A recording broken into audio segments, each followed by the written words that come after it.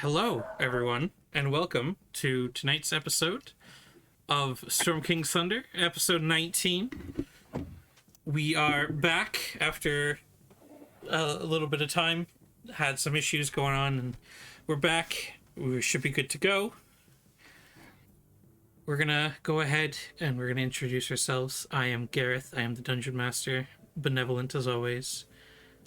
Jesse. I'm Jesse, and I am Jasper, the Goblin Bard. Josh. Jesse has to reintroduce himself because nobody recognizes him. Yes, I promise I'm the same person. Josh. I'm Josh. I'm the gnome wizard Gaffon. Katie. I'm Katie. I'm Levy, the tiefling fighter. And last but certainly not least, the father of McFly. Father of animals. I'm Rick, and I am the druid wizard. You forgot to say who you play. Oh, I'm Larch, the drizzard. Whoops. Didn't you take another class too, or have you yet to multi-class again? No, I didn't multi-class again. No, he was training so he could get rid of College of the Scribe to go into something else. Rather than doubling up with College of the Scribe. So, as always, let's have all four of you roll a d20 to see who gets the privilege of doing the recap. If Jesse has to do it, I think we should make him use the puppets. Oh! What? What? All three of us have to tell it at the same time. So we can either do a roll-off, Not Or- it. or... No, like three-headed Broadway star. We each say one word. It's never going to work. That's not going to Yes, end please. well. Yes, please. All right, you can each say a sentence. Rick. Okay. So, we started at... What did we start with? Oh, okay. So... All right, that was your sentence. Yep. yeah. 25 No. words or less. Gaffon and Larch were alerted of an issue with Jasper having gone missing. Right? Is that where we started? Or was that No. 2 Oh, weeks ago? that was a while ago. No. Oh, So we I don't know where we started off where Gaffon and Larch was rushing off to do their appointment with Atlas. We get over to the Mages College and we meet Atlas, and that's when he was like, okay, I've got pretty much all the info you need for the voyage you're going on, but I want to go too. He then teleported Jasper and Levine into the room because I was like, we can't just make that decision on our own. Levine took having somebody talk in her head and get teleported rather well for some reason, because it's a bunch of bullshit that somebody else can do it, but I can't. Essentially, we all decided that Atlas and Atlas's little manservant can come with us.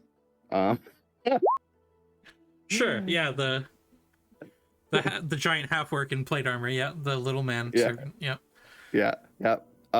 We leave there. We go to the docks to buy our ship.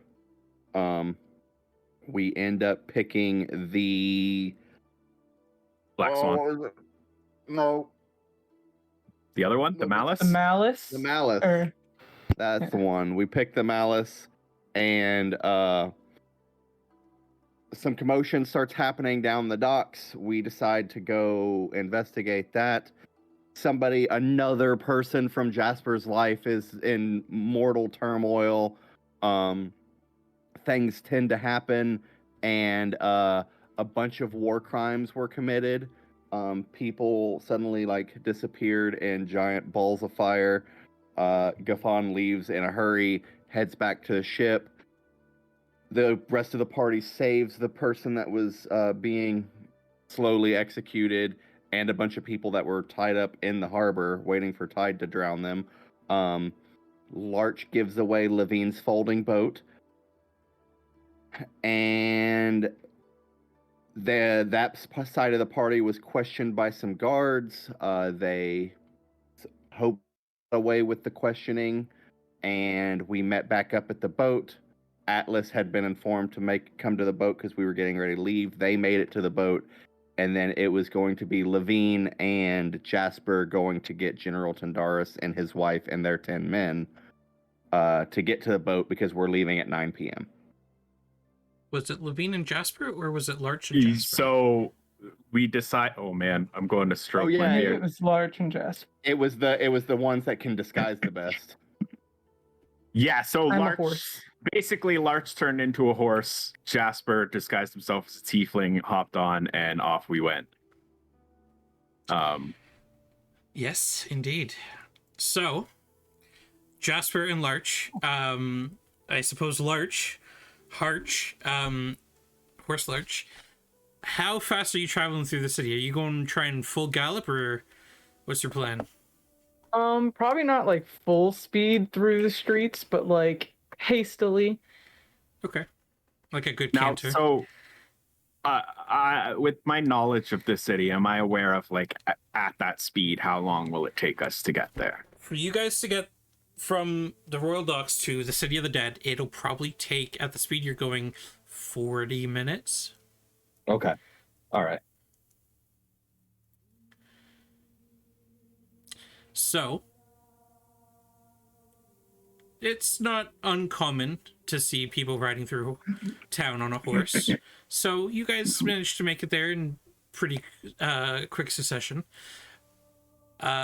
During that time, though, Levine and Gaffon, what are the two of you up to?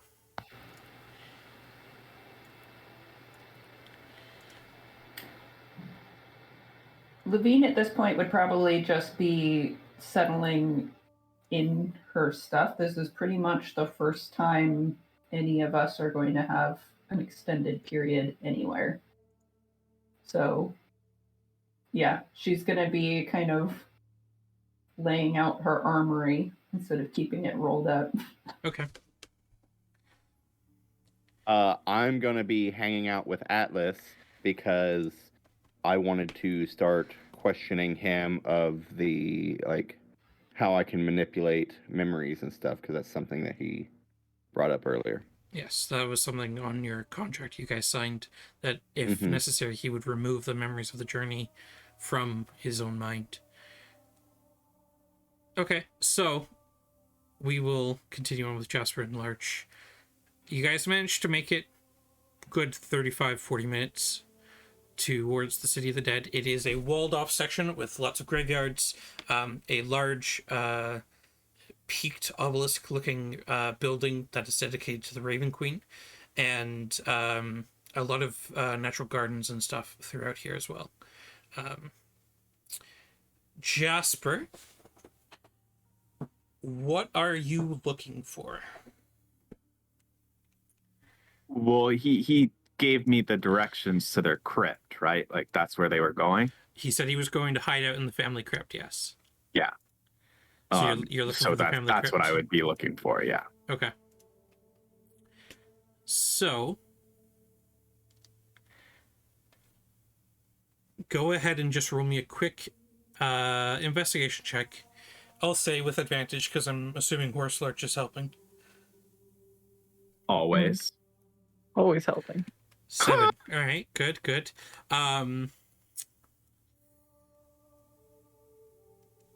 It takes a good 30 minutes or so of meandering your way through the city. It's a fairly large section of the city, this.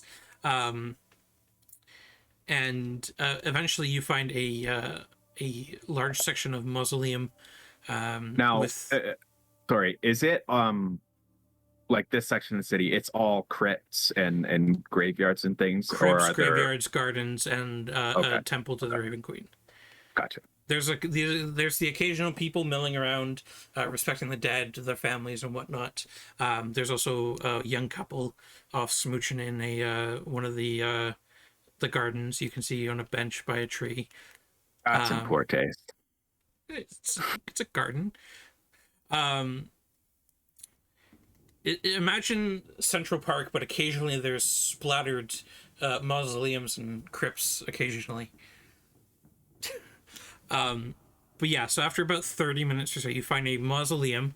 Hey, there's the fountain from Friends. It's fairly well kept, and the symbol on it is the same symbol that was on the platinum bar that you managed to convince the person to take. You indicate to Larch, your spell ran out, your shape change ran out about 10 minutes ago. So Jasper and Larch are just walking around, or Tiefling Jasper and Larch are walking around. Larch, are you disguising yourself at all?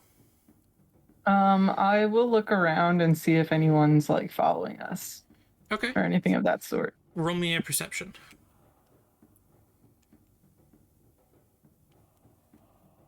8. No, you don't seem to be followed. But yeah, you've made it to this mausoleum. What are you doing? I guess I'll go up to where the mark is, like where you said Yeah, it's the general's branded kind of above. mark It's is. branded above a set of double doors. Yeah. I guess I'll knock. All right.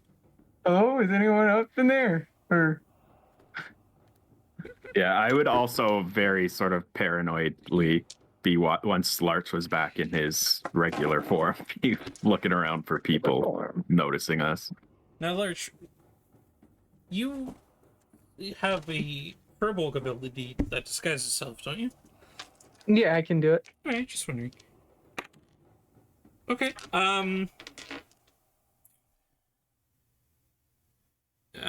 You hear a cautious whisper. Hello? We've come to pick you up. We kind of have to move immediately.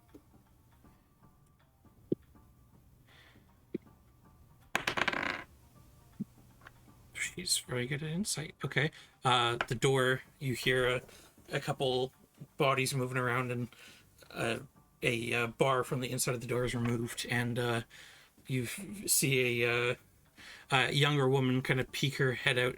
The handmaid of the general's wife. Oh, it's you. Who's that? She points towards the tiefling.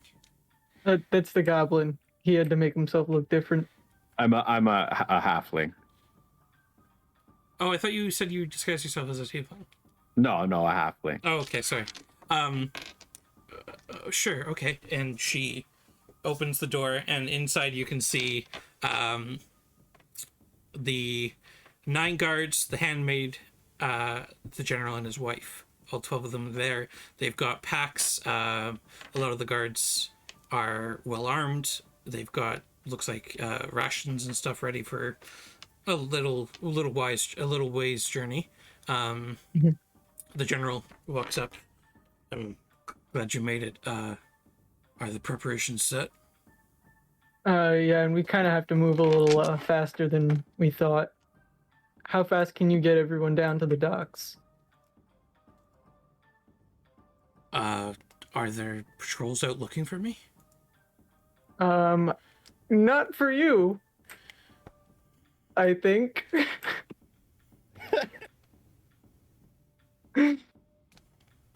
Safe to assume. There was actually a couple patrols looking around. You don't know who exactly they were looking for. Mm-hmm. Do you have any way of disguising some of us? I certainly can. I can hide one of you, pretty effectively. And I could sort of maybe disguise someone else a little bit. I don't. The general's wife speaks up. I think Sebastian's probably the person best to disguise. He's the most well known.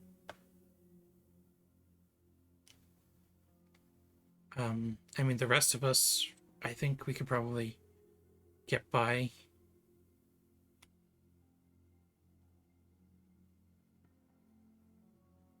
Okay. Yeah, I think. Yeah. Yeah. So do your thing to the general, and we'll try and Well, get going. it's only gonna last for an hour.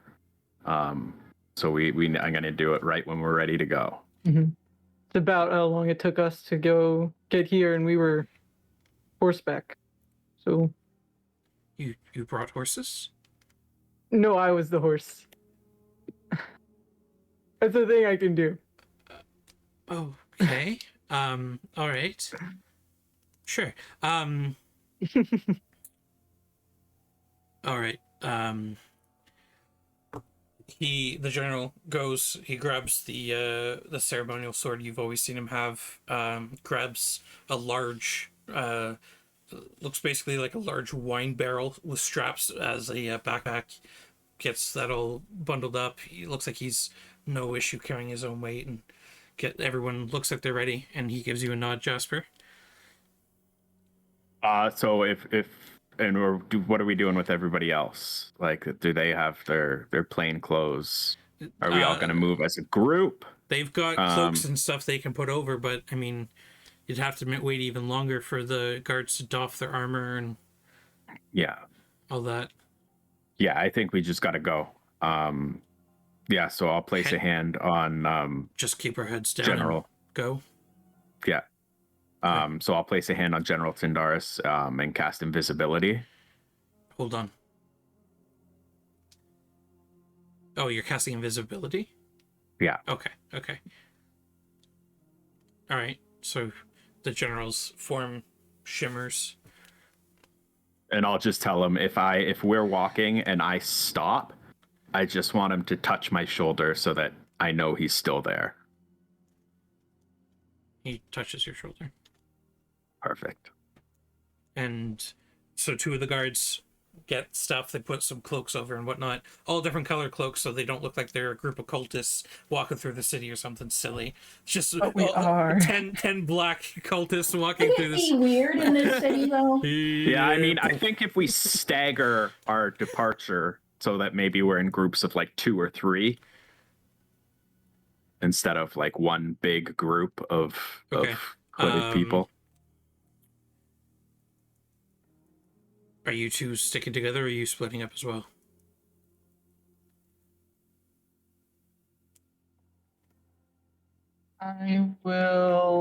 I'll stick with like another one of the groups, I guess. Okay. So you two. All right. So maybe Larch, you stick with the wife and the handmaiden. Mm-hmm. Okay, so the handmaiden's gonna go with a different group of guards. I forget her name. She does have a name. It's not just the general's wife. Mrs. L. No. Her name is Missile. Her name is Vona. Vona. Vona Tindaris. And the handmaiden, her name is Cecily. Cecily and Vona. Alright, so Vona is going to stick with Larch, as well as one of the other guards, as well as the invisible general. Cecily is going to stick with Jasper and then another guard, and then the other guards are going to pair off and go together as well. So you guys time it so there's 2 or 3 minute gap. 2 or 3 minute gap. 2 or 3 minute gap. Eventually, you're all now slowly going through. Jasper, you're just trying to keep your head down and walk, or are you trying to go stealthily with your group? No, I mean just walking. Okay. Trying to blend in. I mean, I'm perfectly disguised, so I'm not like keeping my head down or anything. Yeah. But. And Larch, are you trying to just walk along, or are you trying to go stealthily with the group? I think I'll walk along, but I'll actually use my disguise self to look like another, like, handmaiden. Okay. I feel like it's more suspicious that I'm with a person of interest, kind of. Levine. Roll me a D100, please. I just picture Larch doing the whole like Assassin's Creed thing. He just runs up to a group and blends in, and then runs to another group. 9. Okay. So, Gafon, you're in there. Crate is setting up. He's setting up like a folding desk in the room in the ship for obviously for Atlas. He's setting up his own set of armor and stuff. He's just setting up the room for Atlas and himself. Atlas is sitting on the bed as you're sitting in a chair. And you guys are kind of talking. He is using telepathy on you. You can try and block it if you want, but he's just trying to talk to you. Rather than you having Plus, I could talk to Archimedes with my gnome ability, so either way, I'd be able to talk to him. But no, I won't block him just trying to talk to me. Yeah, so you guys go through, you have a bit of a conversation. He's open to sharing this magic with you, but it'll take a while to learn. So we will definitely be together for a while. So yeah, so he's definitely open with trying to help you. He understands kind of what you're trying to do. He's open to helping you, but it'll take a bit.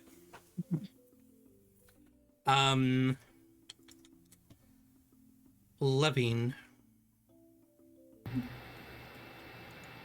you are Levine. Yes. You are. All right, Malice. the no cutting tongues out boat. Yeah, I know. Boring. Boring. Or the one without cannons. Boring. Levine, you are in a double room? Or are you in a Yes. single? No, I wanted the double because I want the wife to be able to have a single if she wants. And who are you doubling up with? I wouldn't know, don't care. Do you want to get double with Gafon, Jasper, or Larch? Well, the preference would be Larch, but Okay. Levine wouldn't have cared when she said it. She's just going and unpacking, and whoever shows up, shows up. Okay. Larch, are you okay with doubling up with Levine? Yeah. All right. So Oh, the no. two, the L gang and the short gang. All right. So you guys are doing that. Hell Squad and the Shawties. The shouties. Oh, thank you. What? Alright. Nothing will Hard- be out of your Hard reach pass. this way. So Jasper, you and Cecily and one of the other guards are dodging in and out through the city, just walking along, going with the ebb and flow of the town. A lot of work is starting to end. People are going into taverns and stuff to have meals, or they're going home and whatnot. A lot of the Baskars are packing up their side carts and stuff, getting ready to shut down for the day.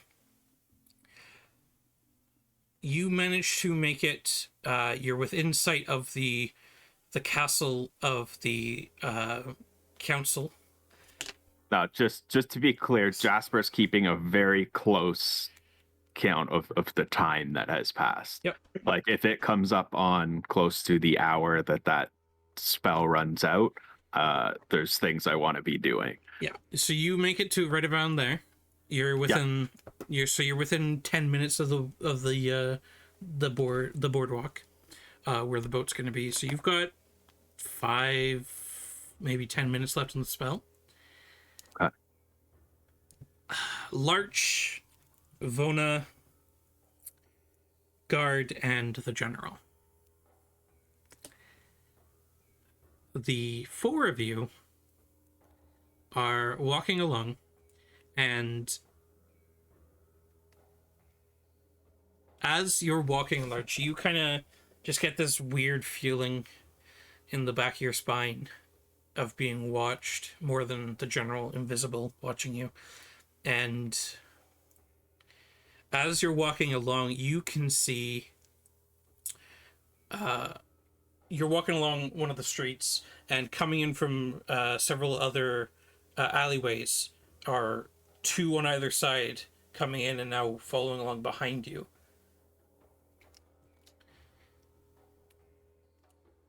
They're guards or They just look like they just look like people. I'll increase speed. Not like a run or a jog or anything, just like slow power walk. Okay. So you kind of the one guard kind of puts his arm around the around Vona and kind of assists her walking a bit faster. You can hear the very faint clank of metal as the armored general follows along behind you as well, invisible. And as you kind of look over your shoulder again, another two just regular people come in. They're falling back a bit, but they seem to be keeping up. Yeah, I'll just keep the Can I see like Jasper ahead of me, or is it like Roll me a quick perception he went check. out way before me? Yeah, like I'm staying right in front of the general. Like I'm right beside him. Would you say perception? You're in a different group than the general.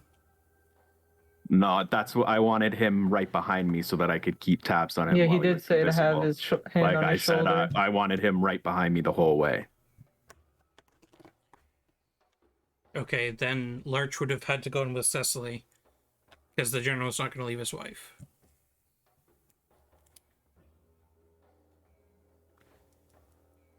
Do we want to retcon that I'm just with the other group and this is the group Jasper's with? Or Sure. Okay, so Jasper, you see 6 people catching up or keeping up with you behind you. Yeah. You can hear the faint falls of the general keeping pace behind you as well. And so I have the general and his wife. The general, his wife, and another a guard. Yes. And another guard. Okay. They're keeping up with us, and I have what, 10 minutes left of invisibility? 7 or so minutes. Okay. Yeah, so I'm gonna. The general's not gonna split up with his wife, is he? Nope. You'd have to make a very big, very convincing argument for him to split from his wife. Yeah. I'm just wondering who they're following. My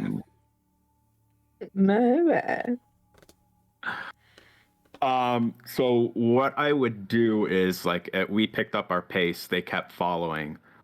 So I'd want to keep an eye for like an alleyway or something that we can cut into to be out of their eyesight. Okay, yeah, you kind of speed up just a little bit more, and you manage to give a sign to the guard, and you guys cut into the side. You've got maybe 20 or so seconds before the other guys catch up. Yes. So as fast as possible, I'm going to drop invisibility and tell the general this is going to be weird, but let it happen. And I'm going to polymorph him into a rat and put him in my pocket. Assuming he lets it happen. Okay. Stat or he pops completely visible in the middle of the street where magic is illegal. So he disappears, shrinks down into a rat. However, the sword and sheath on his waist do not shrink. Okay. It stays there as a beautiful long saber. It's a very well-known sword as well. Yeah. Does the guard have a cloak or something we can throw over it? Yeah, the guard at your side just kind of quickly just grabs it and kind of holds it up under his arm, under his cloak. And then we are going as fast as possible to wherever this alley comes out and towards the boat. Okay. So Larch and the handmaid, you make it there. There are 7 other guards there currently. You come up with 8, and then behind you, Jasper will be the 9th guard. You come up. The boat looks like it's ready. So you come running up the gangplank, or are you gonna wait on the dock for I'm Jasper? gonna go up the gangplank and find the captain. Okay. Yeah, Um, you run up the gangplank and you find what's their name? Galward. They are there. Again, like classic pirate. They've got the tricorn. They've got mhm. long admiral jacket, sword at their side. They're barking out orders, getting the main sheets and everything ready, and they turn around. What is it? I drop my disguise self Counterspell. as Wait, soon as our friends. What if you counterspell it? As soon as our friends get on the boat, we need to go. how far behind are they? Probably like 5 minutes. All right, and they turn back around and they start barking more orders. Some of the crew get on the crank for the anchor, so that way they can raise anchor as soon as possible. Two of the crew goes to beside the gangplank, getting ready to pull it board or just shove it off if necessary. They are on station. Jasper, you're darting through between houses and shops and stuff. You can hear the occasional squeak as the rat in your pocket's kind of be jostled along. Definitely not used to this. Let's see. The guard and Vonda, they keep up, fortunately, and you guys, you're there. You can see the ship. You're coming up the causeway on the quay, and coming out behind one of the alleyways is two more people. So there's currently only two behind you, but they seem to be They seem to be going at a jog at the same speed you guys are. They seem to be catching up as well. So what's the total on It's only these are two right now. guards? You seem to have lost 6 others. So there's 2 following us, but if we keep our pace, we're going to make it to the boat first. You hope so, but these two seem to be gaining a little bit of speed on you. Okay.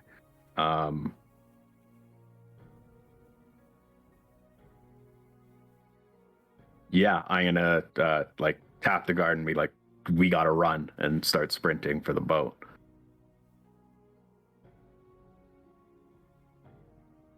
Okay, roll me a quick acrobatics or athletics check for yourself, Jasper. And the guard just says, "Sorry, my lady," and he full on like scoops her up and just starts bolting towards the boat because she is not quite keeping up as much as she can. 22, very nice. So the guard and yourself managed to make it up the gangplank. The UC2 there, they nod at you, Jasper. You give a quick nod, and they heave the gangplank up. You hear the ratcheting as the anchor is brought up. You begin. One of the sails is dropped, and you begin slowly moving out. As you're starting to move out, though, Jasper, you see one man step up onto one of the large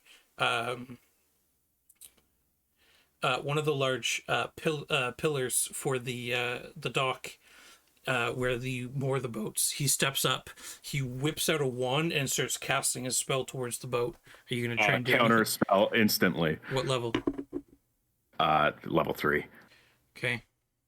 Roll me a charisma check, please.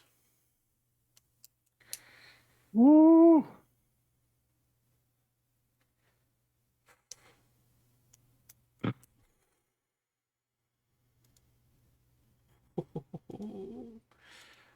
Okay.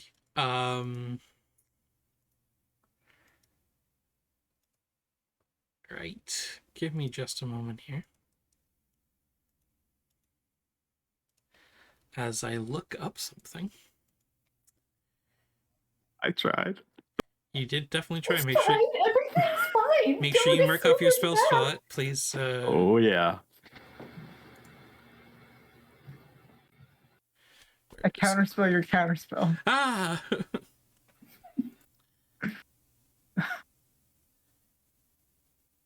Hold on. What is... Ba-doo. Just a moment here, sorry.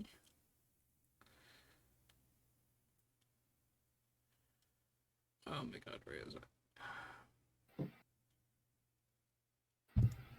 What level is Meteor Swarm? What does he have to roll for a level 3 counterspell? It's not Meteor Swarm, don't worry. It's power word kill. On the boat. Unfortunate. No, where is it?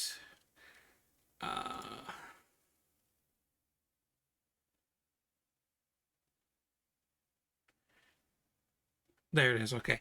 You see as out of the mud and the muck and the sand, the silt at the bottom of the ocean, a giant claw comes up and grabs onto the side of the boat, holding it still.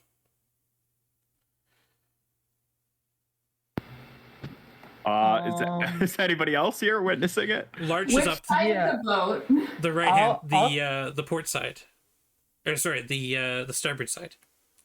I'll cast a spell at the guy that Right. just did that spell. What are you casting at him?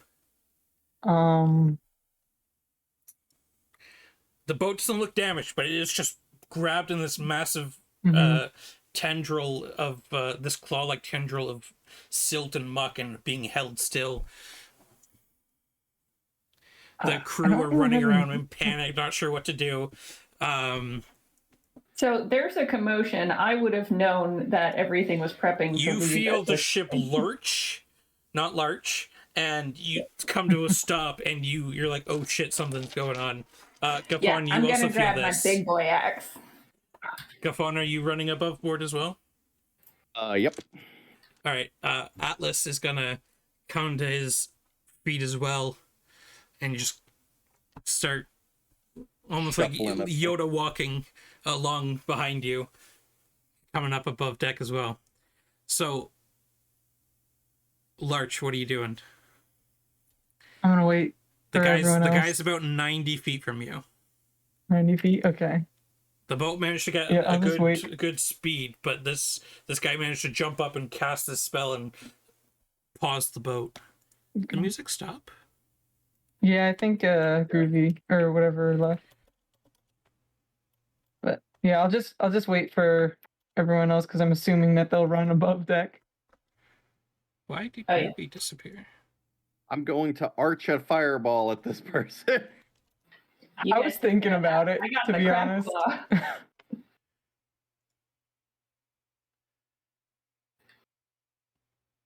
I'm like, how can I break his concentration? So, Gafon, you come running up the deck and you're going to you see this guy. No, I'm not going to fireball. I don't have the spells, but I am going to cast. Do I know this person's casting the spell? Because I was He's underneath. the one standing there with the wand. Yeah, you can see him. Okay. He's getting a level 2 magic missile to the face. Okay. Go ahead and roll damage, please. He has an advantage on concentration. It didn't even ask me what level to. Well, Cast either it way, he fucking sucks because he just rolled a 4 and an 8 on his concentration check with advantage. Okay. And So he's going to take mediocre damage because I didn't He do a lot of cast damage. this spell. You come running up. You shot out a missile at him. He goes falling off the one side of the log, and the silt just kind of falls back into the water. Some of it kind of pooling out outside the boat, and the boat Come kind on! of lurches back to speed and starts moving out further. You see another gentleman running up with a bow strapped to his back, and he's going to quickly notch an arrow and try and hit you, Larch. Counterspell. Counter arrow. 25 to hit you, Larch. Yeah, that'll do it. All right. You take 47 damage. You take 13 damage. Cool. It's like a third of my health. You get the shot in your shoulder. You can see a couple more of these people that were following Jasper running up to the pier, but the boat is making good speed. It seems to be out of range. Oof. You guys make it out of range. The boat, the shore, the little people begin getting smaller and smaller as you go further and further out. Fortunately, the wind seems to be coming from an eastern direction, so you're making it out of the Deepwater Harbor pretty quickly. We're making out with the harbor. Wow. No. That was a terrible. I hope sound. you've never kissed anyone like that. I hope you have. No! What are you saying? Oh, your dad's gonna watch this. Shut up! So, at around this point, Atlas manages to come overboard. No, he comes on deck. Mr. Magoo's himself off the ship. The Archimedes flies up and sits on top of Atlas's head, and Archimedes just kind of looks around, and Atlas kind of puts his shoulders down a bit, looks like he's disappointed, just kind of turns around and starts slowly going back below deck. That's what I'm All saying. that effort. Going back to my cabin. At this point, Jasper, you receive a bite to the finger. Yeah, Jasper's like pulling like random like string and like buttons out of his pocket. He's like, I put it somewhere, I swear. Yeah, Pulls you out a pull, rat in your pocket, or you you're pull happy out to you see pull it? out this rat, and it bites you on the finger, and you manage to let it go. Just as you do, you drop. I'm assuming you drop polymorph. Yeah. And Yeah. the general, he looks like he's been battered around and stuff, and he just stands up back to his full stature and just looks towards all of you. Looks towards Jasper. We don't speak of this. Sorry, boss. And goes towards the one guard and takes his sword, puts it back on his side. Thank you. Thank you for getting us out of the city.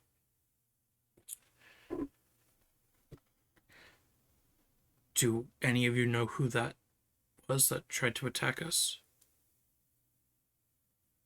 I Not a would've- clue. Any number of people at this point. Concerning. Yeah, it's hard to tell if they're following us or following you. One of the two, probably. Maybe a little bit of both. Maybe.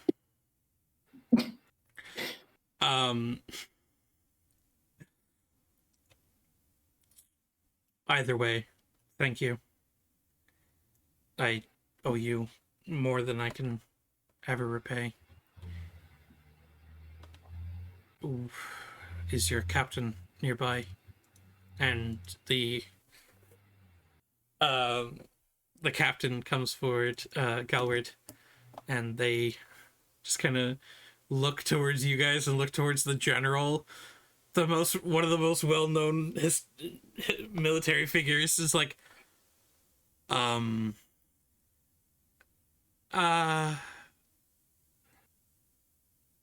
okay. Sure, I promise discretion. And the general thanks the captain, and they go off and have a conversation. The general informs them that he requests to be dropped off in Caer Calidor on the Moonshay Isles, which is not too far away. It's only about a week's journey, so you won't have the general for too long of your journey. Cut to the cabin in which Gareth talks to himself for an hour. Basically. So you guys have made it out of Waterdeep.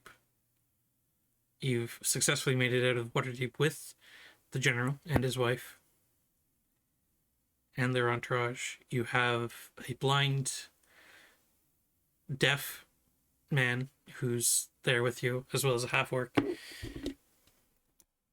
You are all here on the boat. What would you guys like to do? I think our first port is going to be Nightstone, isn't it? It is. That's where we sent the boat of That's the people in Levy's boat, and that's where Larch's family is, right? Mm-hmm. Nightstone by is there. Nightstone's around 3 days journey south, so it's not too far. No, sorry, it'll only be about a day and a half, 2 days, because it's about a week's foot. So yeah, it's only about a day and a half, 2 days. You guys sent people to Nightstone in Levine's boat? Mm-hmm. Yeah. Levine is sharpening her axe. This boat's probably faster than that boat. We might actually see them on the way. Then we board them. Prepare to be boarded. Yar! No, we just pass and I speak my command word, the boat back. Schadenfreude. Rather than be drowned in the tide, they're drowned out in open sea. Great. Nobody's.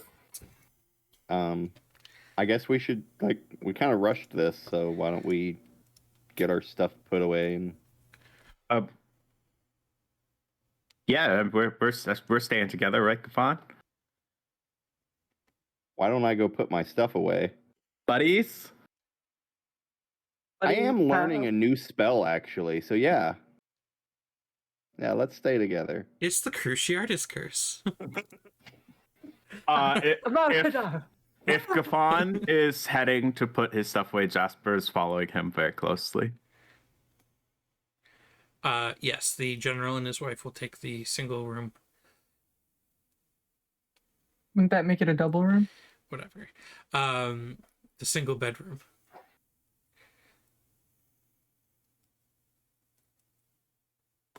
Yeah, I'm gonna go put my, situate my room and stuff. Okay.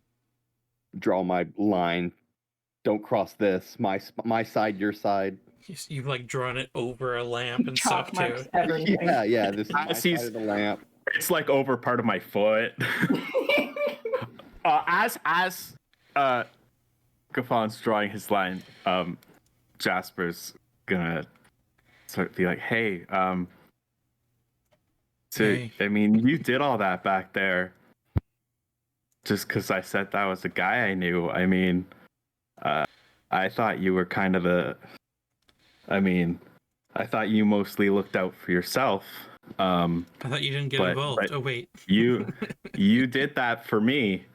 And say I really Jesus. appreciate that you did that for me. And then Jasper's gonna give Gafan a big hug. Nope, dimension door. No, I don't have the spell slot. I didn't do that for you. I didn't even know you knew that person. Be honest, I don't listen to you most of the time. I did that because there was no reason. If they're going to execute somebody, just get it over with. Just do it. So what I actually did was I tried to counterspell the healer to just let the guy die. It didn't work. So then I fell back to plan B, which was nuke the entire dock and run. Oh, I see. Well, it worked.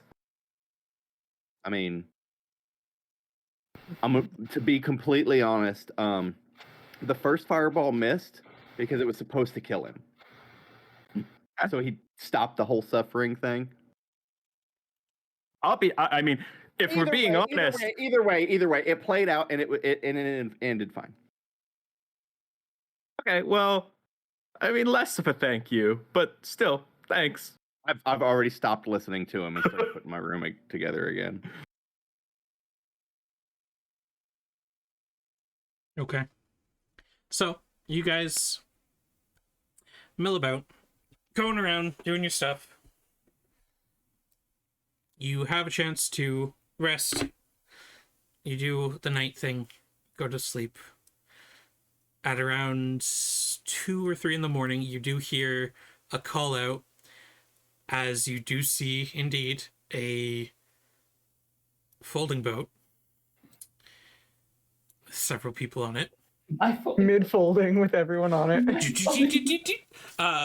No, it lasts for 24 hours. So it's still got time. You have the option to bring them on or just wait for them to arrive back on shore. That awkward time when the guests get there before the door's unlocked. Ugh.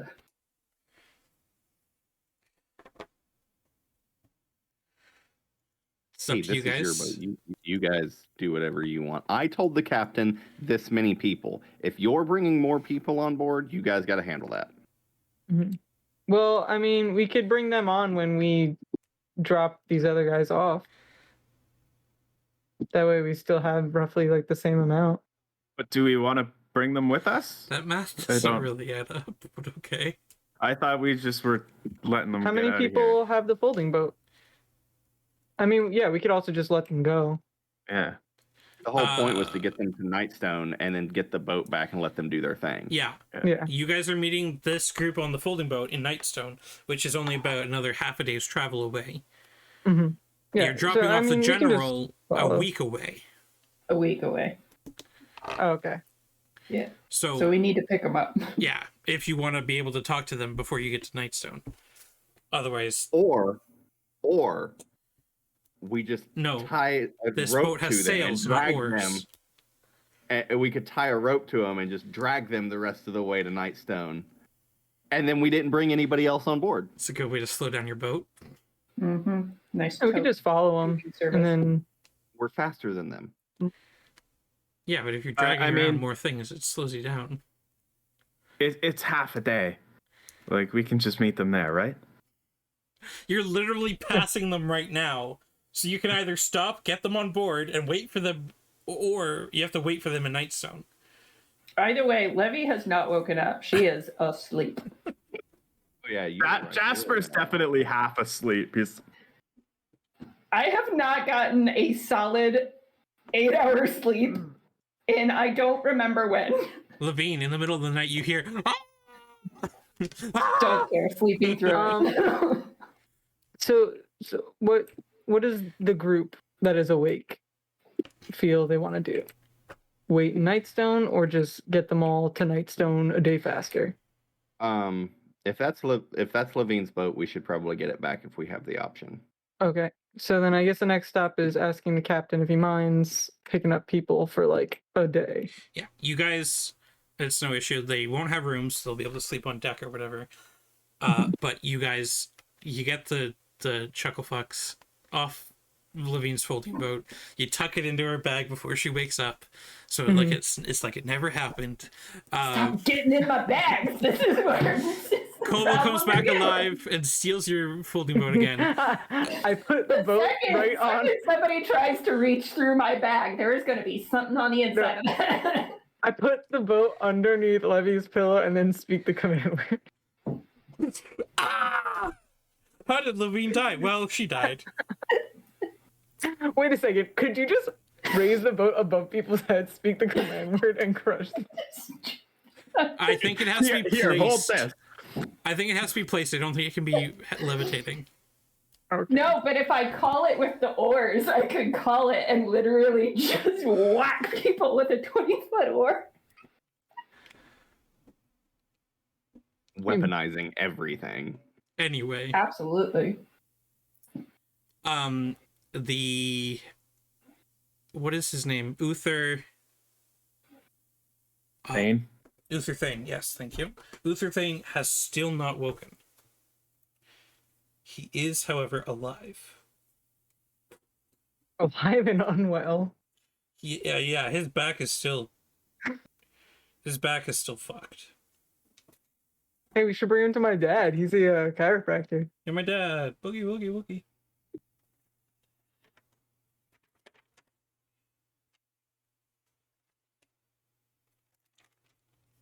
I mean, anybody can here Try and heal him. no You healing?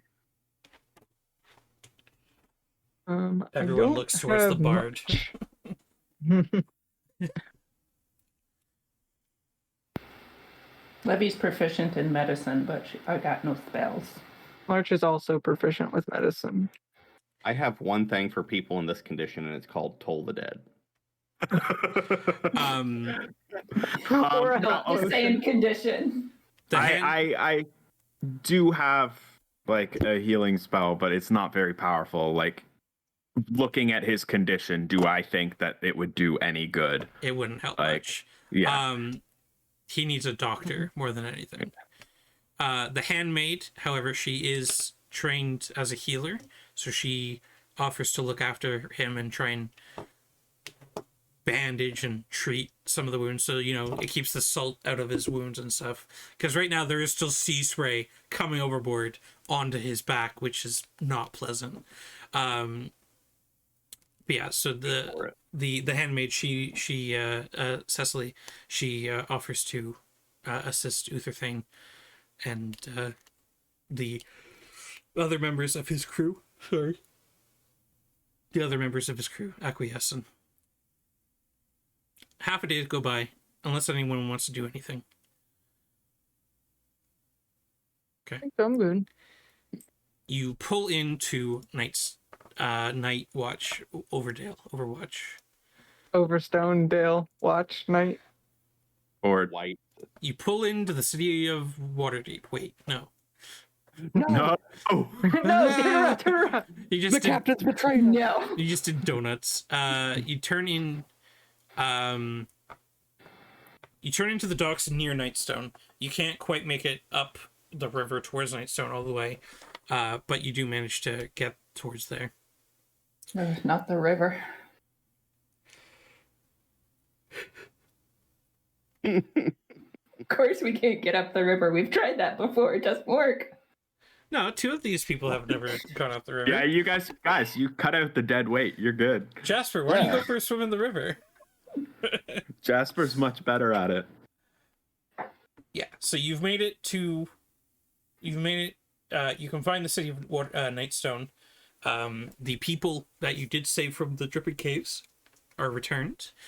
They've made slow progress in rebuilding the homes. They've not received much help. You can see a couple more of the trees around Nightstone that before was a little bit more prevalent are chopped down to aid in repairing.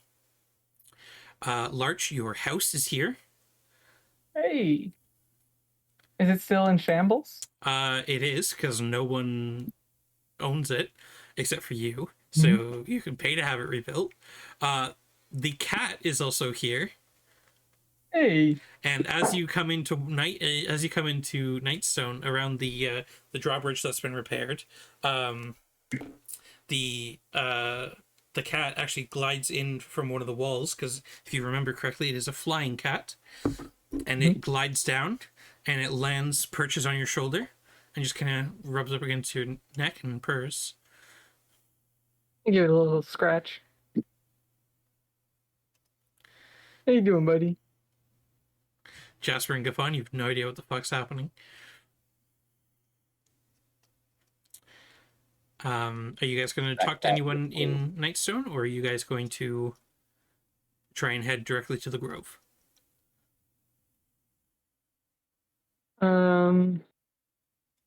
Hey, if you guys want to take like a little rester in the middle of this journey, I mean, we can. Yeah, I mean, Larch, it's your family. It's it's your call. And I'm not really sure on his condition, but I'd like to go.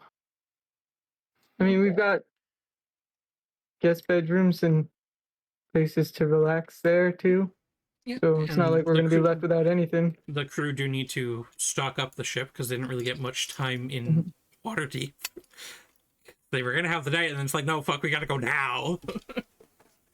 But yeah, so the crew and the captain, they're going to begin doing some stuff in Nightstone, getting some more wooden stuff for the ship, so that way they have carpentry materials and stuff.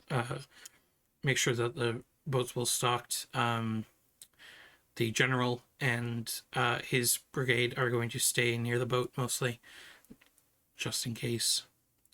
And Atlas is also staying on the boat. Crate does offer to come with you guys if you want, or he can stay with Atlas. Do you need assistance? I don't expect running into too much trouble at home, Okay. but I don't really expect to run into trouble anywhere I go. But that's kind of been happening a lot recently.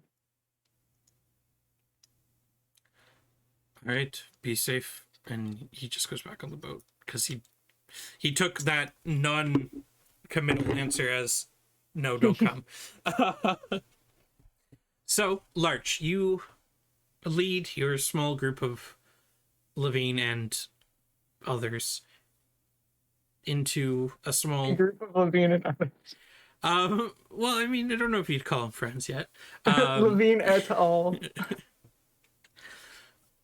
You meander through. Is Rowan with us? Rowan is with you. Yeah, the Rowan's dog's always with us. the in dog's spirit. barking. The dog's barking along, keeping up with Larch. The cat does come with you as well, Larch. Ooh, Well, I'm dumping out. we've my just bag got a of whole tricks. Oh, caravan. Might as Jesus. well, like, All right, roll We're roll doing 3d8s then. Oh this is man, how I things love are gonna this. go.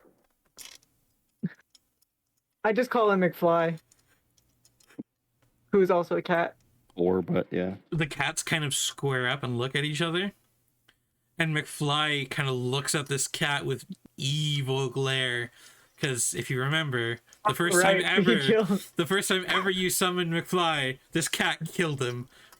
Yep. So they kind of look at each other evilly, and then they kind of approach, and they kind of just kind of pat at each other a bit, and then they both start riding Rowan, and Rowan just kind of, A baboon, axebeak, and black bear. is Max back? Max the Axebeak? Max the Axe. Max Beak. Beak. The Axebeak walks over towards you, Gafon, and just kicks you in the ass. Fireball. Napalm this poor bird. Okay, so you and your menagerie, Larch. The two cats are riding Rowan. You got an Axebeak, you got a just fucking everything. Baboon, black bear, McFly.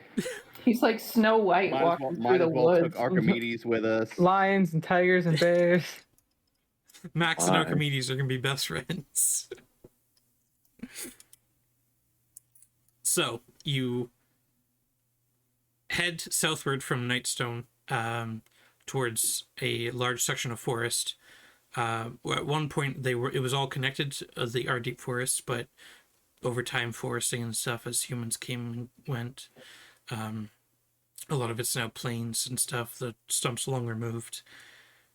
There is, however, still a large section of trees, different birches and willows and large different conifer trees.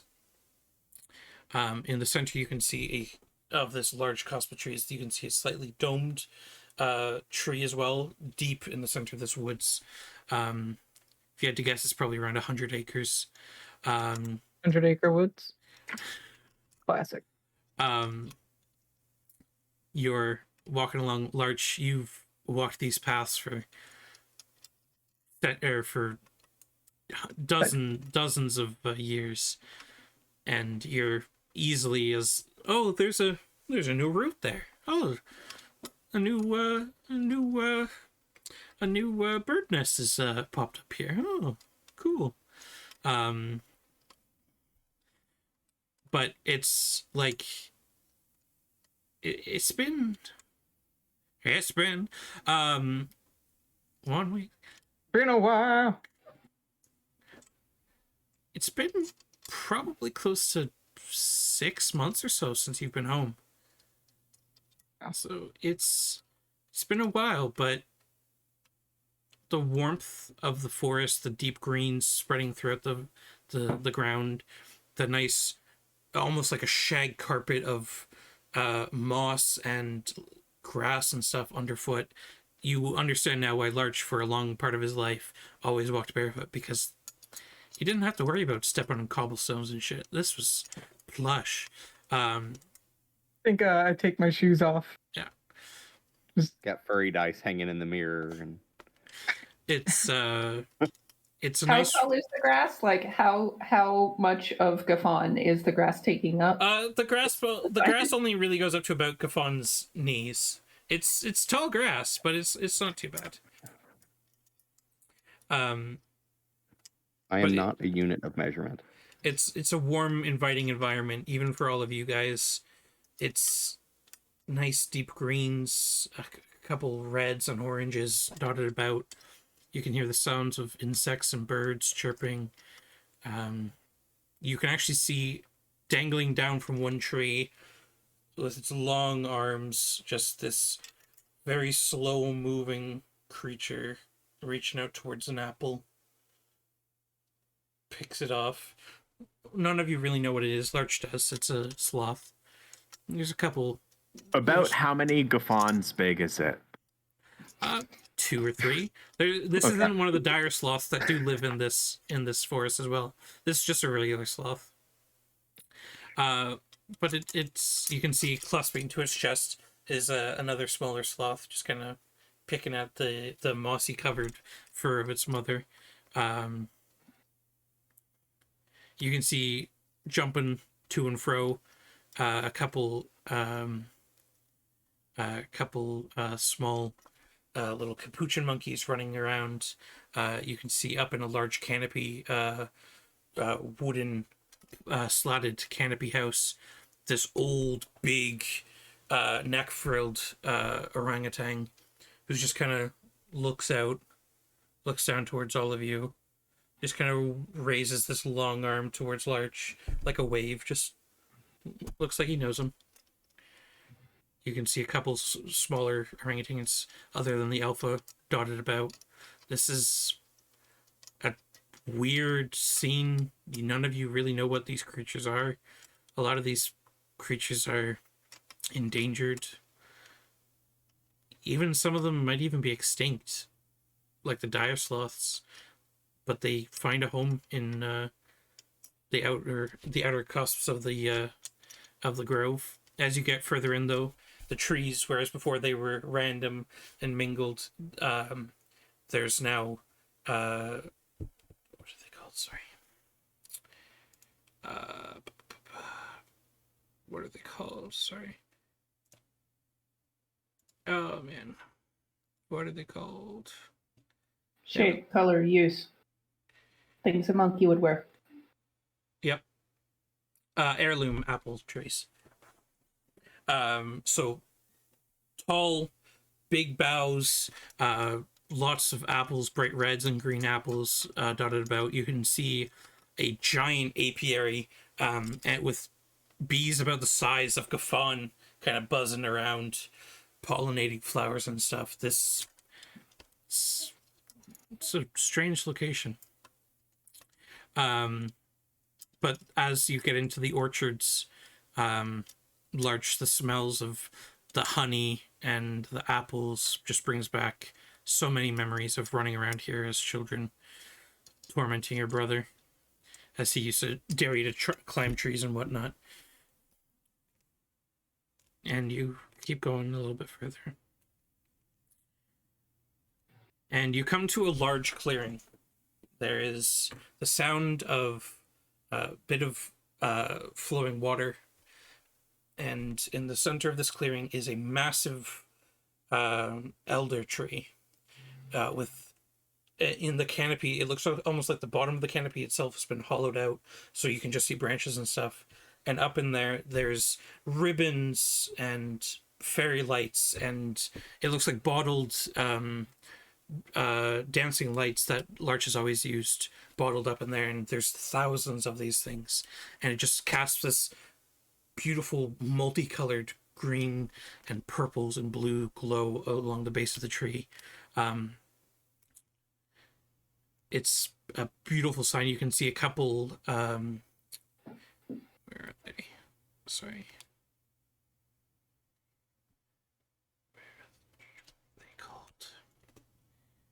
You can see 4 large clay and thatch and moss roofed, several story, kind of lopsided and hodgepodge buildings. It looks like at one point there was one building and then slowly kind of grown out and almost organic, the buildings themselves.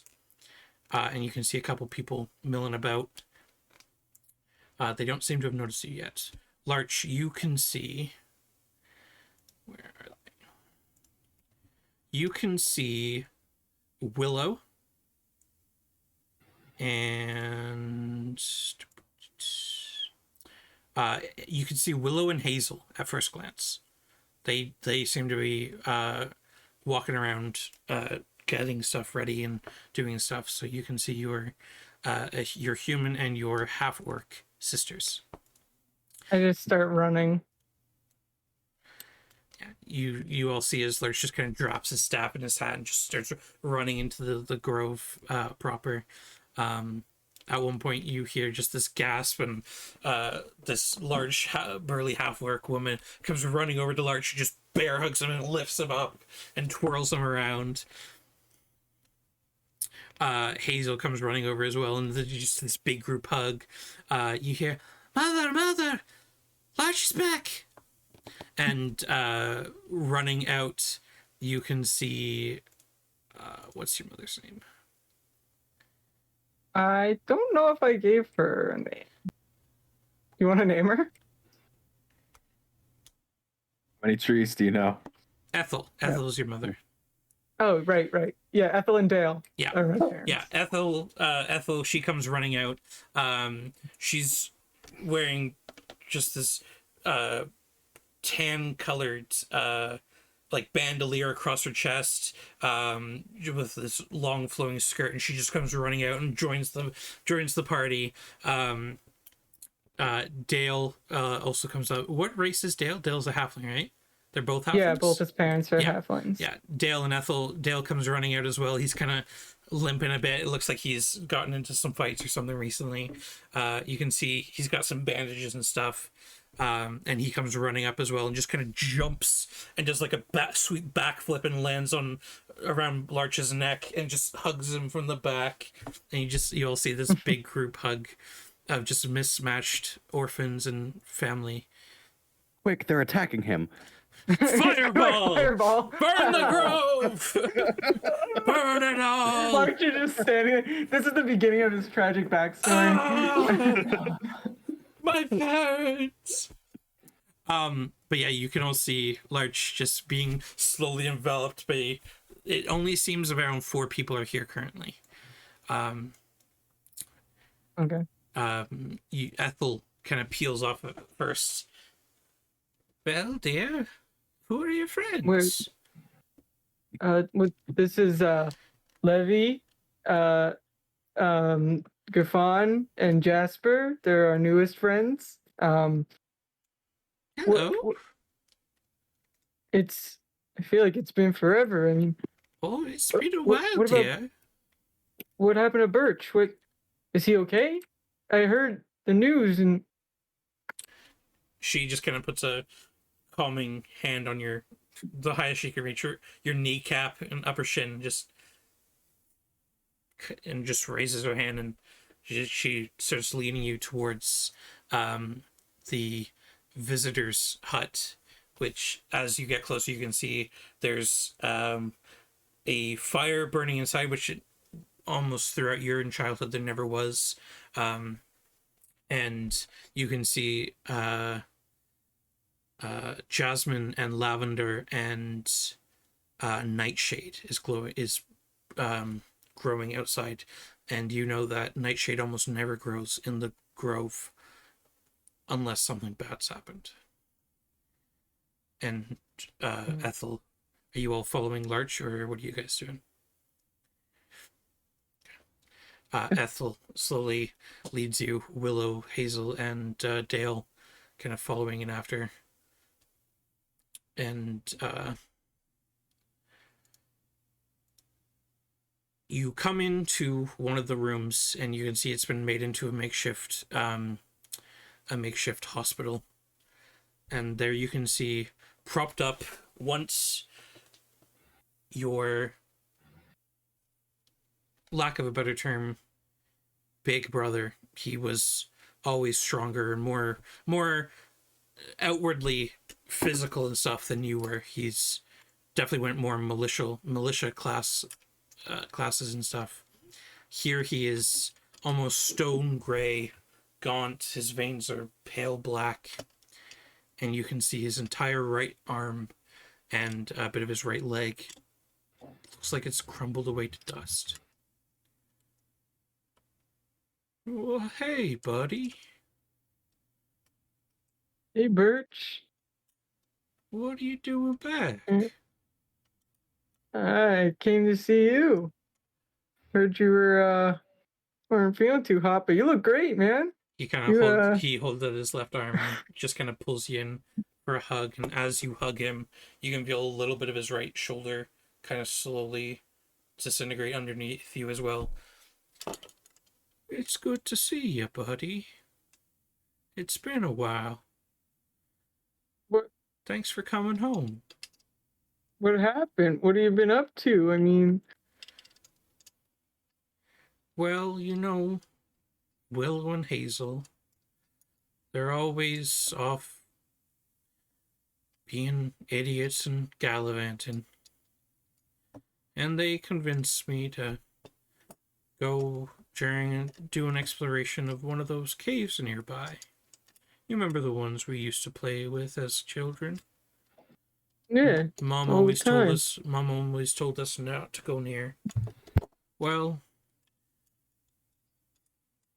there'd been sightings of skeletons and stuff creeping out from the darkness. And well, you know Hazel can't stand the undead. So we went to clear it up.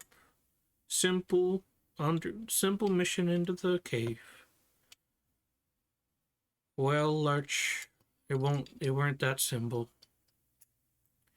We found a small sliver of a portal to the Underdark there. We began to investigate to make sure nothing had been drawn through. You know, creatures are often drawn in, attracted to portals and gateways. We found a group of friendly drow who had lost their way.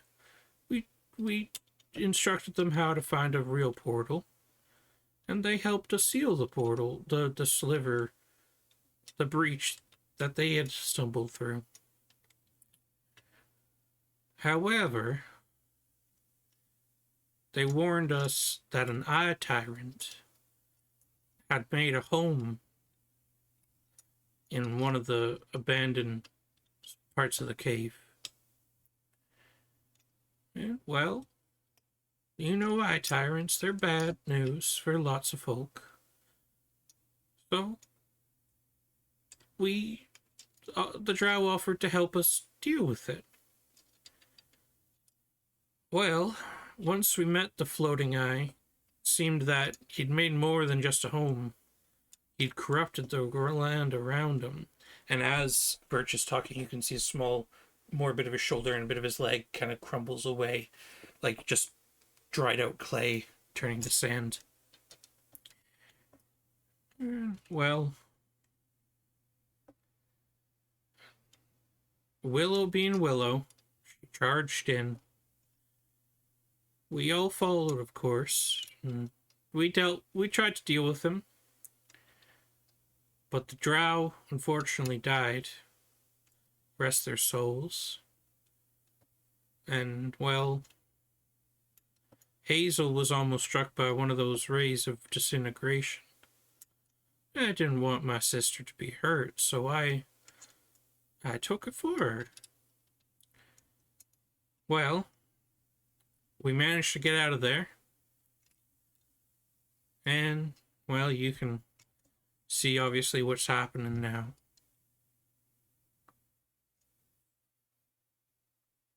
Willow went to her school, the Arcane Institute of whatever, you know, in Waterdeep, where she went when she was a kid for a long time. She came back, but unfortunately she didn't find a way to stop it. Well, doesn't seem that there's much of a stop to it. So I'm glad I get to see my favorite brother before the time comes.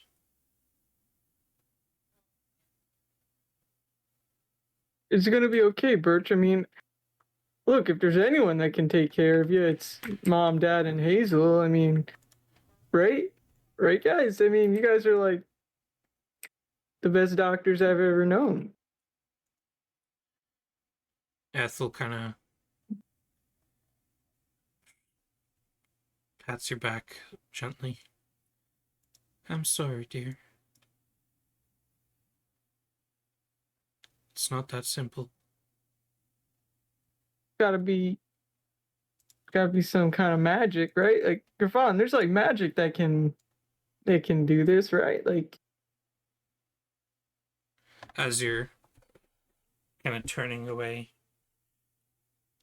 Birch kind of reaches out and just grabs your shoulder. You don't hassle yourself, brother. I'm glad I got to see you. Don't worry. We knew it would come eventually. Life of rowdy adventurers like you and I, things always happen. And he kind of looks...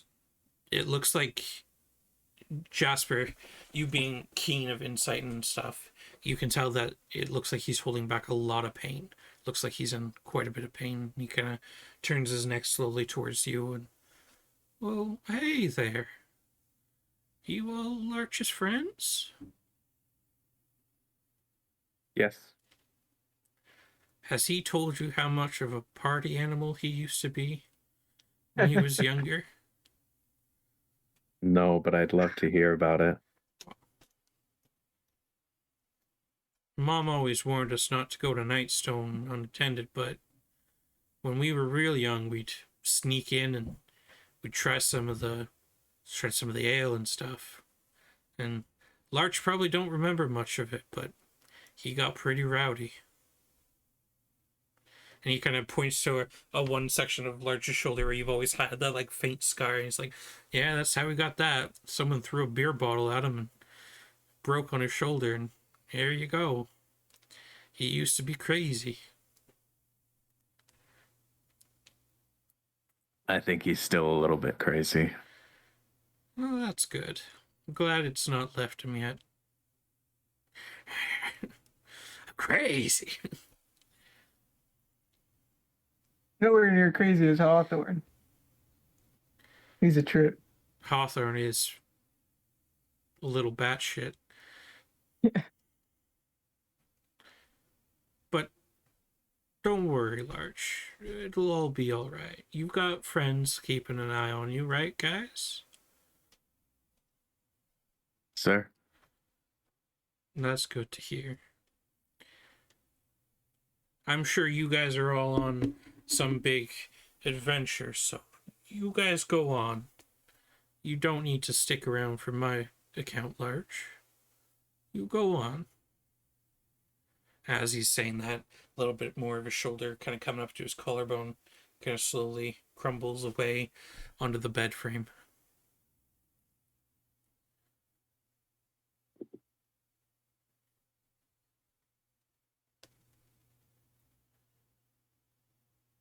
Well, if it's okay with you guys, and I turn back to the group, I'd like to spend just a little time here. You can stay here as long as you want. Don't worry, Birch, I'm not going anywhere right now. All right? Dale comes up. Come on, guys, let's give these guys some space, and kind of leads all of you except Larch outside, giving Larch some time with Birch.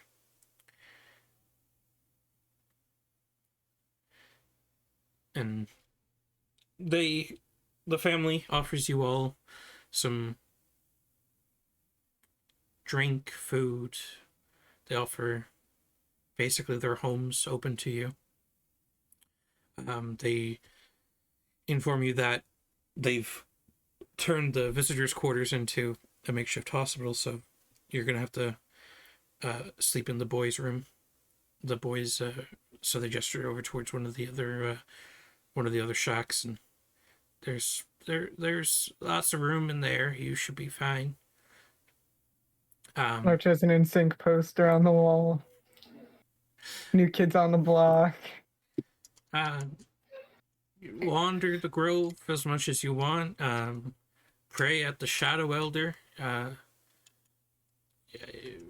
Please, if you need anything, ask us.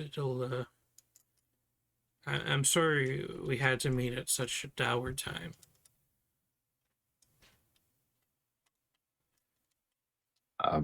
No, we really appreciate the hospitality. If there's anything we can do, to make your life easier at this point in time, you just let us know. I will, thank you. You all go on ahead and do some exploring or whatever you young kids do. And Ethel and I will be around. And, We'll be drinking ethanol. Wow! Talk about rowdy. And if you real need, just not to be rude or anything, just try not to bother Hazel or Willow. They're going through a hard time right now. They kind of blaming themselves for this, so just try and stay clear of the girls. But Dale kind of shakes all your hands, and there's lots of food and stuff in the food hell. So just if you need anything, holler. And he goes off, and him and Ethel go off together into a smaller building where it looks like the parents live.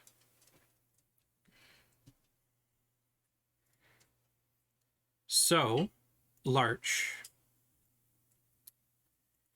you are in here with your brother. You want to talk to him at all? I think I just sit there and we just talk about growing up and other siblings, and just until one of us falls asleep in a chair in the corner.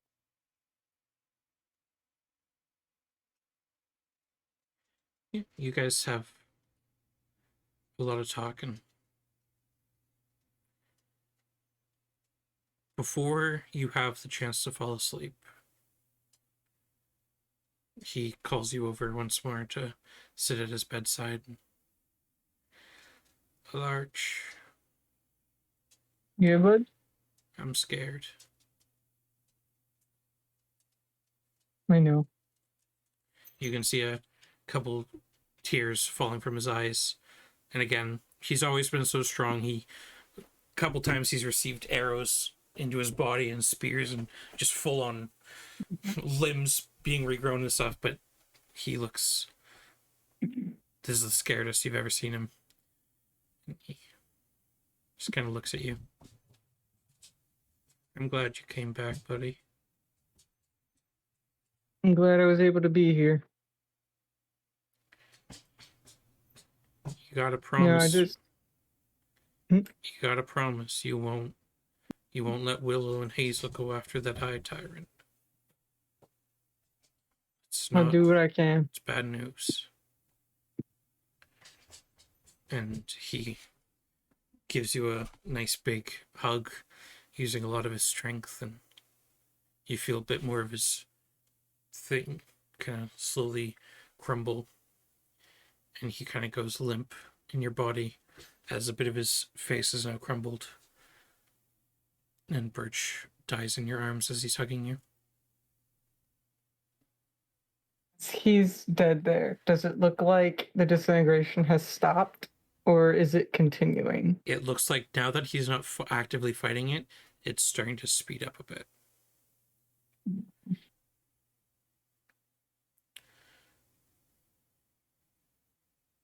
I wait until he's fully gone, and then I go out to my parents' house. Yeah.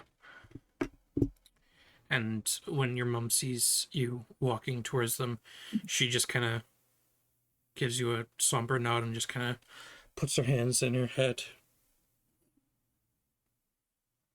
I just kind of walk past her and start heading to that tree that I remember Birch once dared me to climb. And I start climbing it. Roll me an athletics or acrobatics. See if you've I gotten better in your die. age. You just fucking break your neck. Athletics or acrobatics? Better at acrobatics. 16. Whereas before you broke your wrist pretty badly on this climb, you just maybe it's the height. You're a little bit closer to the branches now, but maybe you're just stronger from adventuring and you managed to climb your way up nice into a nice nook of the branches, and there you are. I just sit there for a while.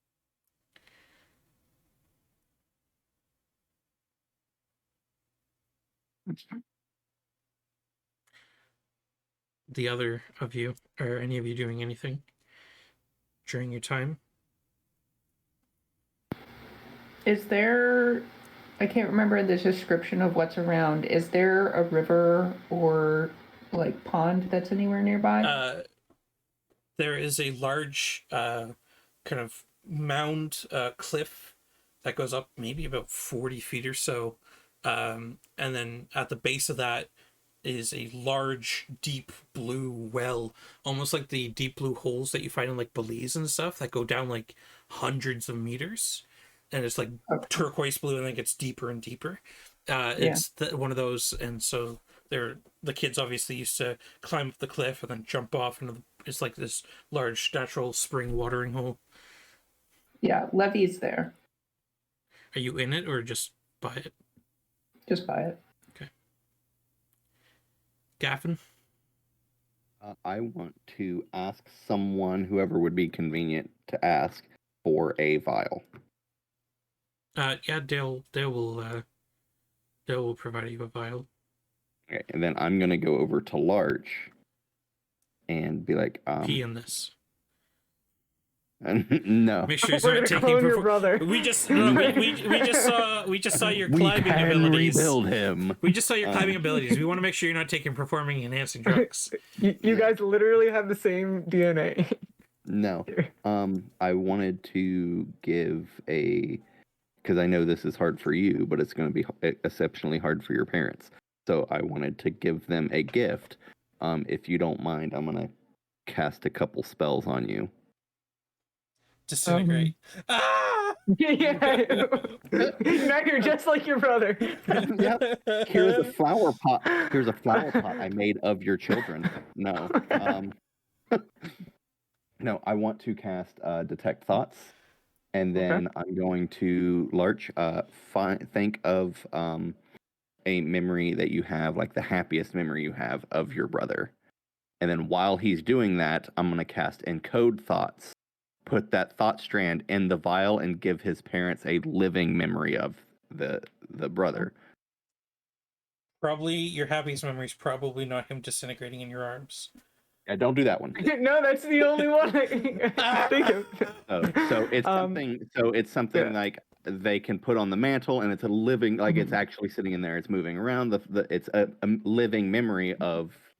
But then anybody that can cast something like Encode Thoughts or Detect Thoughts or something can replay that memory for themselves. Okay. Whoa, it's a mimic. I probably think of some kind of memory where we had like a big kind of bonfire barbecue around the tree, and we got everyone to come down. we ate the last unicorn. Okay. And then we broke the wish horn.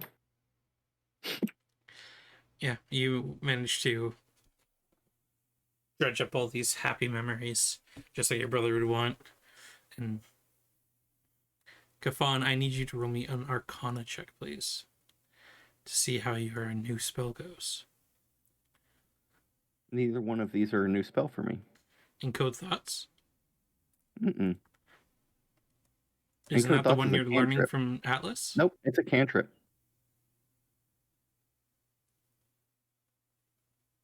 No, the method I'm trying to learn from Atlas is the diving into unknown memories Oh, okay, without okay, causing issues. The combo is simple spells that I already know, okay. but how am I going to do it for her situation? His is he can just, this is the memory, so it would be an easy combo for, because all I'm doing is level 2 detect thoughts and then a cantrip of encode thoughts, and that combo, it specifically says in encode thoughts that combo works. All right. So yeah, the talking to him was the how can I use this combo on somebody that doesn't have access Yeah, to I their was gonna memory. say, because you don't know how to do that quite yet. Yeah. Okay. Yeah, you managed to. Now Larch forgets that memory. and I his forget family everything now about has my it. brother. No, yeah, you managed. No. Yeah, no, it would just make a copy of it. It Yes, wouldn't I take know. it from him. Nope, I don't know who Birch is anymore. Whoa, what's this? What's this clay shit all over me? Ugh. Why am I really sad? Cast calm emotions on Larch. Chill out, dude. My brother died. All right. And then I'm gonna give the vial to Larch, explain what it is, so he can give it to his parents. Whatever you do, don't drop this. Yeah, don't break it. Or drink it. I mean, you could do that, but you'll do it once. Okay. Thank you. Gasper. Jasper would just find like a tree somewhere and sit at the base of the tree and Do you play want his to? lute. Do you want to sit at the base of the Shadow Elder? Is it a clearly marked that it's a special tree? It's the biggest tree in the grove, and it's got lots of fairy lights and ribbons and stuff streaming from it. Yeah, no, I would not pick that one. All right, fine. Okay. Yeah, and I'd be playing something like a happier sounding melody. La la la la, your son just died. La la la la. Roll me a performance check. Ah. Honk. 15. All right. Excuse me, sir. Stop going crazy. Okay. Yeah, it's a nice melody.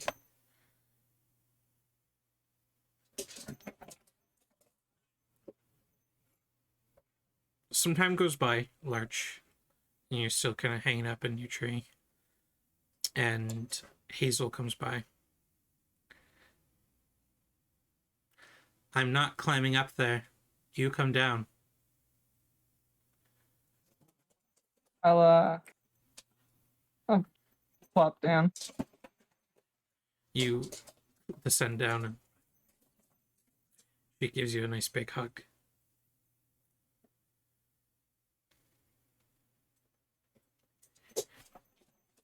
Willow and I are going to go after it. Are you in?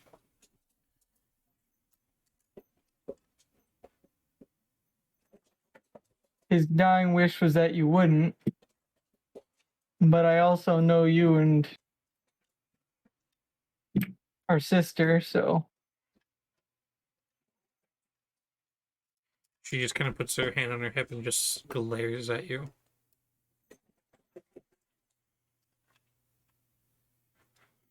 I'll talk to my friends in the morning. All right. Sleep well. You too. She goes to the grill's cabin, and as she's going by, she sees Levine. Hi. Have we met?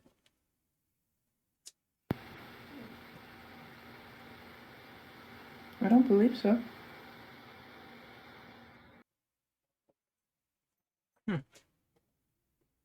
You just look familiar. Okay. We have a girl's cabin if you want to stay with us. you don't want to stick with Larch, I know he's smelly. Thank you. I have a few people I tend to need to stick by. Alright. She just kind of gives you a smile and walks away.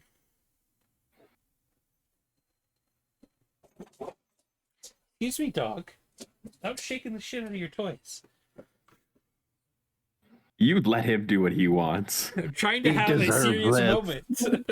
You apologize to him. I'm trying to kill my character's brothers, okay? Come on. There's a lot of brothers. Yeah. We're gonna be here all night. If we can't do Slowly, that. one Rolling. by one. Just mark at off least- Birch. So at least 6 more. So, can I go find Levine? Yeah. You can, I mean, yeah, she's fairly easy to find. Unless she's trying to hide herself. So, I'm in a bush and my horns are sticking out. In a bush. Just the tip of the glaive sticking out. No one here! so, we're gonna go clear that cave out, right? Only if Larch says so.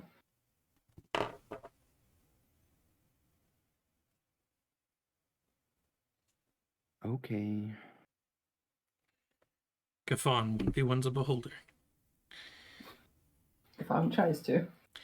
Hey, Yeah, you know, it'd be the one- funny if you tried to Stefan is in the eye paralyze. of the beholder. You know, it'd be funny if you tried to paralyze this beholder Are you prepared for that? and it Me? became immune. Well, so what I know of them, I'm at a pretty severe disadvantage, but it's not like it's just the 4 of us. Like, there's Crate, and I mean, Atlas seems to want to get his hands dirty, and then there's General Tendaris that They is have. capable. The general has a pregnant wife and is Mhm. escaping to stay alive. Mm-hmm. So hey, let's go fight a beholder. But his 10 men don't have pregnant wives. His 10 men are here to protect him. We have no cause to ask this. The whole "we saved your life." To then put it in one of the most dangerous situations it could then be in for someone they have no connection to other than this. If Larch says jump, we will go. We're not going with a guard that I'm has just saying, nothing to do with this. we have more than just the 4 of us if we wanted to use that resource. That's it. Bring an old man who's a wizard into a beholder fight. That'll end well. Bring an Yeah. old blind man into a blind beholder He can fight. man only look into at a one of us beholder at a fight. time. Yeah, he can only look You- at one of us at a time. It'll be fine. Gafon, Wait. you have to be prepared to do this with just the 4 of us. Oh God. But mom, I don't want to. I don't know how much you know about beholders, but they're really bad against wizards. Don't be a wizard. That's Don't be why I'm Weezer. asking you if you are prepared for that. Because I am prepared for it. I've been prepared for this. I'm prepared. I've already fought one. And it was invisible. Wait, you fought an invisible beholder? Ask her how it became invisible. Yeah, Josh. How did? I'm guessing that somebody in your party didn't understand what their abilities were. The and most screwed up. incompetent. The most incompetent. Yeah. I expect. But I'm prepared for this. You need to be prepared for this with no help. Oh, no help for the 4 of us. Okay. Sure, I guess. Be sure before you go, because none of us will make you. All of us will break you. I mean, Crate did ask if we wanted help. I'm not saying we can't ask Atlas or Crate. I saw and heard the offer just the same, but you can't expect that they'll say yes. Okay, well, That's what I I'm mean, warning the boat's you. not too far away, so it's an option. Bring the boat. Yeah, Then we could use your idea. We could hit the beholder with the boat. How is that my idea? Big brain.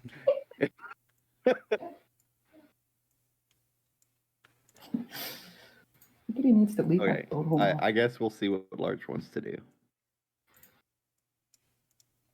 Hey, Larch! Maybe leave him alone for a bit. I'm not screaming in the middle of the grove. So, supper is served. There's meats, veggies, fruits, honeyed wine, candied apples. Nice homey meal. The sisters, the father and mother come. They all enjoy it. You're all invited. The meal house is a long wooden house. It looks like an upturned boat, with a long central table, with dozens of seats, of the stool to looks almost like a half throne to looks like it's all been hodgepodge and stuff over time. You got banners and posters and tapestries everywhere. It's a nice warm hearty meal. The family tells stories, they laugh, they sing a few songs, they cajole Jasper into playing instruments and singing songs for them. They enjoy his stories. He takes 0 convincing. They enjoy his stories. Twisted his arm. Almost becoming a bit of a celebration of life rather than mourning the loss of their brother. I have my unseen servant do the cleaning and serving, so nobody has to do that. The dad comes around Dale, and at one point he kind of grabs Jasper by the arms on either side, and he's an older man. He's a halfling man. He's an older halfling man. He picks you up and kind of maneuvers you in a certain place, and you feel your spine kind of crack. And after a minute, it's like, oh. And your loot kind of become a bit looser. And he goes around and does the same to like Levine and Gaffon, and you get a free chiropractic adjustment. And Taller. You're slightly taller. It's like, oh. Your left leg has been shorter this whole time exactly. by It's half like, an inch. oh, that feels good. And Levine, you get like some of the bones in your tail get cracked out too, so your tail's just a little bit longer too. And it's like, oh, Ooh, nice and purr. loosey goosey. Your tail needed an alignment real bad. Well, with how much it's been flicking lately, it's got like a stiff neck. She threw a disc out in her tail. Right up. Too bad Drapus wasn't here. His disc is still on the line from the first episode. Or second episode, trying to lift Oh the, no, I'm sure that is the least of his issues right now. trying to lift the fucking coffin lid.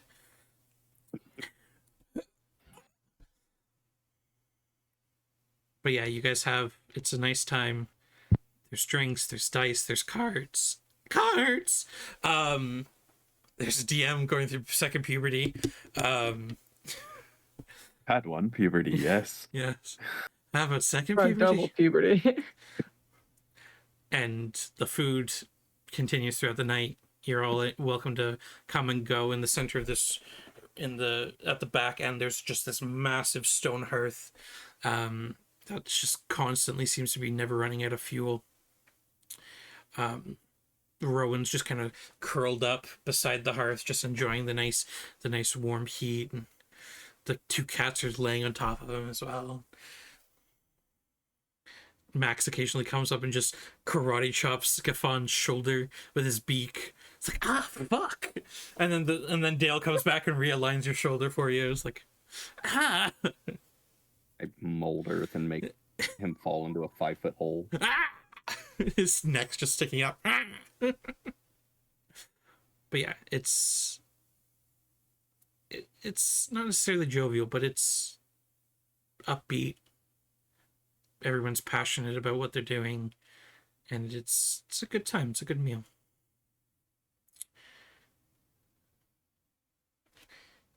It's later in the night when the parents go to bed, and then the sisters slowly teeter off. You guys are up last.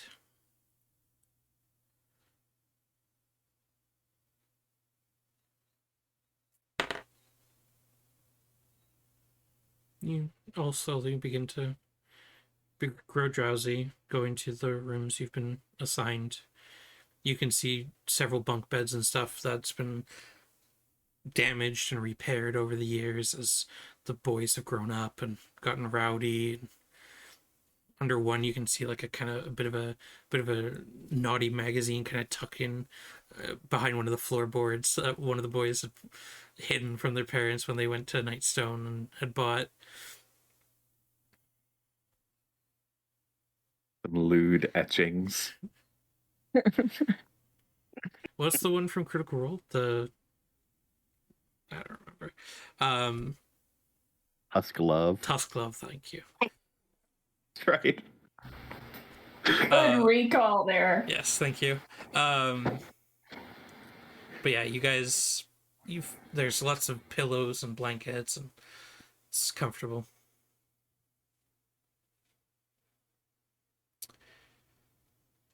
Larch. Yes. In the wee early hours of morning, you wake up and you go out and sit below the Shadow Elder, and just like you always did when you were younger, just kind of sit there and just align yourself with nature for a bit. The birds and the occasional howls of monkeys chirping in the trees and insects flying around. This entire grove, the central grove, there's no mosquitoes though, which is very nice. There's the occasional fly and stuff, but no mosquitoes even at night. They got their lawn sprayed every year. But you kind of go and sit under the tree, and occasionally the breeze flitters through, and you can hear the soft wind chimes jangling from up above. And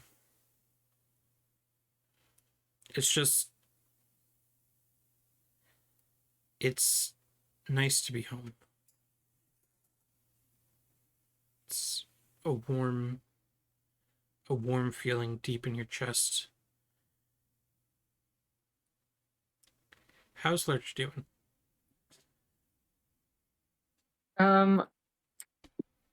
Larch has seen death, but I don't think he's ever like experienced like the loss of someone so close, like a twin brother. Yeah, you guys were attached at the hip for the longest time. Yeah. So he's like, he doesn't know how to feel, but he's feeling shitty. That's for sure.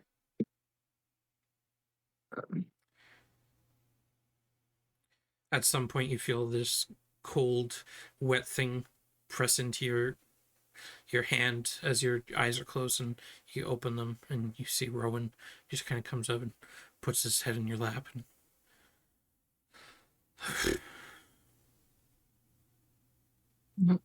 it happens to everyone, buddy. That it does. Holy shit, I didn't speak of animals. I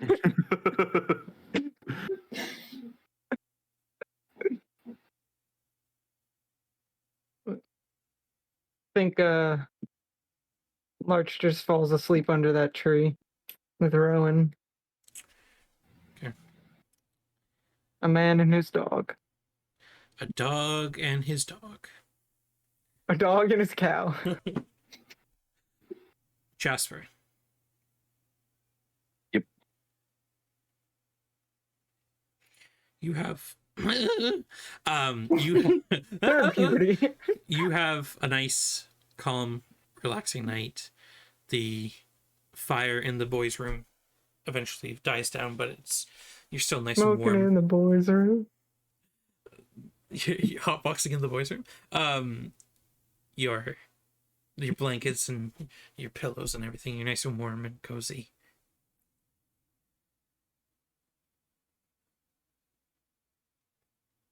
Kafan.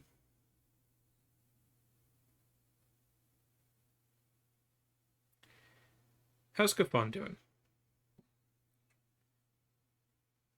I'm good.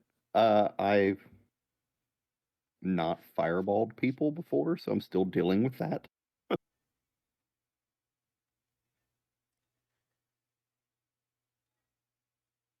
And then knowing of beholders, like I'm super interested because they have like a unique ability of like pretty much being able to control reality, but at the same time they're like a wizard's worst nightmare because they can make me completely powerless. So Levine.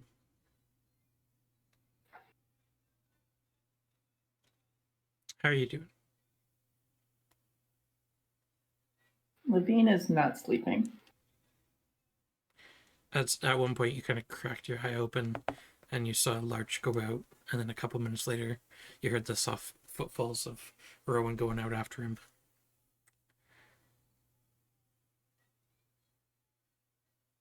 Levine is more distracted than she's been in a long time, and it makes her edgy. So she's not sleeping at all. What's on her mind?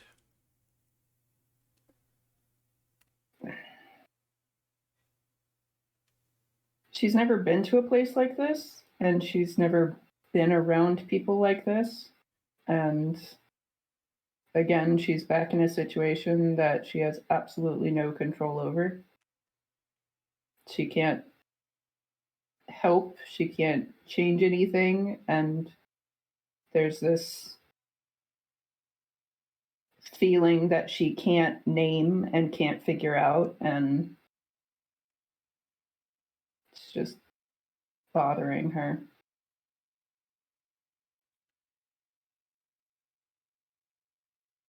Restful sleep for some, lack of sleep for others. Larch, you awake in the morning. Rowan has gone off doing something else, probably chasing a rabbit or something. And The last sloth. no, yeah, the dire sloth that lives in the forest. Yeah, Rowan's gonna chase him. He catches him pretty fast. Yeah, it's just the issue that he's fucking massive. Just starts gnawing at his leg. You wake up under the tree. Under the tree. However, whereas before you've never really seen the roots of the Shadow Elder because they go down so deep.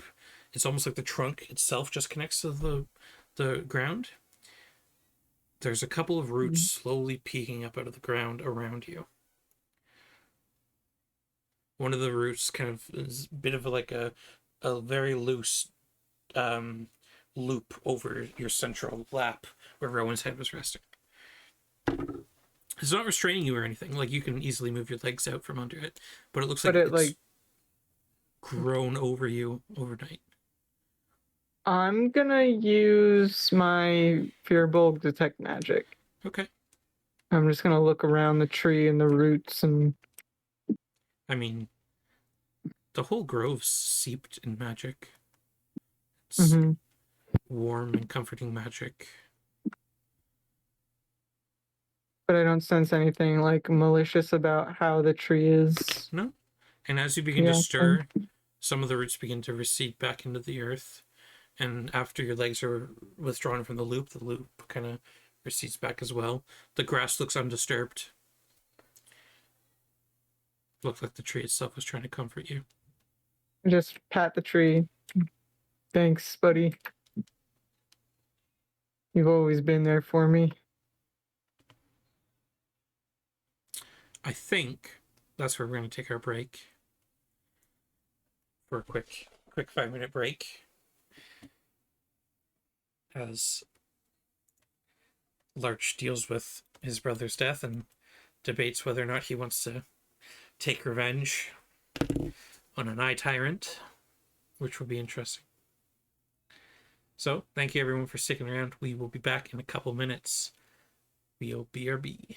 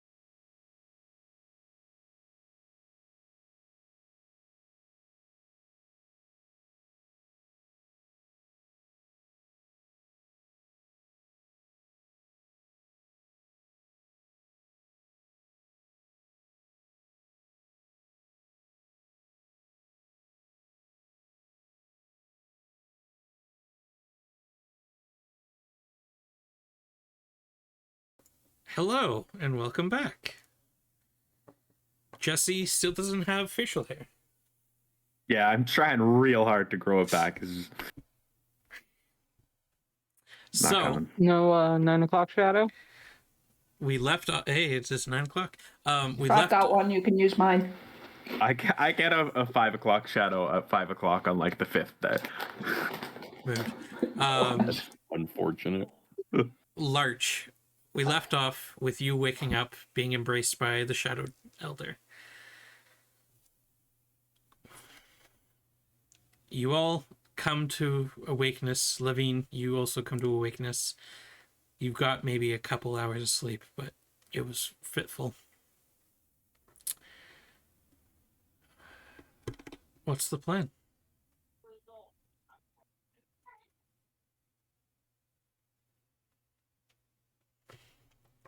So, are we gonna go handle No. that? I don't want to ask you to do anything you don't want to do. I'm gonna tell you. And I also don't want to put more people in the same danger as my brother. But my sisters are probably going to end up going with or without us. And I'd like to help them.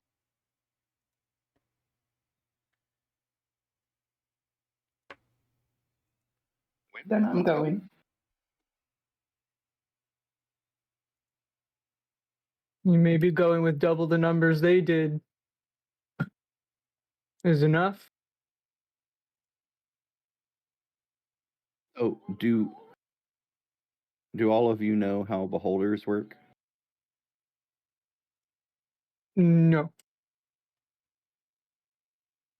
I mean, I've heard lots of stories. I don't know how much is true.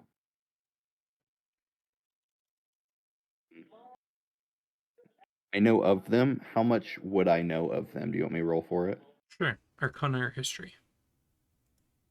Can I do the same? Sure. Okay. I have a nat 20. Yes. So I know it You've all. got a genealogy. You know, you're not And actually. two nat This 20s. is where you use your nat 20s? Yeah. Unknowing beholders. You don't need it against spell saves or anything, right? Nope. Didn't need it for that counterspell. So he knows everything. So essentially, they're floating meatballs with eyes. There's a main eye on it, and if it's looking at you, anything magical doesn't work. So if you try and cast a spell, if you have magical equipment, anything magical no longer works. It's called its anti-magic cone. Which is where I'm at a disadvantage, because if it looks at me, then I'm pretty much useless. True. Yeah, that's bad. Can it be countered spelled? That ability, absolutely not. It has several what they call eye stalks. Different beholders have different amounts of eye stalks. At each one of the ends of those stalks is an eye, which casts rays, and those rays have different effects. Being as sensitive as I can, one of the effects is, like we saw, disintegrate. They have other effects like confusion, and they have things like you can do like affect gravity and levitate and all sorts of different effects. Depending on the beholder, most of them are usually pretty bad. They do poison damage or something bad. You don't want to get hit by it. Some of them you can try and dodge. Some of them it's if it looks at you, you're getting hit. And to answer your next question, no, you can't counterspell any of those because they're not considered spell effects. It's that creature's ability. So really, it's don't let it look at you. Dodge when you can, and kill it before it kills you. They're hyper intelligent, and they also have the ability to. They make reality whatever they want.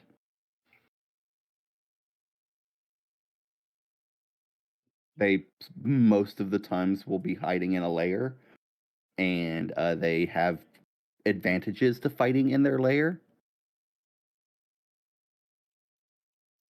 So, out of all of this, I've yet to hear.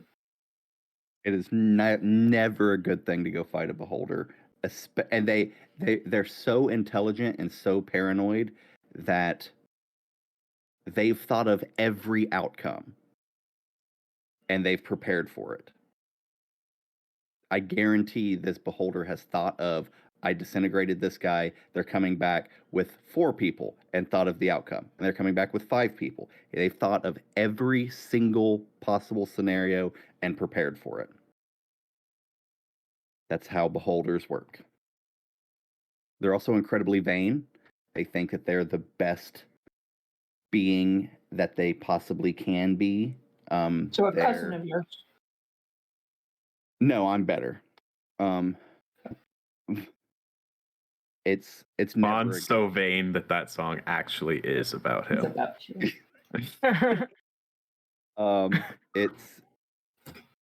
It's going to be rough. Like you're not going to be able to outsmart it. You're not going to be able to trick it. You have to go in and you can't trick it to leave its lair. Like it's thought of all of those things.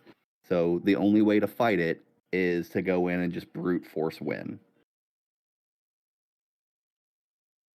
I mean, in all the stories that I've heard, the most success comes from spreading out and getting in all around it, because it can only use that anti-magic in one direction. Yeah. So if we're all bunched up together, it can stop all of us. But if you surround it, then essentially it could only stop the magic of one person at a time.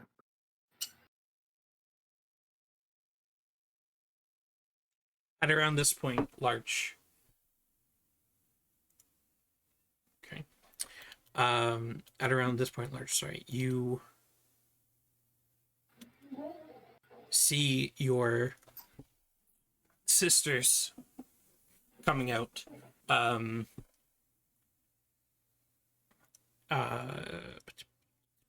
Hazel is in plate armor. She's got her large maul beside her and a semi-floating shield kind of slowly hovering around her. Willow is coming out. She's got leather and metal gauntlets on. She's in basically just this large tube top and leather pants. You can see hundreds of tattoos and scars all across Willow's body. They look like they normally do when they're going out to fuck shit up. They come towards you, Larch, and Hazel just comes up and says, "Are you in?" I look to the group for affirmation. Think so. All of us. She kind of looks over all of you. You all know what you're getting into. Terrified head shake. Levy smiles. All right. Don't slow us down. And she runs over towards the parents' house. Goes in. Your Ethel. Yeah, Levy. Ethel looks a little sad. Run, little man. She understands, and she gives a nod to all of you. Gives Larch a kind of climbs up Larch and gives him a hug and a kiss on his cheek. The parents say goodbye, and Willow, she grabs her.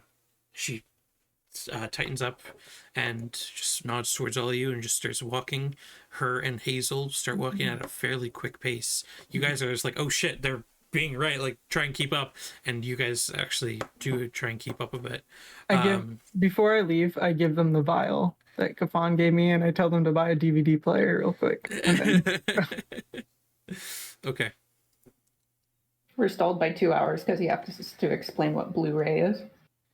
Now, dear, do I want Blu-ray or do I get the CD 4K ROM? player, or do I get the? Do I Is watch it the Blu-ray? HDM?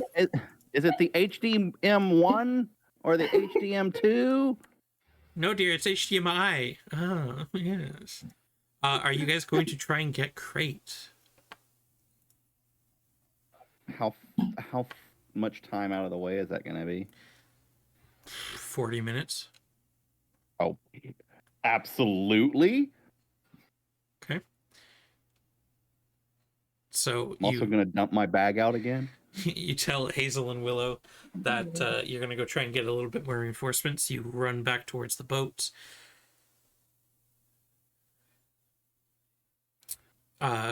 You approach Crate. Hello. Do you want to get into a fight? Not with me. Not with He me. just kind of raises an eyebrow and looks at you. He's like, Not with me. Trying to fight, mate. Long story short, there's some revenge to be had. We're taking on a beholder. I'm sorry, a beholder. It's a very long story, very short. Yep. Long story short, revenge to be had. We're fighting a beholder. I can't bring Atlas. He Giving cannot you go. the option. He cannot go into that situation. Giving you the option. Hey, how's Atlas with animals? Because I kind of got a lot following me, and I don't think it's really appropriate to bring them all to a beholder fight. Archimedes just appears, just pecks your shoulder. Ow! Oh. Little shit. And just lands on Rowan's head. Are you gonna need to leave Rowan and the cats with Atlas? I'll take McFly because he can. Yeah, He's in and out, he's infinite, but okay. I am become infinite. 2 baboons and a jackal.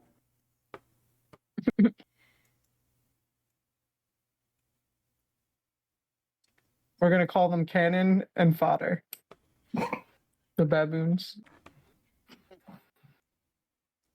They're taking 1 disintegrate each. 5, 110, Once we're on the boat, they're called Flotsam and Jetsam. 20, 125, 30, 35, 40, 35. That's gonna be big. Okay. And Buoy and Dinghy. You, Gafon, roll me a quick Arcana check. Oh no. These are magically summoned creatures. In the eye of the beholder, they will disappear. Well, then, damn it, they will look at it for a second. We'll just send the dogs in there, or the baboons. Keep screaming. Don't stop making noise. And then when they stop, we found it. It's like the canary down the mine shaft. Canary in a coal mine. Baboon in a beholder lair. The tried and true saying. Yeah. We've all been there, Okay. All right, I'll come. I can aid you as much as possible. But you gotta understand, my first word is to Atlas, so if I need to get out. No offense to all of you, but I'll leave you behind if I have to. I think that's pretty understandable. He quickly grabs his... Let's see, what does he have? I believe he has a glaive. Yeah, I think you said so. Last time I admired it. I would have stayed with the sisters. Yeah. Yes, he has. And then I'm going to walk through Nightstone and get a mob of people with pitchforks and torches to go. I would pay to see you. We're going to do a peasant railgun. Beholder. Kill the beast! The benefits of being hyper intelligent: you can manipulate a town. Gafon gets Beauty thrown. in the beholder. Gafon gets thrown into the asylum bin as these guys go kill the beholder. Kill the beast. Anyway, So Beauty and behold. the eye of the beholder. Docs as old as time. So Wow. Crate preps. He tells Atlas where he's going. You all get going. It's about a 2-hour journey. And Willow and Hazel are basically dashing the whole time. Like, you guys, it's a little difficult to keep up with them. Like, Willow, she's speedy as fuck. And yeah, they're managing, they're running up ahead. They're dashing and dashing and dodging. Just monocle. Dip, Yes. dive, dodge, dash, and dodge. Right. Are you guys ready to be Care Bear stared to death? Always. Always. That's my secret, cat. My secret is I live in constant fear of Care Bears. I mean, they are pretty fucking terrifying. I'm attached to gummy bears, so you can't scare me. I'm a gummy bear. Yes, Yeah. I'm a gummy bear. Oh God, please stop. But I'm a I yummy see gummy. you have children too.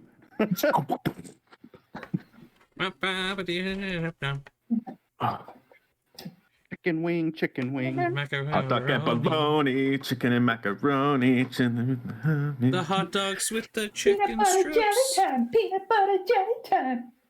That's from like when I was 13. Way out. Mhm. Way out. Peanut butter jelly. Peanut butter jelly. Badger. Mushroom. Mushroom. Snake. It's a snake. Okay.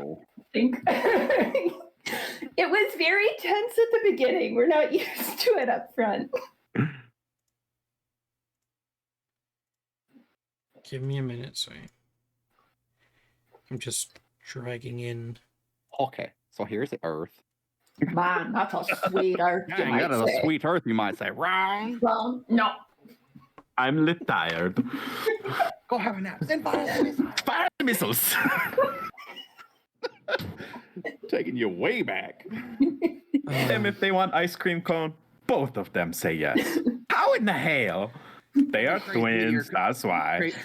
Crazy meteor becoming crashed into us, so fuck that. Right. So Carl. that kills people. I had a need. I was in the mood for hands. Only hands could satisfy. Why is the lifeboat sticky, Carl? It was that couple from 2B. Anyway. Dashing along. The viewer count has climbed. Has it? It's all the old people coming in. And into the ravine. Hey, what about that Fortnite season, eh, kids? Whoa. Whoa.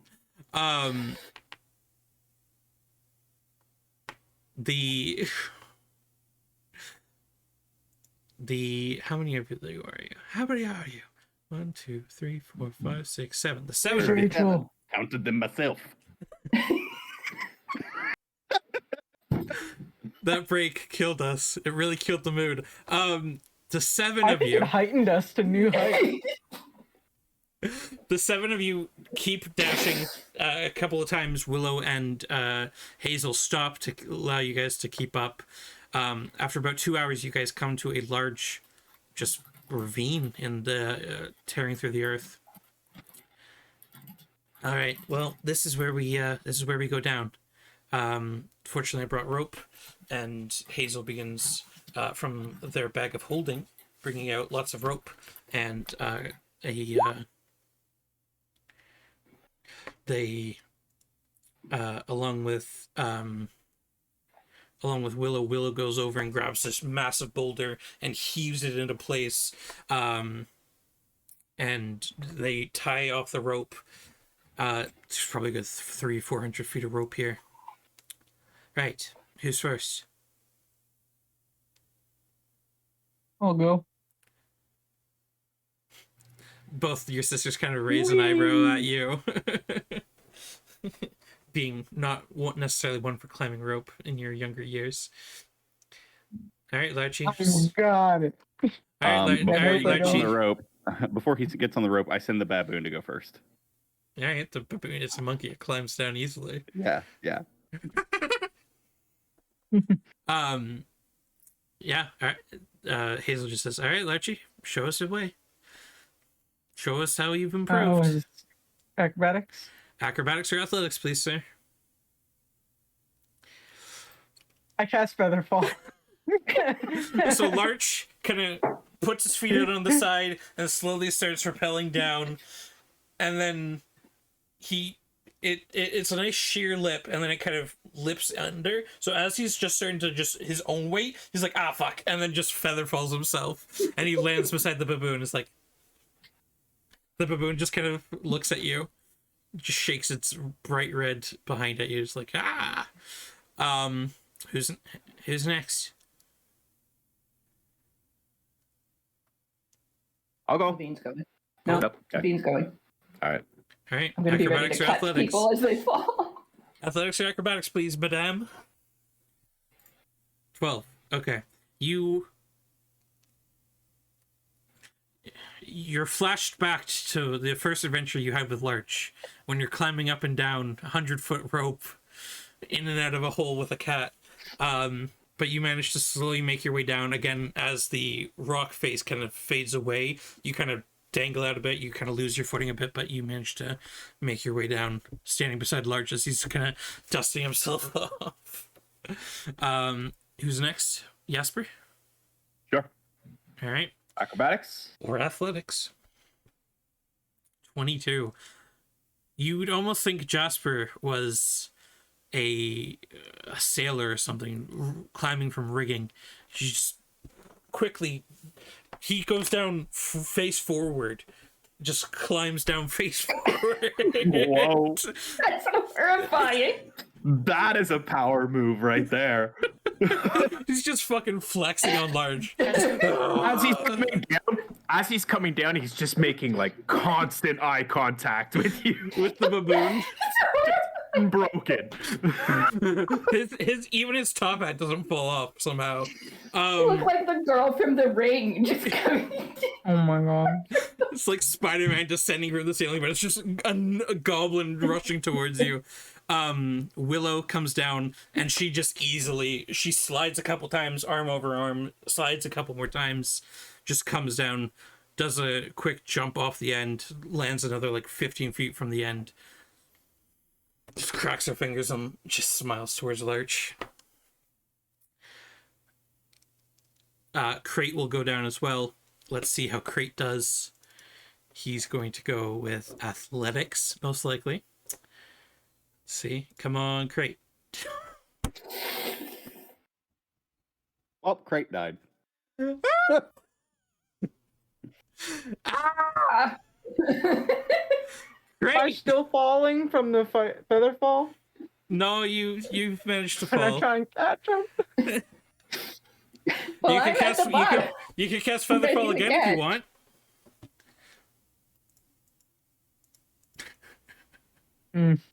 Everybody just jump and I cast feather fall. No, as he's getting near the bottom, he's about 30 feet away from the bottom. You're all like, he's basically just he just turns into a body slam, and then he disappears into mist and reappears standing up. Make sure I mark off that spell slot.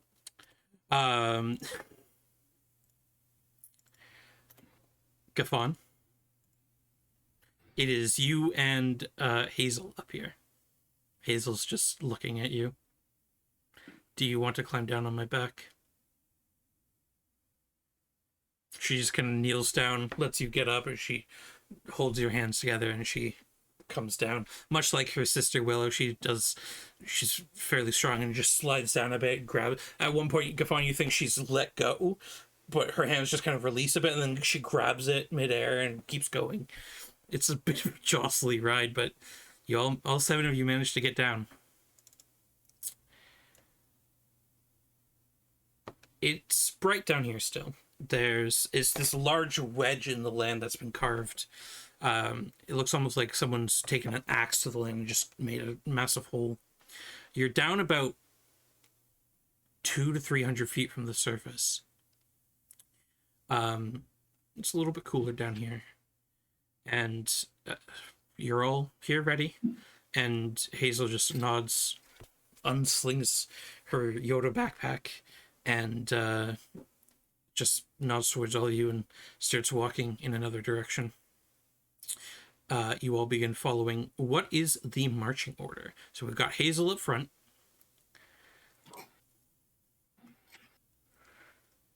I'll go next. Okay. Hazel, Larch.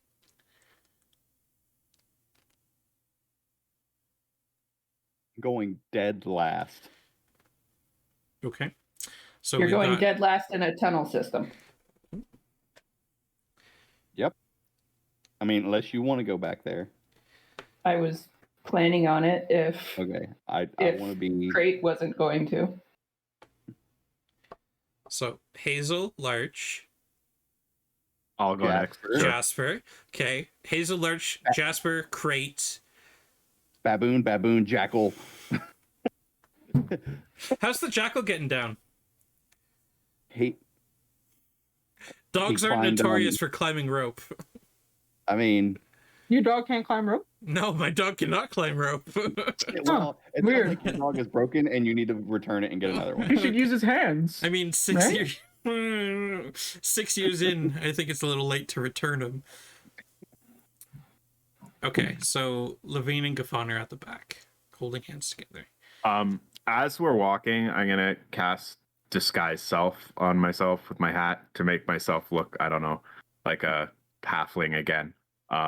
Basically, what I'm doing is, if I suddenly change back to myself, I know that I am. There's no more magic. Okay. So you're walking along. It's kind of undulates between 8 and about 4 feet wide, the tunnel, so you're basically single file. As you're going inside the actual cave itself, again, it's like this large wedge has been carved into the side of the cave wall, or the cliff wall. You guys begin, the ground itself is like mushy and mossy, and it's just this putrid, slimy smell. And you're walking along, squelching and squelching. Let's have all of you roll me perception checks, please, as I turn into Sean Connery. I'm dead. Not persuasion. Oh, Jesus, okay. It's gonna say fucking 30 perception? What? He has You more used eyes than the another nat beholder. 20. He has I more was eyes than the non-roll. beholder. I persuade the cave to reveal its secrets. More eyes than a fucking beholder. Okay, so Gaffin, as you're walking along near the back, occasionally you get slapped in the face by Levine's tail. You don't tell my tail what to do. You're walking along and you see this broken cave, some of the lots of pot marks and designs and stuff along the wall. In some of the pools of sludge and liquid, you can see occasionally this tiny little eye stalk with a tiny white little bulbous eye that kind of peeks out and looks, just kind of follows as you guys walk down the tunnel. As we're passing it by, I'm going to point it out to Levine. Look, There's something there. There's something on the as wing. you start pointing it out, the eye kind of disappears back in the sludge. Levine, you heard a soft plop as something like a rock dropped into the water. Shut down the trash compactor. 3PO, the trash compactor. Levine, do you acknowledge Gaffon? Just pat him on the head. Yes. Very nice, dear. Yeah, I'll acknowledge it, and I keep even more of an eye out, like I was at the After a while, chasing down. Levine and Larch, you two also begin seeing occasionally in these little puddles of sludge and slime and like algae that's grown into these crevices. Occasional one eye will pop up, just tiny little short stalk, and one there's like four that kind of pop up and look at you. They blink and they pop back down. Seems like it's only every like couple of minutes it kind of pops up. Seems like it's tracking your guys' progress.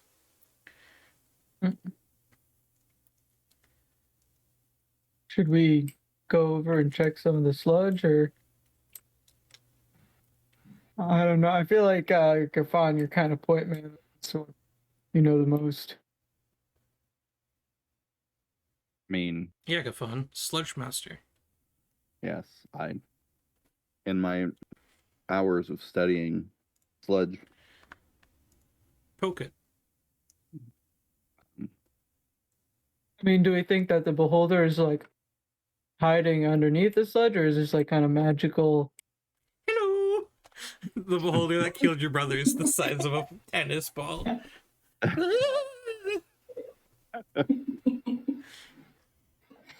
Well, we were already going into this basically assuming it knew we were coming anyway, so don't know how much this changes. Luigi, I'm coming for you. so we just keep going until we find its lair. Like, this is still kind of not layery. This is more like pathway to layer. Yep. Another 20 minutes or so go by. It's kind of meandering tunnels. Occasionally it dips and goes up and down and whatnot. And then the front Hazel stops, and Larch, you kind of bump into her, and then you all bump into each other. And Hazel kind of pushes you back. Right, there's a we didn't know what this liquid was. We didn't want to test it, so we just jumped it anyway. And she kind of pushes you all back and does a running jump, and she jumps over this 15-foot wide puddle. Larch, ahead of you is one side. Oh, the other side is your sister, and between you is like this large, kind of cavernous little bubble of a puddle, bubble of an opening, and there's just like, you don't know how deep it is, but it's like this slimy green puddle filled with algae and stuff in your way. I will also attempt to jump it. All right, roll me an athletics or acrobatics check, please. Don't stop me now. No. Oof. Okay, so you run and jump, and you manage to get a bit of a thing, and your hat clips the top, and you go to reach back and grab it, and as you're doing that, you kind of lose momentum and fall ankle deep in this sludge. I need you to do nothing because you fell into it. I need you to die, Mr. Bond. You take 7 points of acid damage as you land ankle deep, and the acid just kind of splashes up onto your body. And it's like, and you manage to run and kind of duck and weave back towards your sister. All right, Larch just made it across. I'm next, right? Yep. Here we go. 19. Okay. You do a quick run and jump, and you think you're about to fall just kind of face first in, but Hazel managed to grab you and just kind of pull you into the alcove. Willow does their jump easily. They just do a backflip midair as they're doing it too, just to show off. And Crate, let's see how Crate does. Hopefully fucking Crate can... I mean, Crate's fine. He doesn't even have to running jump. He can just long jump it because it's less than his strength score. So much like when Sid jumped the crevasse, this guy, he just jumps over 20 feet. So it is Levine and Gafan.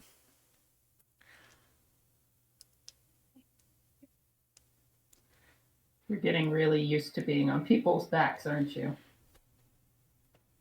This is a bad precedent. I knew it when it started. Are you gonna pick him up? Yeah, I'm picking them up. All right, Crate's there, ready, waiting to waiting there to uppies, waiting there to grab waiting there to grab you, Levine, in case he Nobody in case he's tosses a slipping. dwarf. Good thing you're not a dwarf. I could easily punt him across it. Just toss him into the acid. Just dip his toes in as you're jumping. 21, very nice. You just do a quick flip and you land directly in front of Crate, and he just takes a step back. He was ready to help you, but you managed to just take a step back. Very nice. You dropped me from shoulder height. Yes. When I hit the ground, I'm like, I've been falling for 30 minutes. Tuck and roll. Your, Learn to your tuck ankle and kind roll. of twinges as you land, but you're okay. And you guys continue along again. Another 20 or 30 minutes go by. The sludge and stuff has kind of faded away. And you've not seen the eyes for a long time. But you get this just gut feeling you're being watched.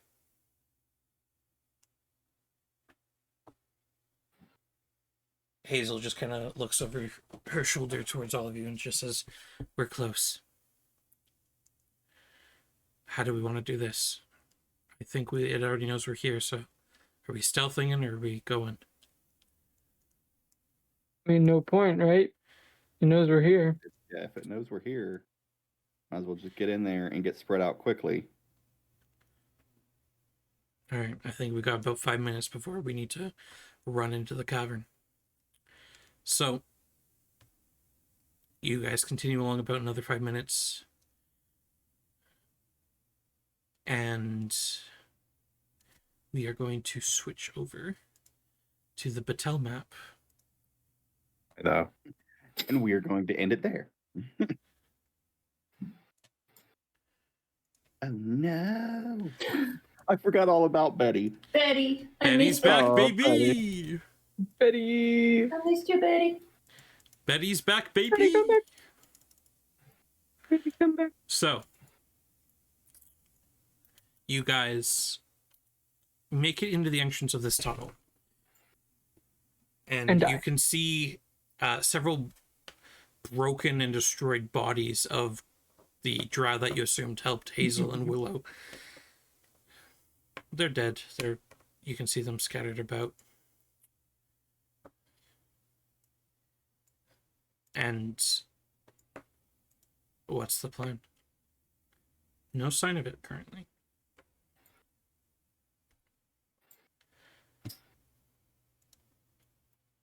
Well, at this point, would there be any use? We know the best strategy is to surround it as much as we can, but we still have two very small, very vulnerable magic users. So would it be best that they pair up with someone they can stand behind? Anybody in that cone, you can't block it for me. Yeah, I but can't- keep a I magic couldn't user with block a it for you. non-magic. Is what I'm saying, so that If you we- are literally not defenseless alone 15 feet away from anyone. Like if Yeah. your magic goes out, you need to be with a non-magic user to stay alive. We also need to eye if there's anything that we can hide behind during the fight, because if it can't see you, you're safe from all of the different crazy things it can do with its other eyes. From where we are, what can I see? So, this chamber itself, there's a large central pillar that goes right up to the ceiling. It's a good 30, 40, 50 feet across. It looks like this chamber itself goes around the pillar. It goes up about 50 or 60 feet high. There's lots of rocks and stuff around. You do see several stalagmites and stalactites hanging from their respective surfaces. There might be some spots to hide behind. You do also see along the edges of the cave walls are the occasional small little slit that you're not sure what it is. It looks unnatural against the cave wall. And it's like a cut going through the stone. No, it just looks like a small seam, about 2 or 3 feet across, and just dotted throughout occasionally, even on the central pillar, just occasionally.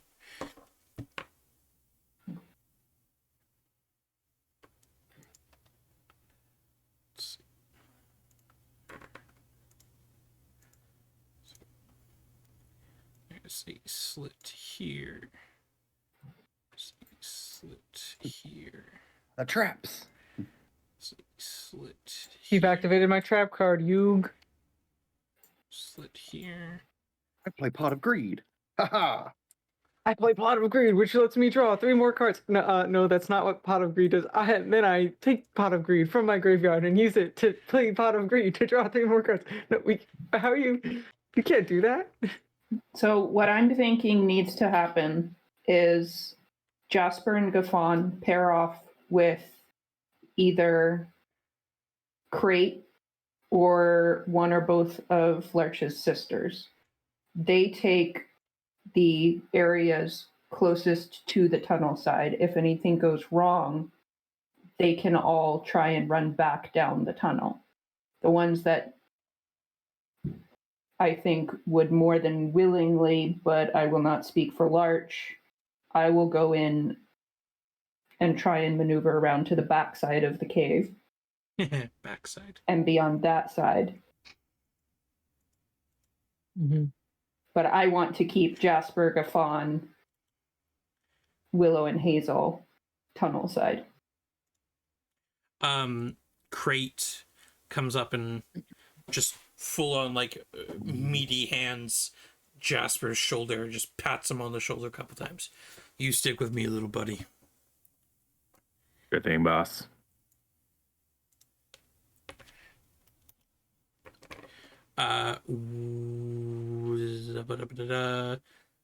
Hazel will go towards Gaffin. Right, you stay with me. Is Crate on here? Yeah, Crate is right here. Oh, okay. He's this Right. guy. Gotcha. Oh. Now, there's one of these slits right beside us. Yes, sir. Without going any closer to it, can I take a peek and see if I have any idea what it is? How not close are you trying to get? I mean, I'm staying where I am. Sure. Just roll me a straight intelligence check. Straight intelligence, okay. Let's see. Very impressive. I don't know. Looks like some rock. All right. It's a weird looking bird. But I'm just don't worry, I'll be here all week. Just thinking about that lovely performance check you just did. Rip in Such peace. a waste. Such a waste. Maybe if you rolled the check you're supposed to, it wouldn't be a waste. I know. I know.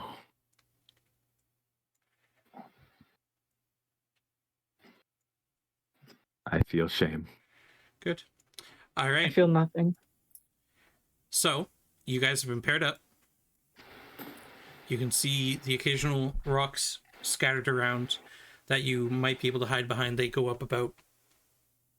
they range from about 8 to 12 feet scattered around. That's what these rocks here are. Something to hide behind. So, we've got Gasper and Crate. We've got Gaffin and Hazel. Willow is raring to go. We've got Betty White. We've also got Levine and Larch. Larch, what are you doing? I'm taking out my sword and Following Levy.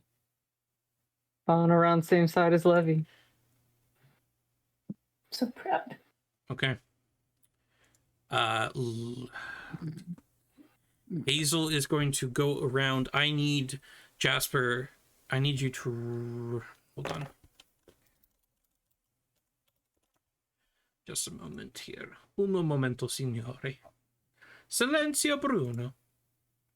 Silenzio Bruno. Aspetta, mozzarella. Santa Mozzarella. What is happening? We're becoming Luca. Luca. I need Okay. Jasper. I need you to roll me a D4. D4. Beefer. 4. Okay, so that's D4. yourself. Is my disguise self still up? It is. Okay. Hazel's going to come over towards you and pat you on the shoulder. You feel this warmth encroach over you. You have Death Ward for the next 8 hours. I need you to roll me. She walks over towards Larch and casts Death Ward on him, and walks over towards Willow and casts Death Ward on her. So if you are dropped to 0 hit points while not in the area of the Beholder's Eye Ray, you will immediately pop back up to 1 hit. Actually, she's not going to pop it onto Willow, because Willow has that naturally as a half orc. So does Crate. So, Jasper, roll me a d2.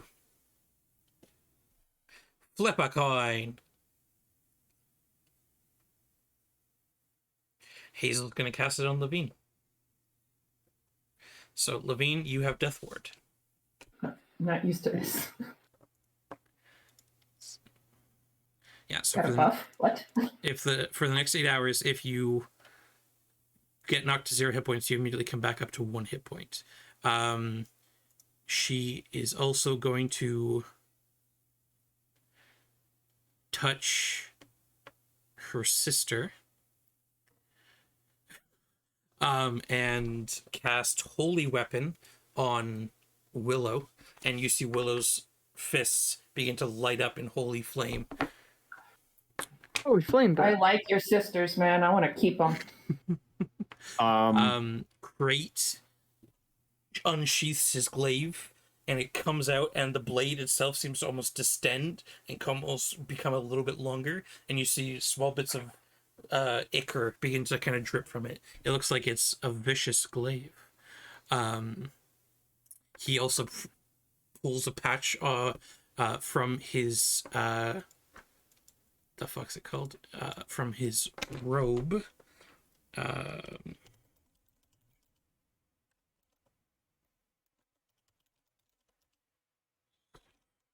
That's all the buffs. Robe. Okay, who's getting haste? What are they called? The monk, because the monk needs more speed. Exactly. Riding horse with saddlebags. No, I don't want a fucking riding horse with saddlebags. Just steed. I am become speed. He rips off a patch, and 4 health potions appear in his hand. He hands 1 to Jasper, 1 to Larch, 1 to Gaffon, and 1 to Hazel. He used his patch of his robe of useful items. And This is a regular health potion. It's just a regular health potion. Sorry. Okay. And do any of you have any preparation spells you'd like to cast?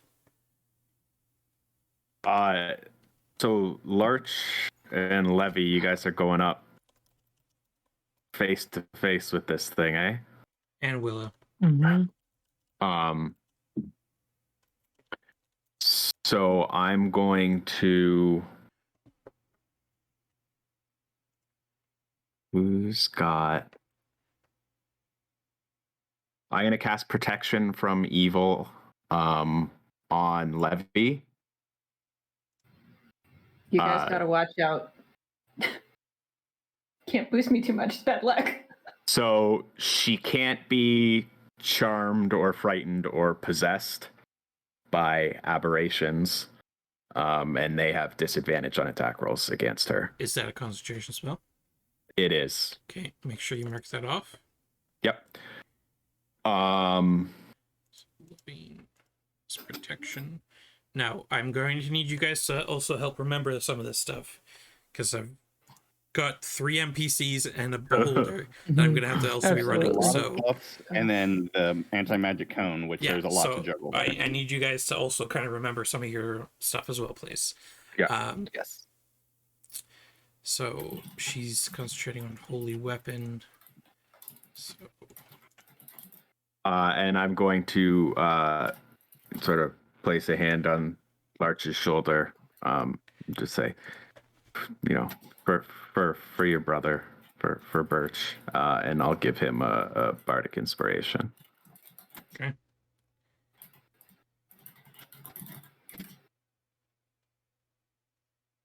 Was the one on me, Jesse, was that advantage for me or disadvantage for them? So it has disadvantage on any attack rolls against you, Right. but you're immune to being charmed, frightened, or possessed by it.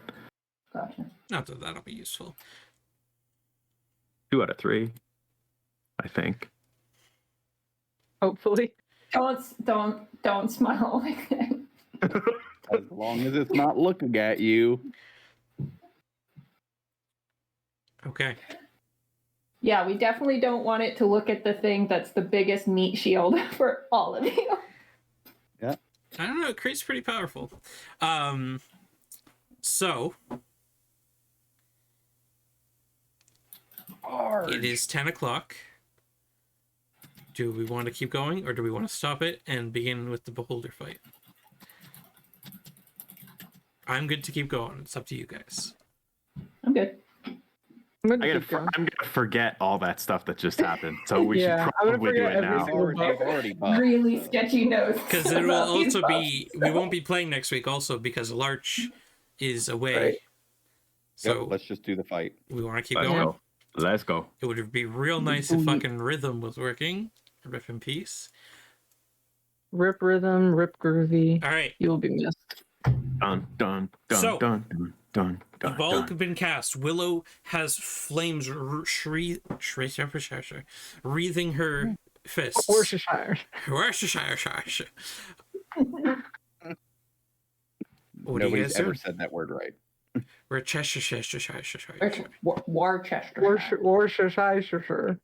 How about for the next hour we just say Worcestershire sauce? I miss Worcestershire sauce. Everybody Well, just tell run Matt in. to stop being gluten free. I'm gluten free. I was gluten free before he was. Well, stop. No.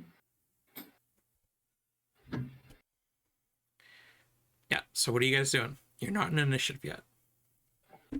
Tell Betty to charge in.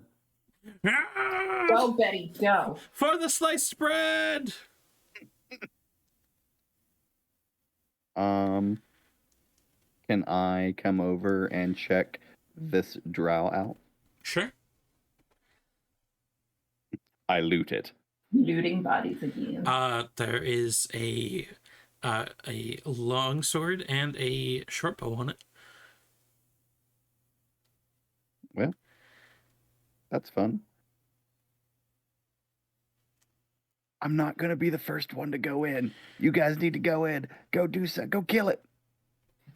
I'll start maneuvering to the other side of the cave. Try and get a wide berth. Okay. I think we were going. Where am I? Yeah.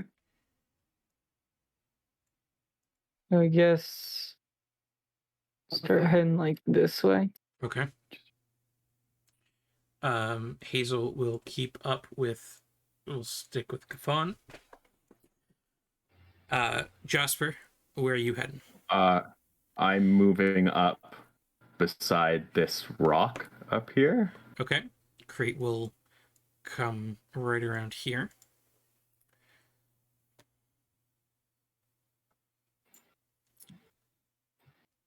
Larch. Yes.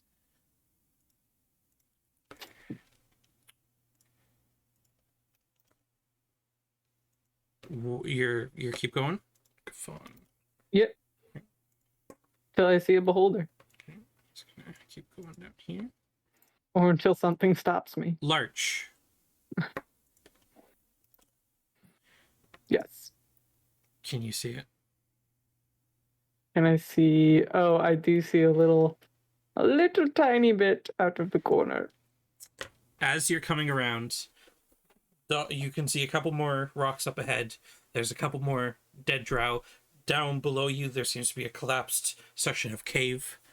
And to the northeast of you, you can see the Meatball King himself. Just this... Ganoush. Probably a good 15-foot diameter sphere, just with several just tentacles dangling off of it, which occasionally just kind of shift up and move. You can see one kind of looks around behind you and blinks at you and kind of dangles back down beside it.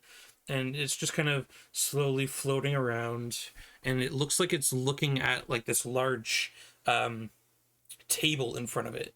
And you can see occasionally some stuff is being slowly moved on this table. I'll try and look around the corner to the other group and just kind of like point in that direction. Okay. Yeah, I'm gonna head down there too, then. Yeah, you all see Larch kind of gesture. That's it. I'll go down the same side. You all see Larch kind of gesture down towards the center, and you can see this creature you're assuming is a beholder, just kind of hovering about 10 feet in the air with this massive table in front of it, and it's just working on something. Hobbies. You can see occasionally this flash of blue, and you can hear some like sounds almost like a wind chime clinking together, but the chimes sound, rather than metal, they sound a bit more resonant and hollow. Looks like it might be dealing with bone or something.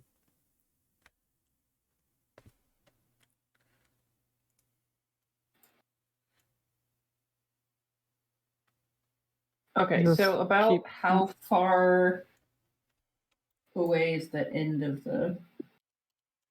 Why? Like, it's not up against the wall, right? The table? I can't see it. Why can't I see it? Why can Larch see it? Yeah, why can't I see it? Is it my goggles of night? No, it's you still have your. I still have you as 120-foot dark vision. Oh. So Yeah, Larch, I was you wondering. I was like, disregard all of that. Larch, you don't see anything. I'm just gonna keep walking then. All right. You do, however, hear you do see the occasional flash of blue light and the clink of bones. I'll go towards the sounds. Crate's gonna rush down here because apparently you're all going down the same side. Willow's gonna keep heading up this way. Stick to this side.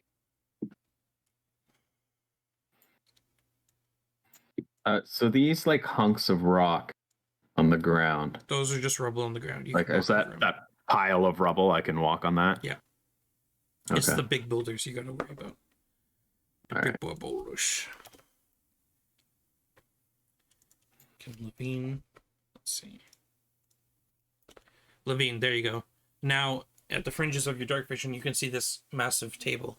And it looks like occasionally large pieces of bone are being jointed together and flashed and sealed with magic. You don't know what it's doing, but it doesn't look like it's doing something good. I'm going... Who's closest to me? Is somebody behind me? Gafon's currently closest. Told you to... God, can't do anything with you. I want to see it. Guys, this is Hold not... me up. I can't get... See, this does not work, guys. We cannot flank this if we're all coming at it from a straight line.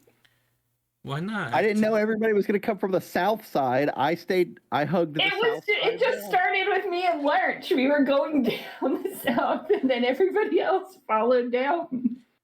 Well, I didn't know there was. Get around Was it there still. another way to go? Yeah, North side. because that's So what side- I'm doing is the second I get a line of sight on it, I would be turning around because I know somebody was behind us. I just can't see. I couldn't see Gaffon. I could only see whoever. Is that Willow? Okay, I was not aware that there was another way. I'm gesturing to go back and around. Okay, I'll head back up. Oh, there you are. With Crate. Okay, I see.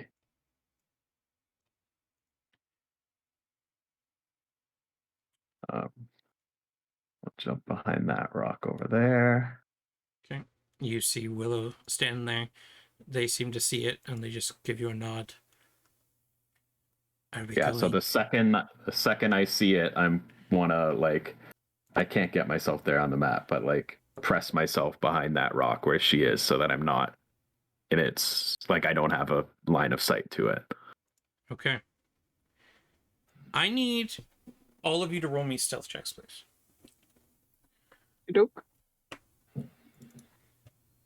Crate has disadvantage. I believe Levine, you also have disadvantage. Do I? Oh yeah, because great. Do I? Cause, yeah, because heavy armor. Yeah, but I'm proficient in it. Yeah, The armor you're automatically gets you. Yeah, unless it's a magical type of Oh, armor. the one I didn't was because of the mithril I had. Yeah. I don't have mithril anymore. 14, 20, 14, 7. The fucking gnomes. Okay. Gaffin, let's roll for the Sasters. Great and great. Yeah, they're both fine. Okay, so you guys are walking along, and Levine, you kind of turn around, and as you turn around, your what do you currently have drawn? My glaive. Okay, as you turn around, your hand axe kind of clinks against your armor, and you all hear the tinkling of the bones stop. Well, you finally all arrived, have you? Come to add more bones to the pile? I'll walk up. Come, show yourselves, please. It's not nice to hide in the shadows. We've come to add your bones to the pile. Excuse me? Do you not know who I am? I know exactly who you are. So you've heard of me. Good. Well, then, nice meeting you. Goodbye. And that will be initiative, please. Oh, shit. Hold on. Don't roll. Too late. No, I'm kidding. There we go. Right. Whatever you do, don't roll. Don't roll a 1. Don't roll a 1. Great. Good job, 18, baby.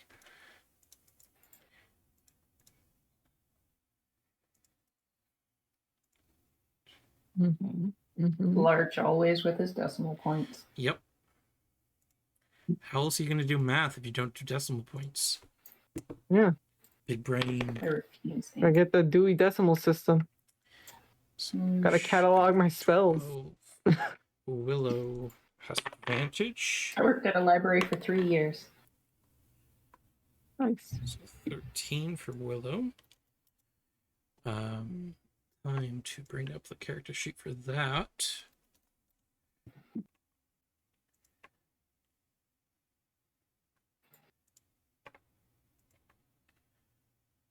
When the moon hits your eye, like a big That would hurt. pizza pie. That's amore. No, I want pizza. I want pizza too. Someone I want the moon to hit my eye. Like a big pizza pie?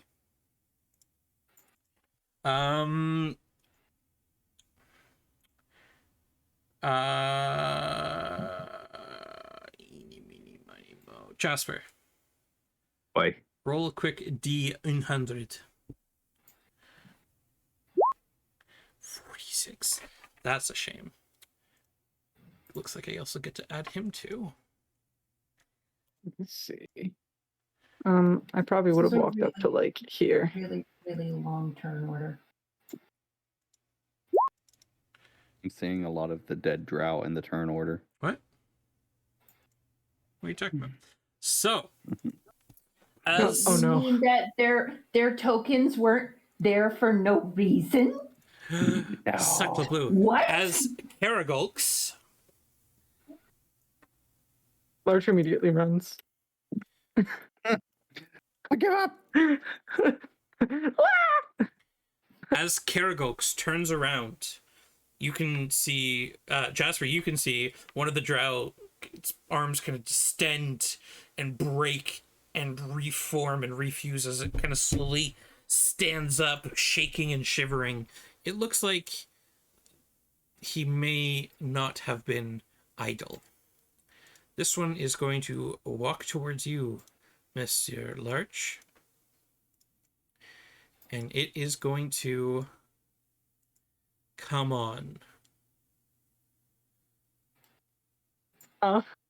Racing? Do we want It's going to come on and slam. to? It's going to use a short sword. 14 to hit you, Larch. It does not. It slashes across you, and it just kind of reflects off your body, and it just kind of chitters at you. Its jaw kind of distends out from itself, and you can see the jaw itself cracks in half and looks almost more like insect mandibles than a jaw. And it goes, "Ah!" Fair. This one's going to begin 25, 30, coming towards that. That is not formed yet. Great. This just got fun. And it's going to run over here, drawing out its glaive, and it's going to sweep in. He's going to sweep in. He is... Does he not have work tomorrow? He's gonna sweep in. Ba-dum-bum, ba-dum-bum. He's going to use his great weapon master. And is going to fucking ball sacks. So 23, that's a number 18. He comes in and just upends this drow, cleaving it in half. The drow no longer exists. Nice. Fortunately, it was just its turn, too. So he moved 5, 10, 15, 20, 25, 30, 35. He's going to run on in. This drow is going to... This drow begins kind of slowly crumbling up, and bursting out from its stomach comes 2 more limbs that begin to... And it bends down and starts walking towards you on its forearms rather than its legs, Gafon, and just starts creeping towards you. It's going to come over here, and it's going to make an attack against Willow, or sorry, Hazel. Misses. Hazel just kind of, her floating shield that floats around her, she quickly deflects the blow. 11. Levined bread. You currently do not feel like magic is disabled. You feel like your weapon is still your weapon. Okay.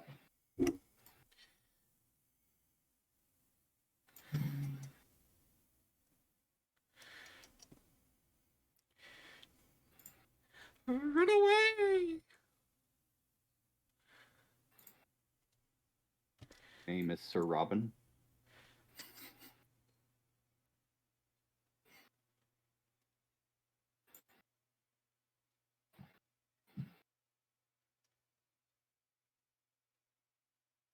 Levine, one shot.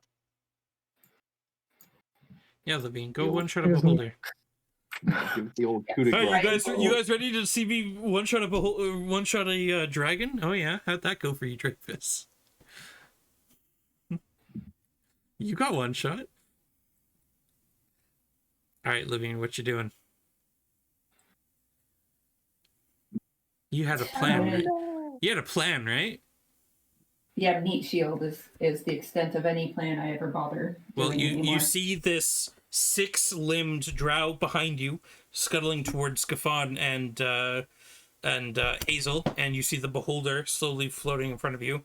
Another drow is attacking something you can't quite see, Larch, and you just saw Crate fuck up another drow.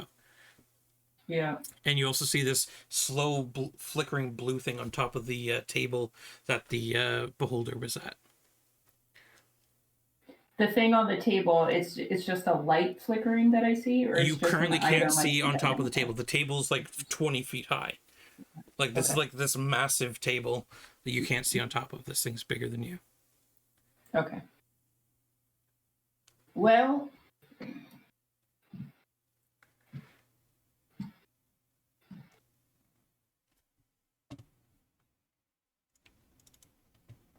levels that I don't want to be stupid.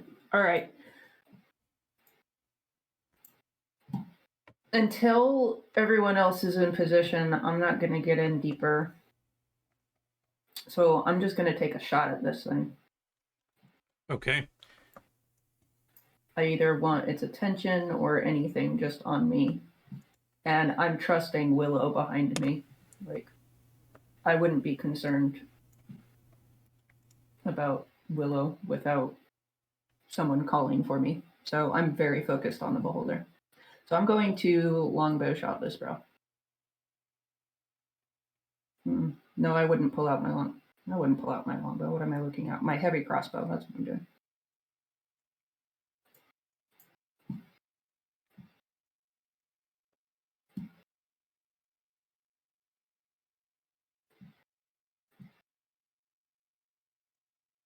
Oh, no, not the And- magic phone. Yeah, I'm just gonna heavy crossbow for him. Okay. At least a waffle cone. 16. You shoot it and it just reflects off of this thing's natural hide. You have a second shot. If you want to take it, I mean, you don't have to. No, I'm good. You're not going to take it?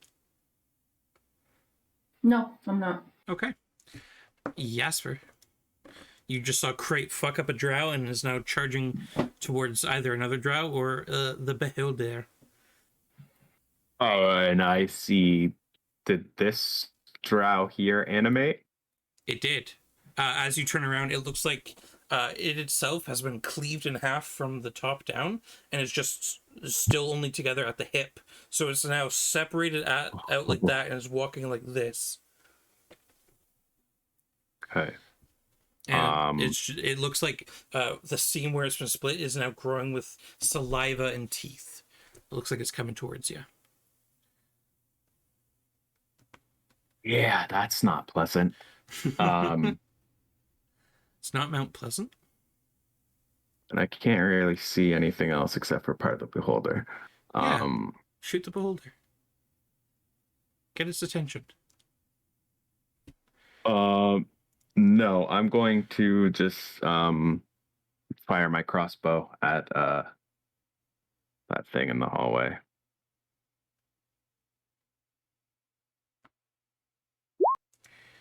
All right. 17, that hits. 4. You shoot one section of its hand that's slowly crawling towards you. It's still alive.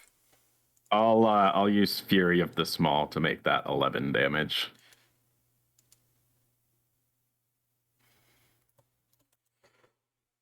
It looking a lot weaker, but it's still alive. Barely. And then I'm going to dance up over behind this rock here. All right. You dash on over to the rock.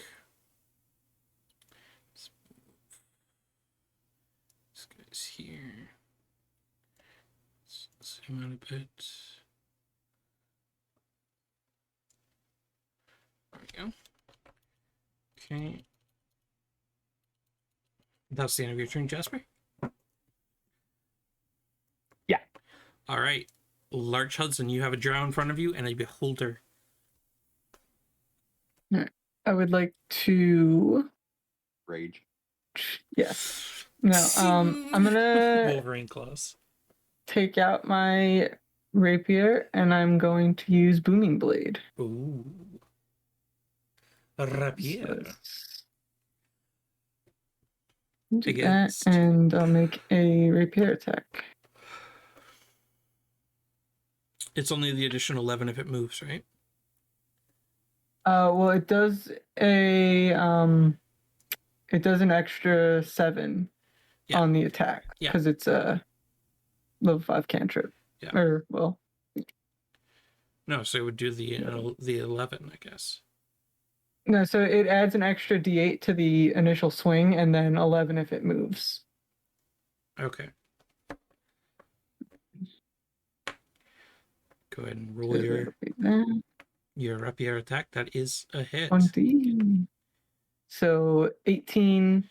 How you damage. just jump forward and pierce this thing into the chest, and its chest begins to bubble and burgle and just explodes outward in ichor and gore with a thunderous clap. And then I get right up over to where friend over here is. That's 5, 10, 20. Are we moving in on this thing? At the end of your turn. Said 5, 30. I'll just go right up against it. Oh god. Maybe wait for me to do that. I've got reach. All right, fine. Willow comes dashing out from behind the boulder, running up the table leg, jumps up on top, and just says, "Oh, fuck." And is going to start attacking the beholder. So, magic weapon is additional 2d8, I believe. Holy weapon, additional 2d8 radiant. And at her level, she does rage damage, which is...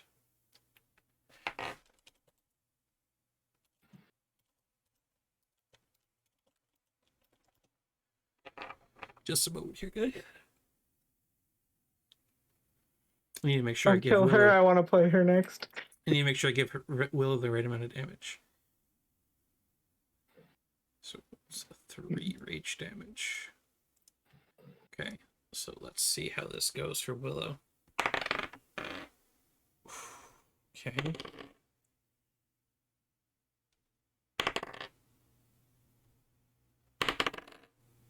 Ooh.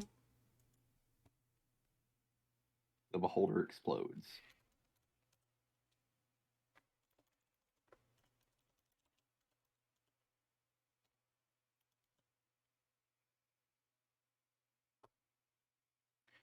Just a moment.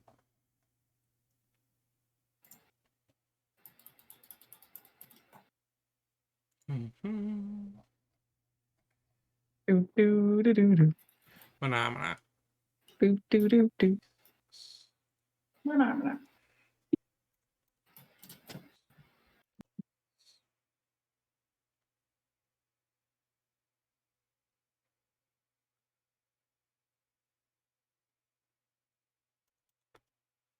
She does 93 damage. What? I like her. Well, she does an additional 2d8 for her each holy weapon. And then she does 4d6 because each attack is a d6 for her fists. And then she does 20 because she has a 20 in her thing. And then she does 12 additional because of her rage damage. So she just runs up off this table and just giga punches this guy right in the head, and he kind of sinks down 10. Just says, "Hey, what the fuck?" it's going to use at the end of Willow's turn, it's going to use its legendary action for 3 of its legendary action points. And it's going to move its anti-magic cone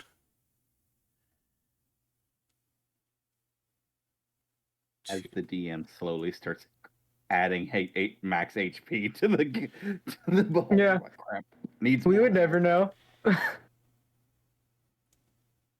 Like, revert.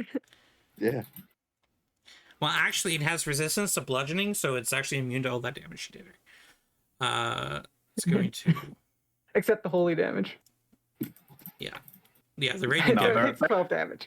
They're lumped together, so no, it's gone too. The radiant damage sticks, but actually all the other one is actually... It actually heals it, surprisingly enough.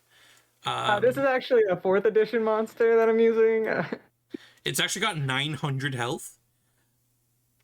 And there is its anti-magic cone. Jasper, you feel your loot that's in your arms just kind of... The strings kind of go a little loose and kind of gets out of tune. And I turn back into goblin. You do indeed. Actually, you are behind the rock. You do not. Your loot is fine. Crate's glaive, however, shrinks back down a bit, is no longer vicious, and Willow's fists no longer glow. That is now her turn. She's going to make a quick longsword attack against the drow. That fucking cuts him in half. She's a badass. So 3 drow are down. And then...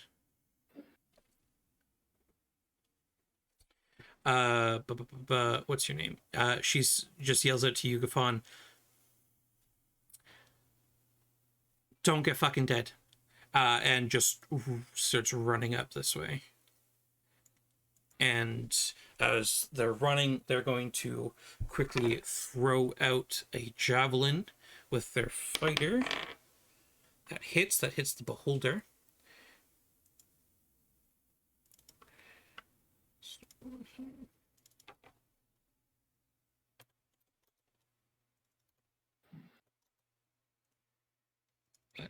That does hit the beholder good.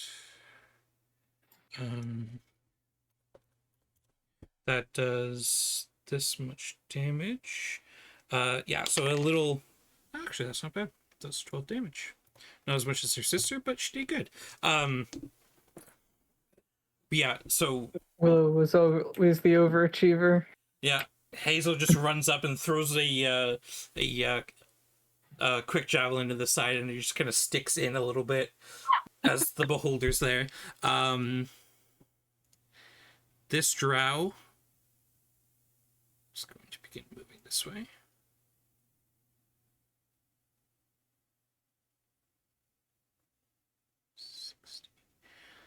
That's at the end of its turn, though. Gafon, you see over your shoulder the one dead drow at your feet that Hazel killed, and now 2 more. One, its head has been split open, and its head is now, the cleaved head is now its mouth, and it's walking on it's walking in a handstand towards you, but it looks like its hands have been extended into feet. It, however, does not have any weapons because you took them when you looted it.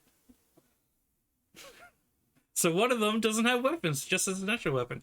And this other one, it looks like it's, it looks like one of its arm has been cut off, and it's using its other arm, and it looks like the 2 arms have been fused into one, and it's kind of like bunny hopping or kangaroo hopping as they do on their tail towards you, with just this bony, fleshy appendage coming towards you. Gaffin. Whale. Whale? Ah! Who put that whale there? Wait. I'm going to Be like, you left me. He left us. He left us. And then firebolt this one. All right, roll me an attack. A nat 20. Fuck, Jesus. It has 13 hit points, so go ahead and... It has what? It has 13 hit points. These things aren't very strong. They just look terrifying. Yeah, you just... How do you kill it? You just incinerate this thing. You just... And then that's pretty much gonna be the end of my turn. Good. Let's see.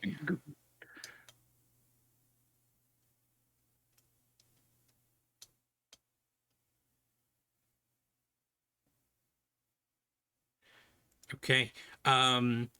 Let's have Levine. Roll me a d3, please. Oh no. No. Ooh. So, let's see here. All right. Let's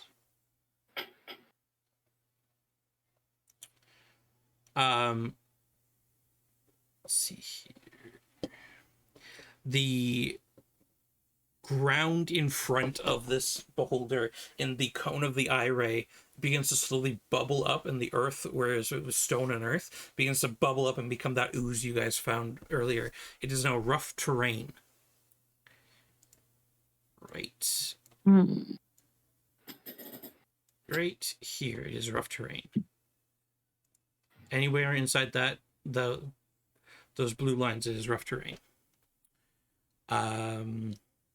That is its lair action. Drow, this one is dead. Drow, that one is still alive.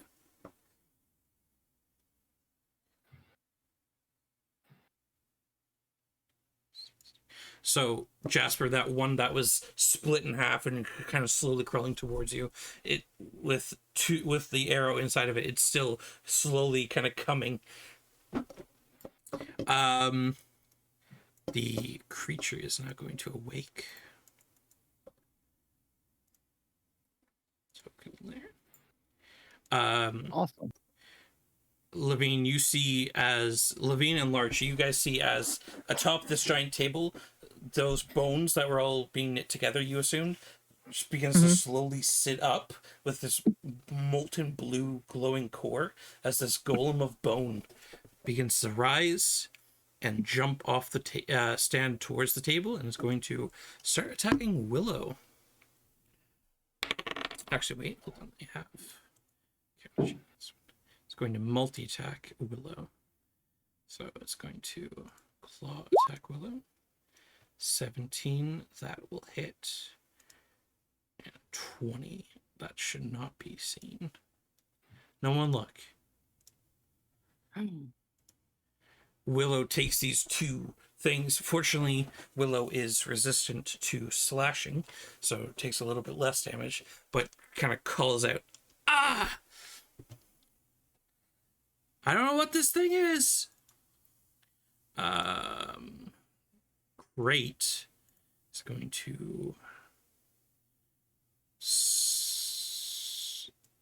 5, 10, 15, 20, 25, 30. It's going to run on up, and it's going to try and make an attack against the beholder. It does not have advantage.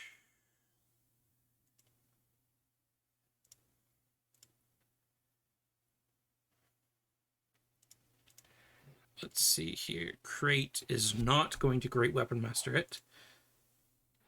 And is going to... His Vicious Glaive is still vicious now, though. It's going to Vicious Glaive it. Ooh! Very nice. Shitty rolls. That does a thing, right? Yeah, it Doesn't does an that do a additional thing on 2d6.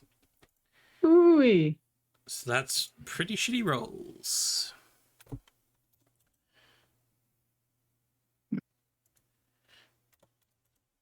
Okay, and that was its first attack. He's now going to do a second attack. 20 hits the beholder, and an additional 7 damage. Okay, so Crate runs up with his glaive. The glaive, as soon as he leaves the area, the glaive extends again, and he just comes up and wails on this thing twice, making large slashes in the base of the meatball lord. This drow is Praise be his ravioli. 11. That's me. That's you. That's me. That's me. And the chart stop disappearing. Here we go. Okay, so I'm going to move. No, that's not right here. That's not here. Going to move up next to Crate. Okay. The glaive throws. Yes. He sees your glaive and just kind of gives you like a yeah. Just like a yeah, you're cool. You're like fist bump with the glaives. Okay. King. Fine. Yeah, let's just do this. I'm close enough anyway. So I'm going to do a glaive attack. Why? Wait, hold on. Why is that only doing 2 damage for Crate's glaive? Crate's glaive is only doing what? It's supposed to be a D10. 1d10. Because if you hover over the damage he did, it did. You wrote a D0. It says 1d0 yeah. plus 2d6. Right, so let's just roll a d10 here. Hold on, sorry. And then there's also no strength modifier on there. Yeah, there is. There's 5. Is there? Yeah. Oh. So he got 9 on the first one, so that's 9 additional damage. And just roll another one. It's additional. Alright, sorry. Continue, Katie. You're good. No problem. I'm just looking at it, it's like, wait, hold on. How did you roll 7s on both with a fucking +5 to hit?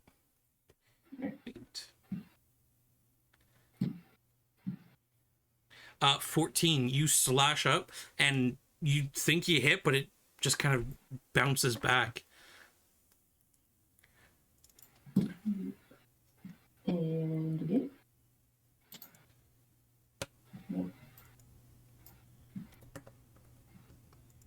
13 again, sorry. You kind of slash again and just all of those buffs. Just completely miss.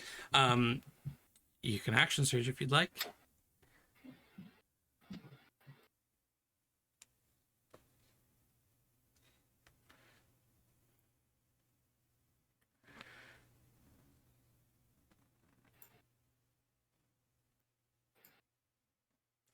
Flaming No, I'm hands. not going to action surge. Jasper. You've got this creature coming towards you. The ground around you is all slick and slimy. It's coating the boulder you're over, and you can only just feel like this field of negative energy just beside you. If you move slightly to the left, you will be encased in it. Yeah. In panic as this thing's come towards me, I'm going to revert to my default. I'm gonna cast Vicious Mockery on it. Okay. What do you say to him? So my kids wrote a bunch of insults that I've put in this hat, and I finally get to use one. Oh, So Drum roll, please. Jasper pulls himself up, and he looks at it, and there's a long one. He says, "You smell like a bag full of dead rats, but not regular rats, gross rats. P.S. Have a bad evening." that's so great. Oh my, your kids are so funny. That's my daughter for you. I love that she kept it classy with evening. You say this, and you drum on your lute as a finisher, and as the magic reverberates out to the creature, there's no effect, as the creature is still in the cone. So this area in front of me is difficult terrain, right? Yep. Okay. Action. Here, I'll show its anti-magic cone again. There you go. You can see it's anti-magic cone. Anywhere inside the anti-magic cone is difficult terrain. Gotcha. Ba-ba-dum-ba. Jesse's dead. Ba-ba-dum-ba. Doopy doopy. No, I mean, I Jesse's guess dead. that's it. I'm not gonna Okay. run out from behind my cover. So Archlands. Archledson. All right, so I'm gonna Count to 3. for my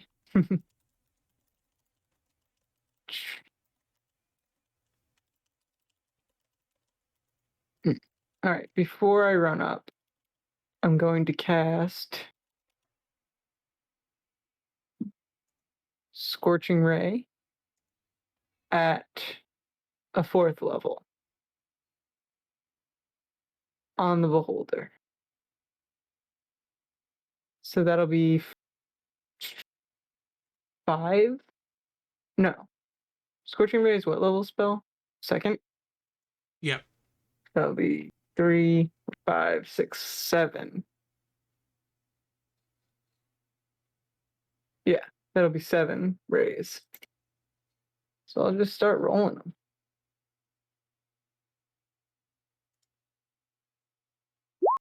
That only roll 1? Okay. It's gonna take a while. 1, 2, 3, 4, 5, 6, and 7. All right. So you walk up to it, anger coursing through you, whip out your rapier and point it towards him, and magic begins to coalesce and slam into him, and 3 of them hit. Oof. Okay. I won't tell you which 3.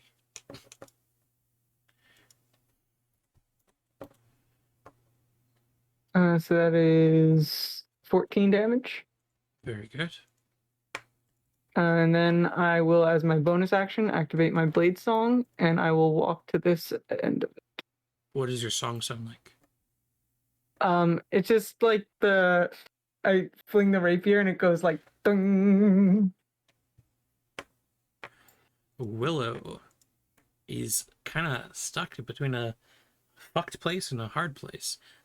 Wait, hold on. The beholder doesn't have a fucking turn. That's Sorry, fine. guys. I forgot That's to add the fine. initiative. Add the Guys. beholder to initiative. It's fine. I'm so sorry, guys. He doesn't need a turn. I'm not complaining. I think he He's does. cool like that. He's cool like He's So that. how about this? He's not charged. Larch, at the end of your turn, he's going to use his 2 legendary actions, and No, I need one of no, you to that's roll. fine. I It's need fine. one He of you to doesn't have- roll a d10, please. He doesn't have to do that. Who would like to roll a d10? Don't He trust wants my to kill rolls, guys. Larch. All right, I'll Jasper. wake up. You're back. responsible for my All right. murder. All right, Jasper, roll a d10. D10. Yep. A 4. Very. Okay. Now, who's been pissing him off? Him and her. Well, she didn't really do much. He doesn't like the wizard. Wizard's done nothing. You killed one of his trap. 1, 2, 3 and sphere. All right. Levine, roll a d4.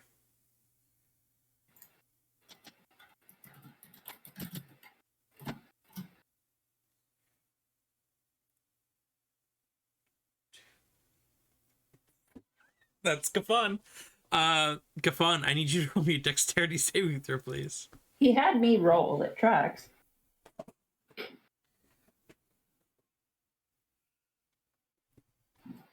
If you rolled a 1 through 4, it's Gafon. Gafon, you get slammed as this ray comes towards you, and as you get slammed in the chest by it. You feel everyone around you starts talking really quickly. You are slowed. So you can either take an action or a bonus action, not both. And you get And to it's half movement. it is half movement, and you get to repeat your saving throughout the end of each turn. Okay. So you are slowed. It is now Willow's turn. Willow's kind of in a fucked place. They came here to kill the beholder, so Willow's going to kill the beholder. I hope so. That's a miss. That's a miss. Just gonna You can't kill a beholder if you miss, sis. Just gonna use a key point to flurry of blows. That's a nat 1. One of you roll a d8, please. Jesse, even or odd. Oh god. Odd. All right, Roll a Larch. d8. Larch, don't roll an odd.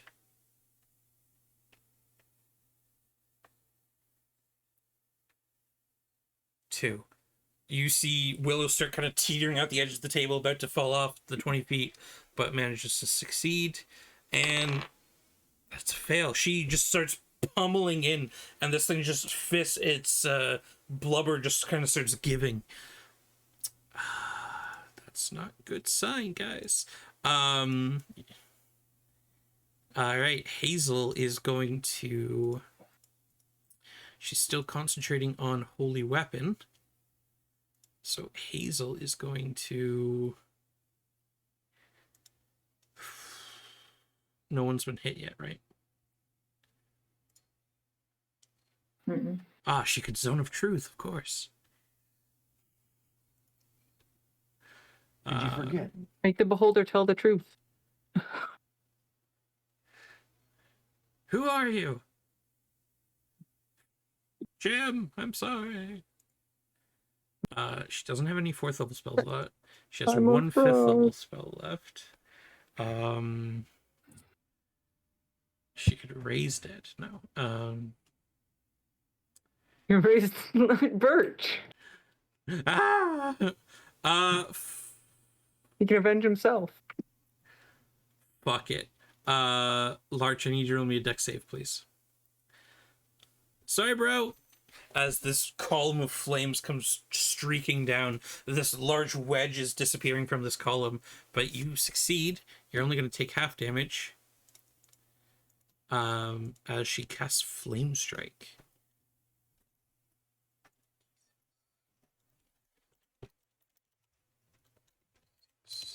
Larch, you take 15 damage. The beholder Woo. is going to make a dex save. 19. It succeeds as well, so it's only going to take 15. Alright, that's their turn. This drow is Kaputsk. That drow. This drow's going to keep coming for Gafan. It's now up to Gafan, and it's going to make an attack against you. Does a 7 hit? Nope. Okay. Gafan, it's your turn. You are slow. 5, 10. So my speed's 25. So do I get 10 or 15? You get 10. You round down. You So get nothing. attack of opportunity. Does a 16 hit? Well, if I would have thought of that, I would have attacked first, then ran. But yes, that does hit. 3 damage to you. Okay. It's getting firebolted. The drow? Yeah. Okay. 22, that hits.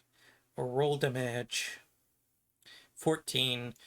Again, this thing just incinerates. And then another deck save. Yes. You are still slow. Still slowed. Okay. Finally. And Yeah, sorry. after 2 rounds, the beholder gets to go. Well, first of all, who rolled the area of effect last time?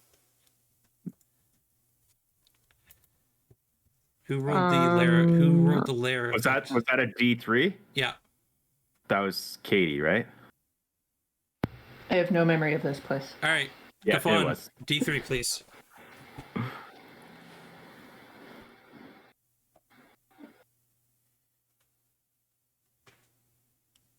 Three. Oh, that's giga fun.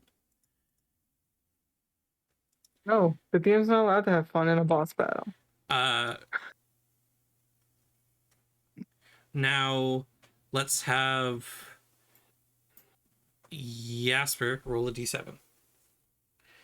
D7. 7. I have so many of those. Yep. 7. So starting at the top, that's Jasper, Willow. That would be Gafon again. No, roll a d6. Gafon's already affected. Okay. 5. Larch. The Yeah. slit, the crease in the wall opens like an eye. You can see the stone kind of separates a bit like an eyelid. And you can see this stone eye, and a beam is going to shoot at you. I need you to roll a d10, please.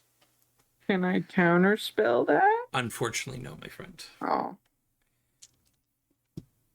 What am I rolling? A d10, please, to see what you die. You only have 19 hit points? Yep. That fucking sucks. I'm a wizard, dude. I need you to roll me a Constitution saving throw, please.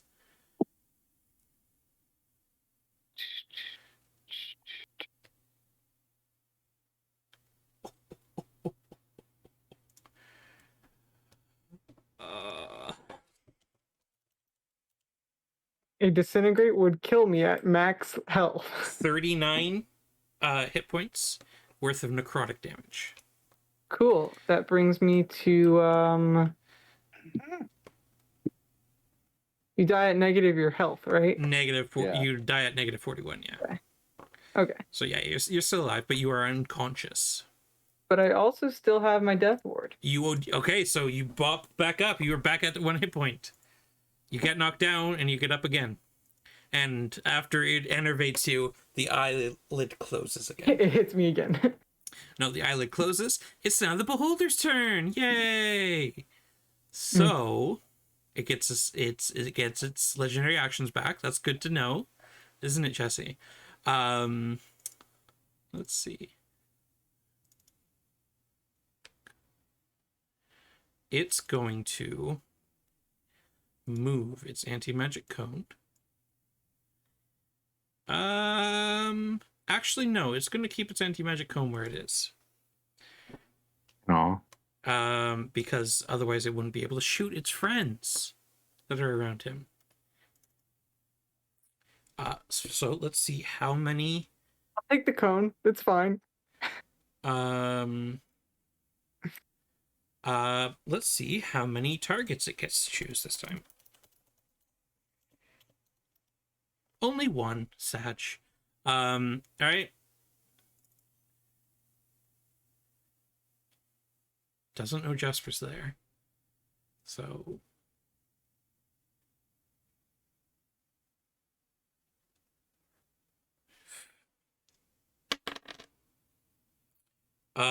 It's gonna focus on great. Who just rolled the d10 to see what ray it was? That was Larch. Gafon, d10, please.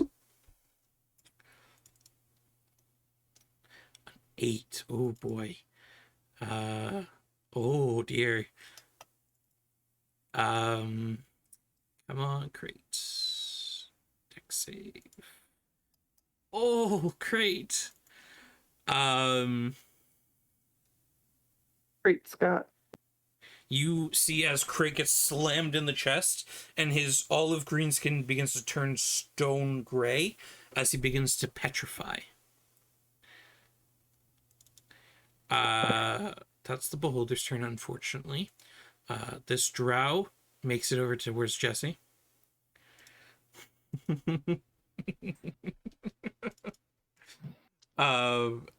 It's gonna make an Gonna attack. box the drow. Just insulted again. Does an 18 hit?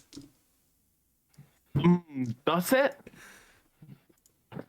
I'm gonna screech pathetically and use cutting words.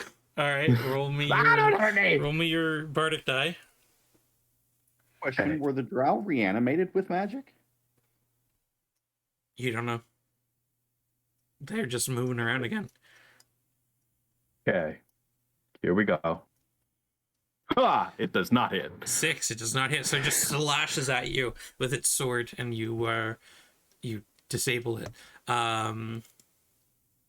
Crate. Oh, buddy. Great, like I'm out. Time to go. And is restrained. He can still hit the beholder though, so he's gonna try and go out strong. Vicious Glaive 25, Vicious Glaive 28, Action Surge, Vicious Glaive 18, 30. Ooh. 8, 10, 9, 17. And he just kind of smiles at Levine. It's like, yeah, that's how you do it. That's the way. Uh-huh. And then he turns to stone We're about to see with a permanent grin directed at Levine. another dex save at the end of his turn. 3. Crate's body mid-strike solidifies up.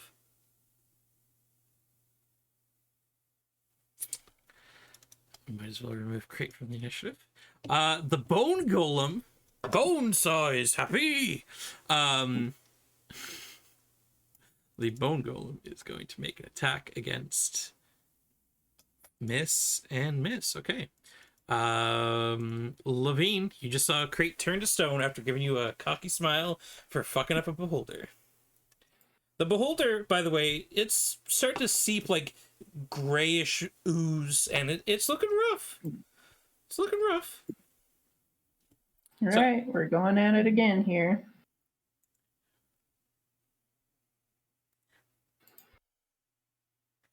That hits.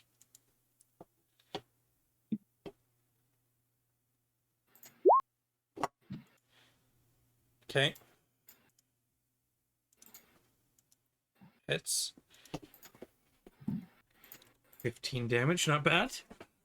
And then do I roll, I'm forgetting this again, for my polearm master, do I roll a separate attack again and then only roll a d4? Yeah, bonus action is just a flip around with the... Yeah, so just roll another glaive. And then just roll a d4 plus your strength plus 1.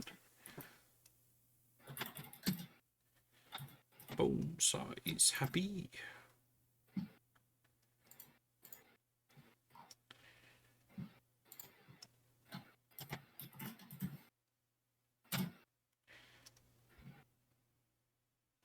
Four damage. Okay. Are you an action search? Yep. All right. Yep. Fuck it up. Oh. Will not do it. All right. Fuck it up. Actually, hold on.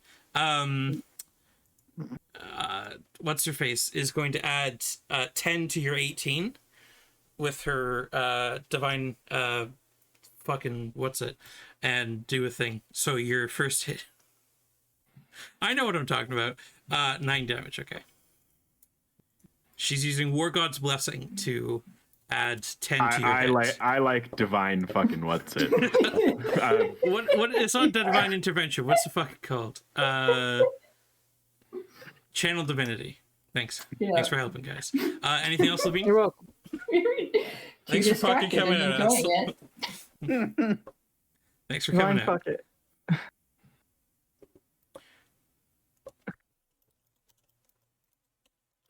No, that's gonna be that. Oh no, do I? No, I don't. All right, good talk. At the end of your turn, it's going to use its 3 actions and plop that around. Oh no, it hurts me so much. Your glaive is no longer magical though. Jasper. Jasper. You are Jasper. I sure am. What was I gonna fucking say to you? Oh, Oh, divine the fucking what's ground. it? The ground is no longer difficult terrain, by the way. Okay. That just lasts around. Jasper, it's your turn. Bone size, happy. This guy's right up in my face, but as far as I know, magic's not working on it. As far as you know. I had no idea why that happened, so I'm gonna try and stab it with my rapier. Rapier. It has 2 hit points. Come on, man. 14, that is not enough to hit it. You get 15 or higher. God damn it. I have nothing that I'll can come do teach you how to kill the drow. nothing that can do damage on bonus action. Gafon, by the way, you are no longer slowed while you're in the... I was gonna ask you, yeah.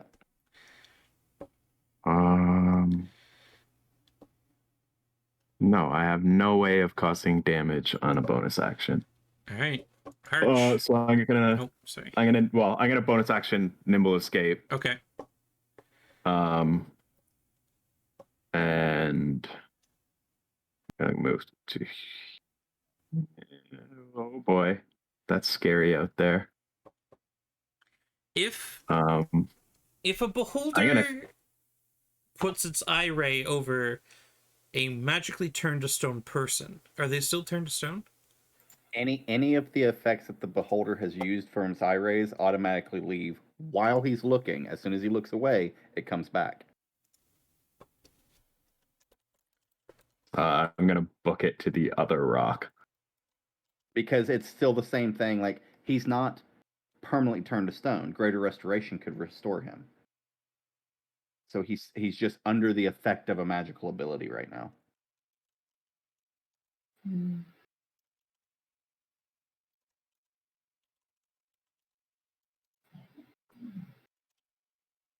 Yeah, that's my turn though.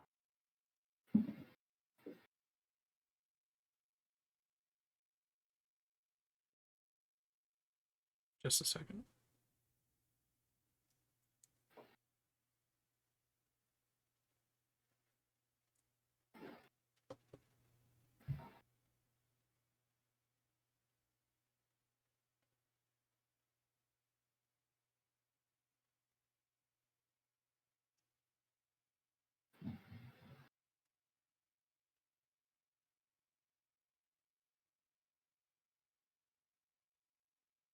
I mean, other than the disintegrate.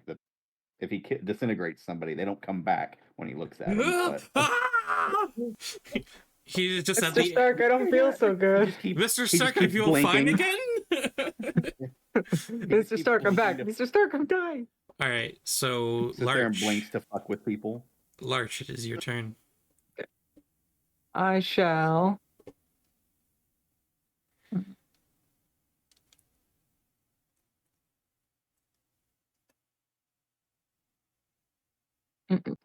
Okay. I'm gonna move a little to the side so I'm out of that ray. Do you like to move it? Move it? I do like to move it.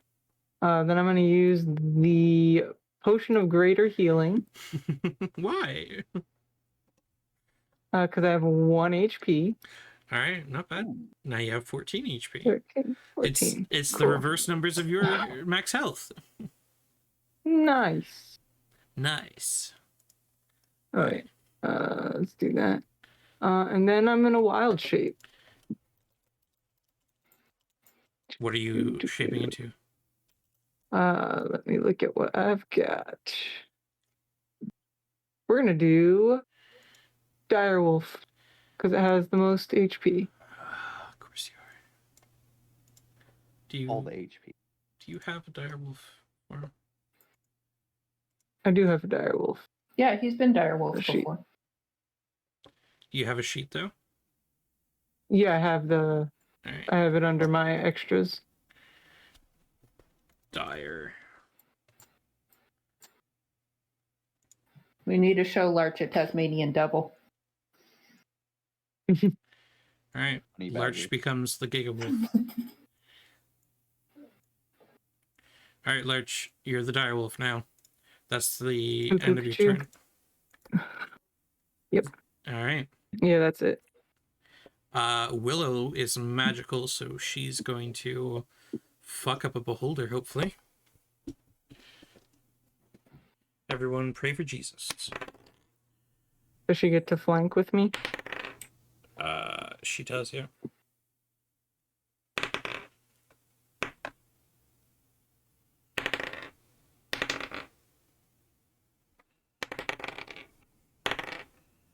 I'm going to use a different die.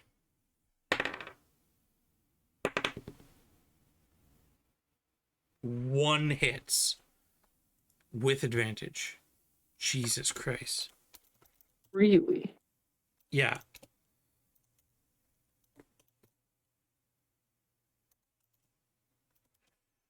$15 damage. You know what? Willow's gonna try that, so the beholder's gonna con save. No, Willow loses a thing. She tried to stun it.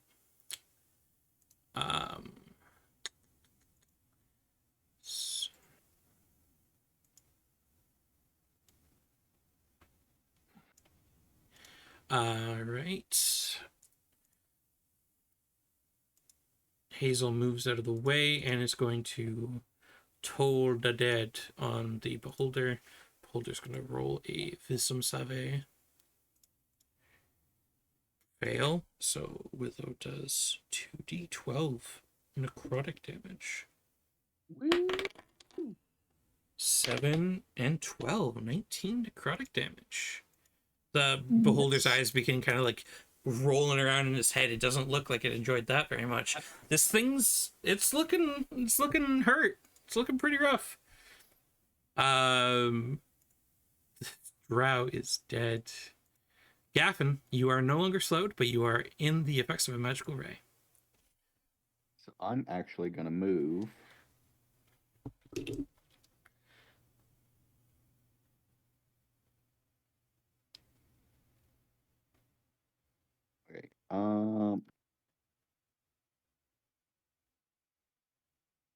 Move up to here. So now I have my slow back. Yes.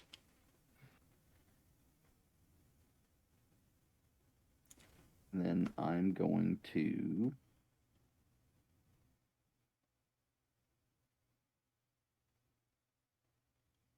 that's it. I'm taking out my wand, and it's getting the lightning bolt. Ooh. Oh yeah. So it's a dex. Yeah. It's a dick 15, right? Yeah, it should be a dex 15. Okay. And then it is 8d6, right? yeah. 20. Look how many ones.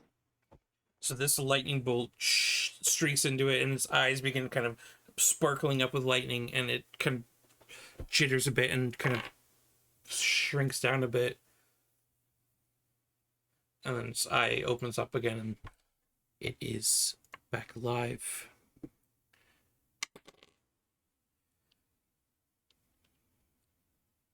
Jasper, you don't see it, but behind you, from this slit here, the eyeball opens in the stone, and I need you to roll me a d10, please. 4. That's I'm so gonna roll fun. my dex save for the slow too. Yeah. You are still slowed. Jasper, I need you to roll me a dex save as well.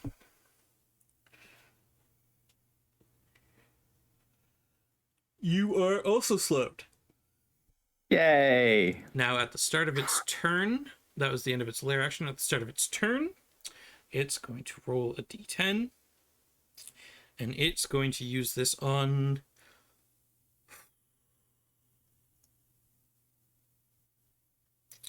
It's going to use it on Willow.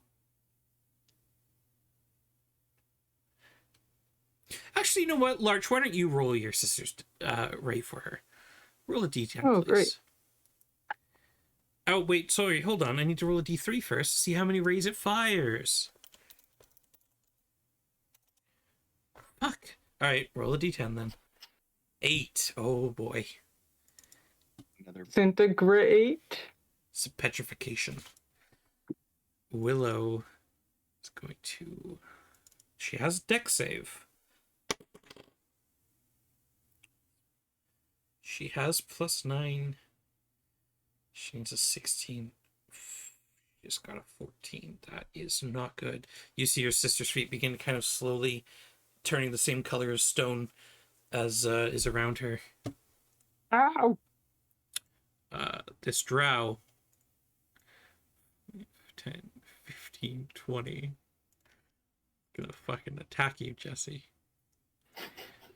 19 to hit. Yeah, that hits. You're also slowed, which is fun. You take 9 damage as this thing just comes up and just gashes you with a set of its teeth. I need to make a No, it doesn't matter. She's in the anti-magic thing anyway. I guess I could still maintain concentration on it, though, right? Yeah, still make it, please. Okay. You need a 10 or higher, basically. Yeah, you're fine. The Bone Golem is going to attack Willow with his multi-attack. Willow has advantage against Willow because they are freezing. Oh god. This Bone Golem, one of its arms extend out and this large bony sharp protrusion comes up and it just gashes into Willow's back once and then twice. You hear just as Willow slowly turns just stone, just blood starts dripping out of her mouth. She looks hurt.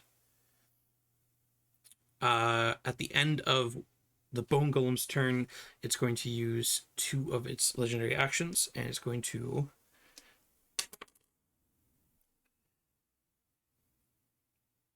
use 2 rays. One is going to be against Willow.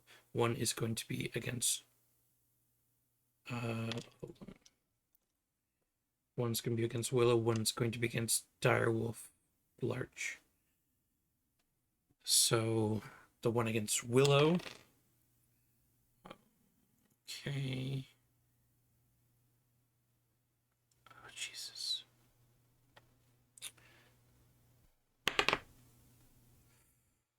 You see as the same black beam that struck into your back before Larch, the enervation ray, streaks into Willow, and she coughs and she begins to start falling, and as she falls, her body petrifies and she begins falling off the table.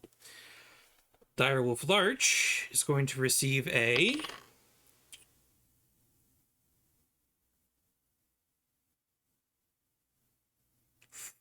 that is not good. I need you to roll a deck save, please, Direwolf Larch. Oh no. Do. 30 save. So it's just a +2.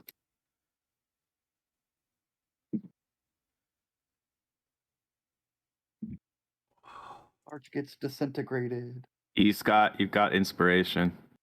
Add a D8 to that. You do have your inspiration. Oh, I can add to that? Yeah, you're the same creature. It's not like polymorph. 18? 18 beats what you need, so you're gonna take half damage. Oof. Actually, hold on. Do you take half damage with disintegration? Yeah. I think do you take full, just not the disintegrate part? No, you don't take any damage. It's just like the spell disintegrate. It's either all or nothing. So you see this sickly gray beam streak into you, and you manage to, as a wolf, just kind of jump to the side, and the eyeball that is in the wall disintegrates and just becomes a massive pot mark.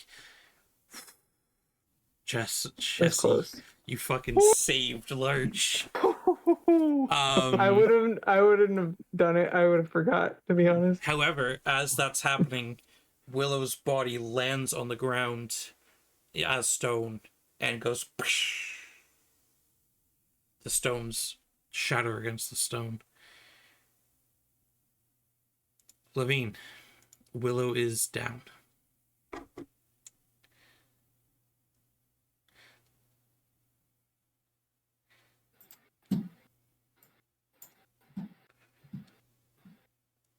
All right. The beholder's Levy- looking rough. Yeah, Levy roars, and I'm going at this thing Okay. again. Guess I can remove Willow from initiative.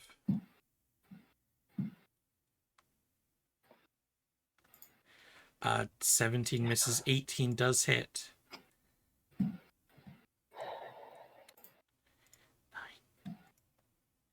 Still up. You're gonna use your bonus attack, I think. Mm-hmm. Actually, that's only 8 damage it does. Sorry. Actually, that 18, Neither of those hit. does neither of those hit because you are in the anti-magic field. Mm-hmm. Let me just add that. Do you want to still do your bonus action attack? 24 does hit. Yeah, I'll still do it. Okay, so it's For a danger. d4 plus your strength. And you just bop it with the end of your stick. Bop it, pull it, twist it.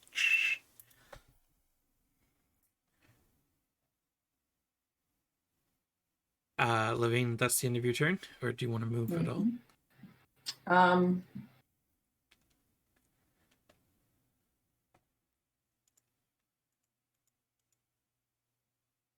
Yeah, I guess I'm gonna go the same direction I was planning on going before, but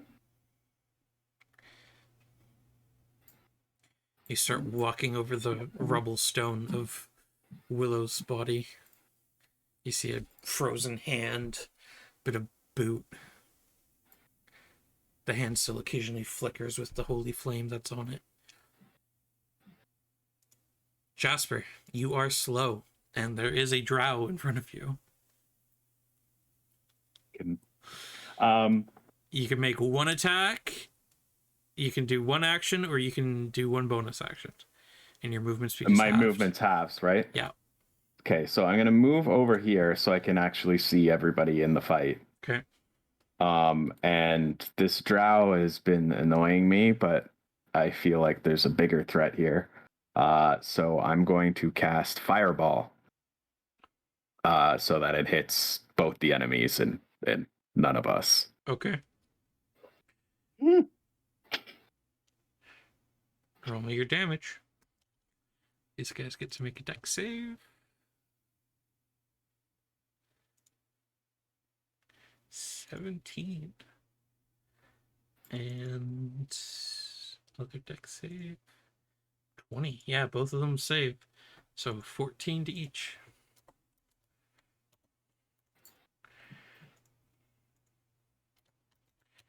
The ball explodes, and in the smoke and the shroud, you were hoping for a nice charred meatball, but it's still flying around. Direwolf. We are gonna. Have a cat party. Family.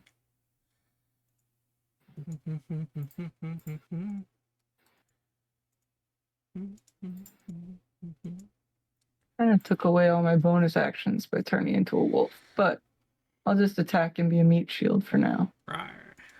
Alright, roll me an attack. 24 24? hits. It's a good fucking 13 direwolf roll. damage. It's a good direwolf roll. It It's a can good be boy. it cannot be knocked prone though, unfortunately. That's fine. So you kind of bat up against it and it kind of floats a bit.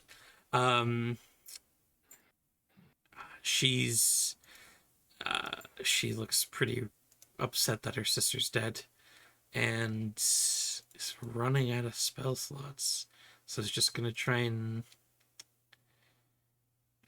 guiding bolt the beholder, I guess.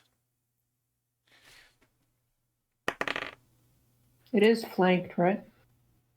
It is, but the guiding bolt missed. Kafan, things are not looking your way.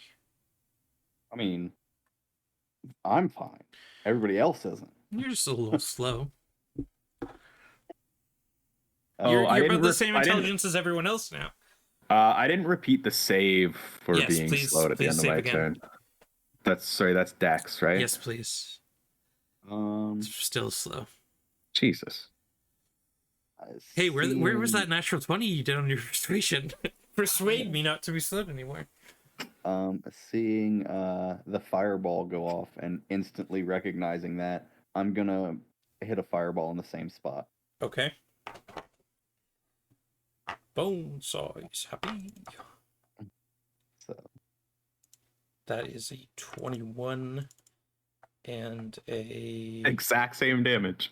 22, so they both take 14 again.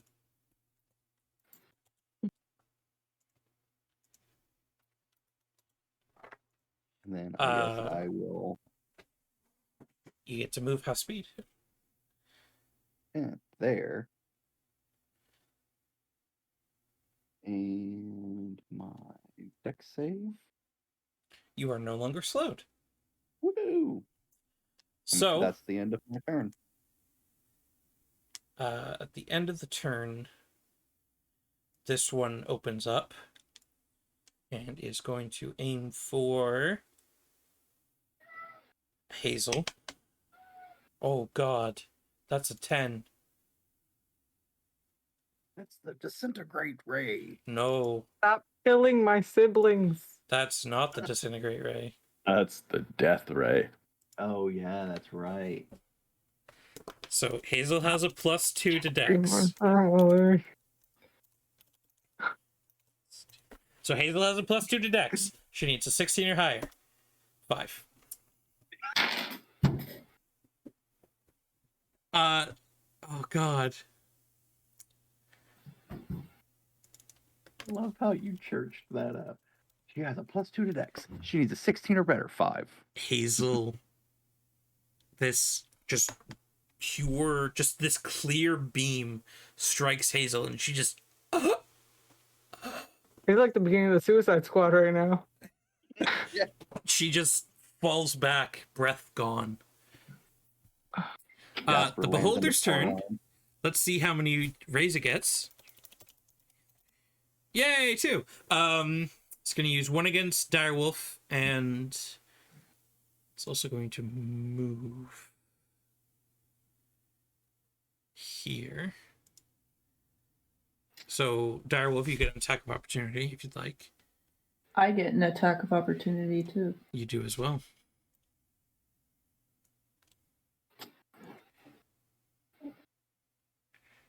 And it's going to deactivate its anti-magic ray. 20. Nice.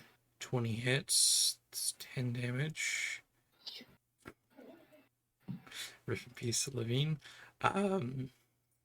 So one of them's going to go against the wolf. One of them's going to go against Levine. Let's have Gafon roll for Levine's ray, and Jasper roll for Larch's ray, please. D10. D10.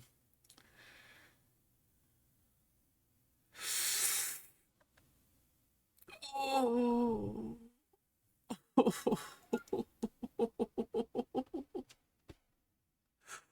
Levine, that is a disintegration ray towards you. The sickly gray beam comes streaking towards you. Dex save, please. Bye, boys.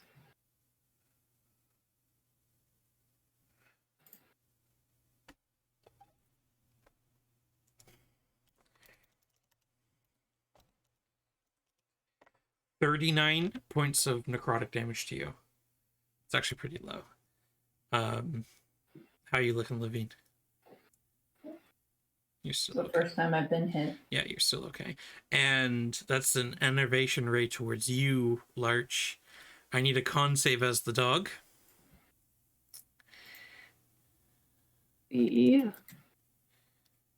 Same thing, a +2. That's a Not bad. success. You take half. So you take 15 as a dog. 15 dog damage. The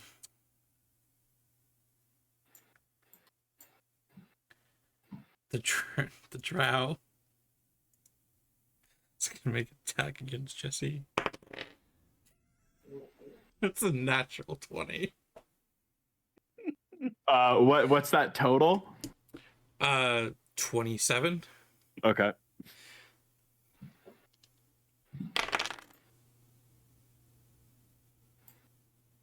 And because it's a natural 20, it gets something special as well. Wasn't that fun? So it's that. Then it's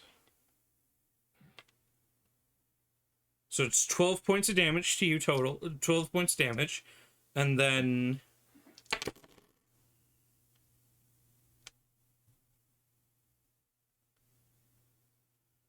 $27 points of poison damage. So 12 and 27. So 39 altogether. Okay. I'm gonna use my cutting words to reduce some of that damage. I don't believe you have a reaction as because you're slowed. Oh, god damn it. Okay, I take 39 points of damage. I'm looking not good. Okay. Anti good. The bone golem is going to jump down from the table towards Levine. And it's going to 23 to hit you, Levine. Mm-hmm. And a 19. Both hit. Mm-hmm. That's 20 slashing and 9 necrotic. So 29 total. At the end of your turn, the beholder is going to use. At the end of the bone golem's turn, the beholder is going to use a death ray, or a ray. It gets to use 2. It's going to go Wolf and Gafon.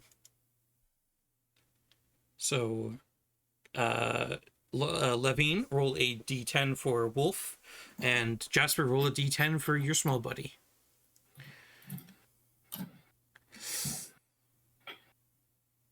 Okay.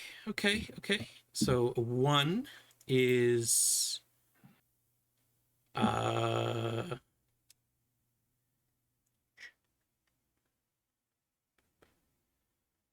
right, so I need you to roll me a wisdom saving throw. What was the thing about charms that we talked about earlier? That's on Levy. Oh, okay. That's right, sorry. She's immune to being charmed and frightened by it, basically. Right, okay. So yeah, Gafon, I need a wisdom saving throw, please. I think you might have advantage as a gnome. Yeah, no. Actually, she doesn't anymore because I definitely lost concentration okay. with 39 damage. 11 still. You are now on the beholder side. I can do that. And you get to resave at the end of each of your turns.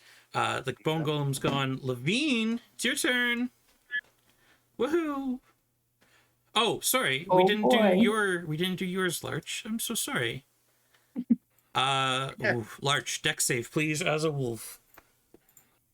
Deck save. As a wolf. There we go. The wolf. 13. The wolf begins to turn to stone.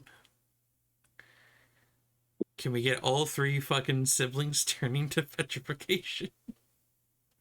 All right, sorry, Levine. No, what's her name's fine. No, she's dead. She got hit by the death ray, remember? No, she's fine. She's not stone. You're not wrong. She is not stone. She's stone cold. Ooh, Steve Austin. Indeed. So Levine, it is your turn. There's a bone golem in front of you. Mm-hmm. And the beholder is about 30 feet up now. He's just doesn't like being so close to people. Shocker. He's a little antisocial. Not enjoying this.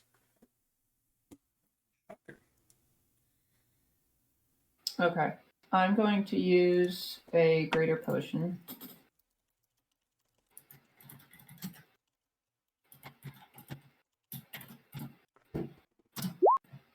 Cool. 13? Okay. That brings me up to 16 total. My turn's gonna be so bad. Mm-hmm. Mm-hmm. Not going well. Fawn's gonna go cow tipping. Wolf tipping.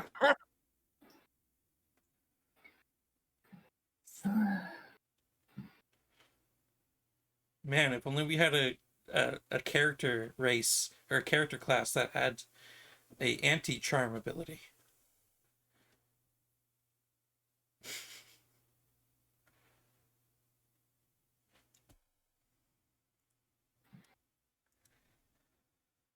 So that was your bonus action, Levine. Yep. What would you like to do for your action? It's a good question, isn't it? It is, yeah. I've been Really known to ask pissed those off you occasionally. moved that beholder. There's a bone golem in front of you. Yes, I know. He's not very friendly. No, I'm going to attack him. You can make him. Yeah, I'm great at that. Hey, look at all the friends you've made so far. So I'm going to attempt to go for his chest. All right, you're doing a targeted strike, Mm-hmm. so you can either do disadvantage or -5 to hit. Let's do disadvantage. All right, roll with disadvantage then, please. 17. That does hit. So you manage to pierce him up between the rib cages. Roll damage. Okay.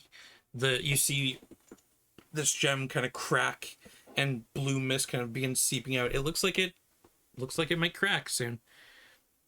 You want to do it again? Doing it again. Okay. 11, that misses, unfortunately. You carve in again, but your glaive kind of gets stuck in between the ribs, and it just swats your glaive away. That's it. That's all I got. Rasper Jigby. This fucking thing that keeps attacking me, does it have anything on it? No. It's not carrying anything. No. It didn't, like you said, some of them had weapons and Some gear. of them did, yeah. This one has nothing. This one's just slashing teeth and claws against you. Okay. No, From its no. large. It's not wearing armor from when it was alive or anything. It's wearing leather armor. Yeah, of course it is. I mean, if you want to keep metal. Levine's wearing plate.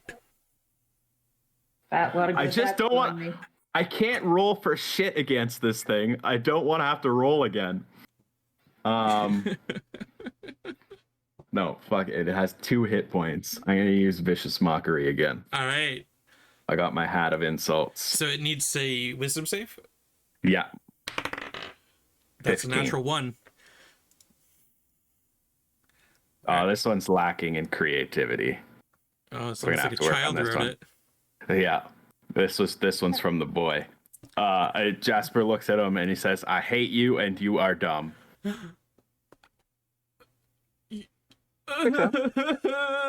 That's straight and to the point right there. It just and just falls over dead. Oh yeah. Uh, And then I'm going to move behind the rock from the beholder yep. and dex save at make the end of your my turn. dex save. Yay, you're no longer slowed. Oh. It'd be nice if you could make those at the start of your turn. Yeah. Larch Hudson, you are what's it? Thinged. What's it called? Stoned. Restrained. But I can still like do things You cannot aside from move. moving, right? Can I Hold cast on. a spell? Let's see.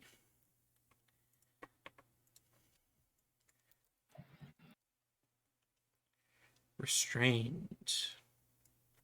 Restrained creature speed is 0. Attack rolls against the creature have advantage. The creature is disadvantaged on dex saves. Yeah, so you can still cast a spell, I guess. You are a wolf. So I would like to drop my wild shape. You Am are I still turning to stone? You are still turning to stone. Unfortunately, Okay. unlike polymorph, it's the same. The status effects still carry over.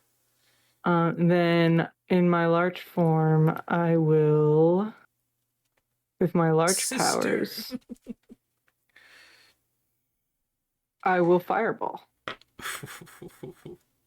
Levine? No, I'm gonna fireball in a way that I can get both the bone golem and Okay. Yeah, Mr. Feely. Yeah, it's yeah, you can do that. You kind of aim it directly at the base of the it's 34, that's pretty good. So Beholder. 3 6s in a row.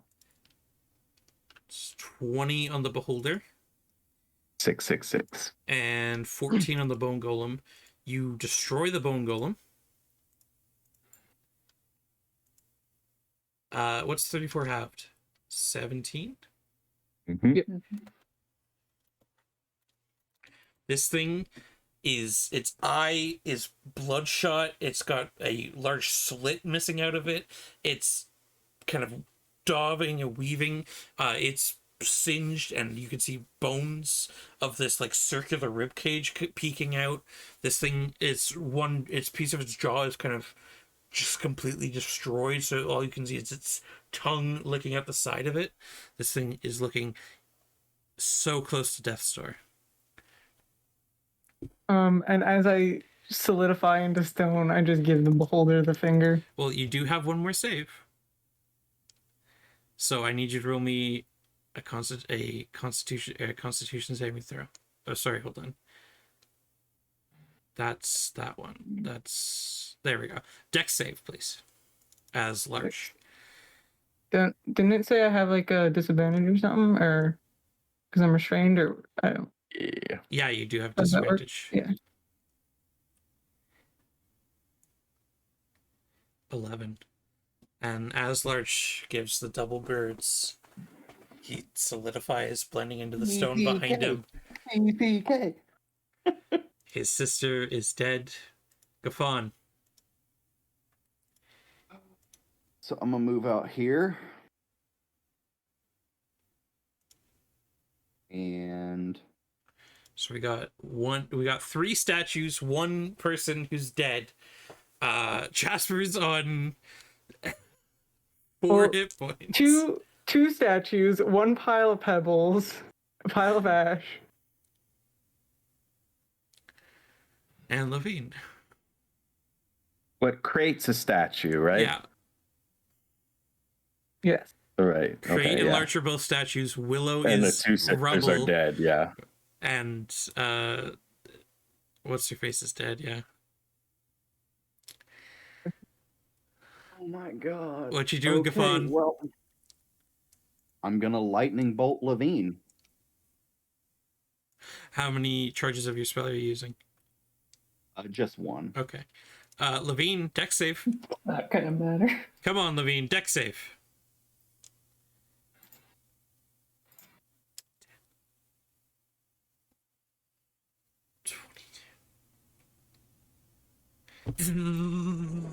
Levine, you collapse against the stones.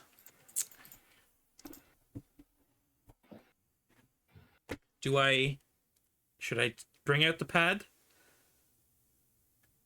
for death Okay, saves?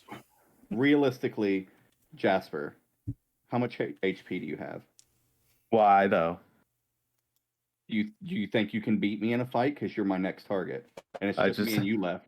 I just have to beat the fucking beholder. The beholder dies. Technically, yeah, the you fucking can beat drow. the beholder, Also, Gafon, at the end of your turn, No, the drow's dead. Check. check at the end of your turn, Thank you. Gafon. Oh, Break for- free. Wisdom. No, he wants to kill us all. Wisdom advantage because Hey, you were the I one choose to clapping fail. and going TPK. wisdom advantage because you are no longer you are no longer charmed. Now I'm Convenient. mortified. Mage's turn. I didn't want to TPK us. I just saw that going that way. Yeah, that's the end of my turn then. Only gets one ray. And it's going to go up against Gafan, the only person he can see. Cool.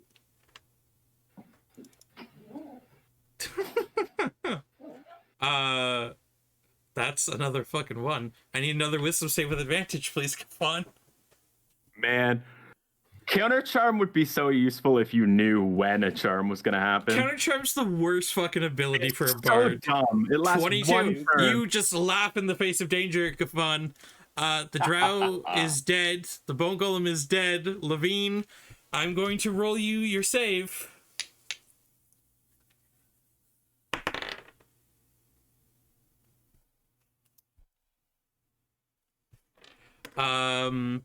Jasper. The beholder's looking real fucked. Yeah. On a scale of 380 to 0, it's at 11. Okay. Well, I'm gonna step out. I'm gonna fireball it right in the eye. Okay. Roll damage. Let's see if it's even worth. Wait, hold on. How close is Levine? Okay, yeah, that wouldn't Well, hit don't her. forget the beholder's also 30 feet up too. So Oh, yeah. All right. Roll damage. Let's see if it even 3. needs to roll a dex save. 33 halved is 16.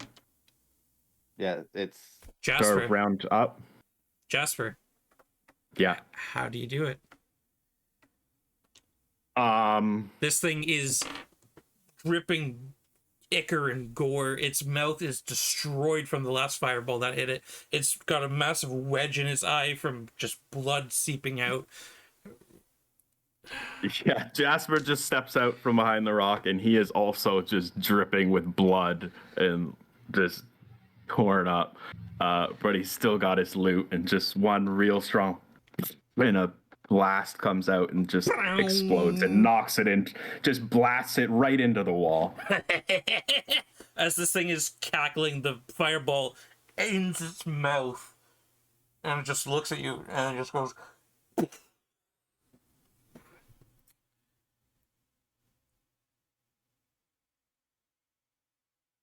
That is the end of initiative. Actually, it's not. Jasper, is that the end of your turn? No. Are you going to move? Yeah. Okay. I'm gonna move 1, 2, 3, 4. I can move that far. Okay.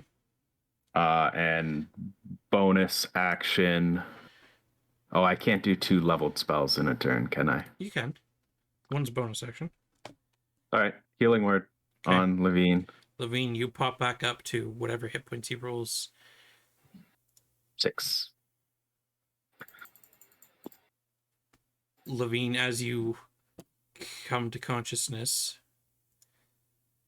Gafan, it is your turn.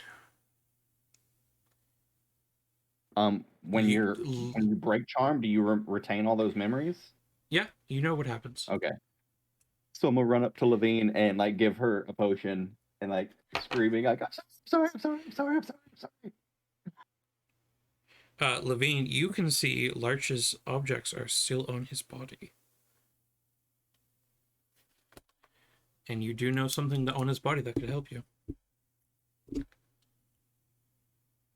Aren't I instoned? Your body is, yeah. Oh. Okay.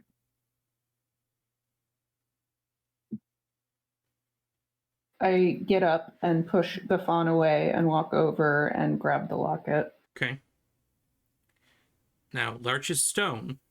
However, his cleric sister is still intact on the floor of the, over by Betty White. Yeah. I'm going to go over. Okay. So you just body Gafan, just yeet him into the rocks, into the table, and just start running towards Larch. You rummage through his sack, you grab the locket of fucking whatever, Revivify, Locket of life. you start running towards Hazel. Do you use the locket on her? Okay. Yeah. You palm the locket on. Begin using it. Power courses through Hazel.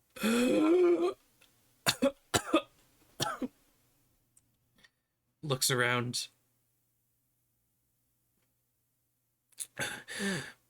You guys did it. Where's Larch? I pull her up and point.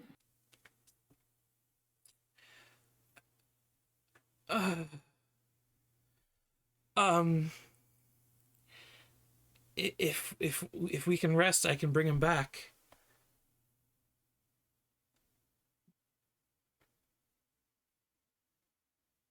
Are we okay to rest here?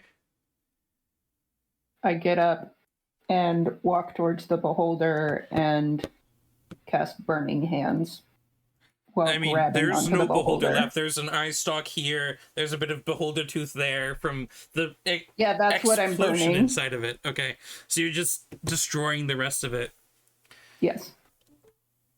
I'm going to ritual cast Tiny Hut to give us a safe place to, Beautiful. and a comfortable place to be. I will use Song of Rest. We're doing a short rest, right? Long rest. She needs to change her spells. Oh, okay. Never mind that.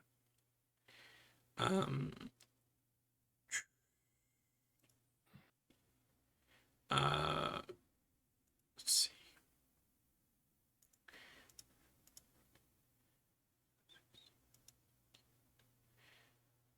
So, you guys have a rest. You sleep. It's a very, very stressful sleep for all of you. Except for Larch. Larch, it's a fairly nice sleep. Nice and cozy, nice and warm. Nice Double and middle tight. finger sleep. You are all level 8.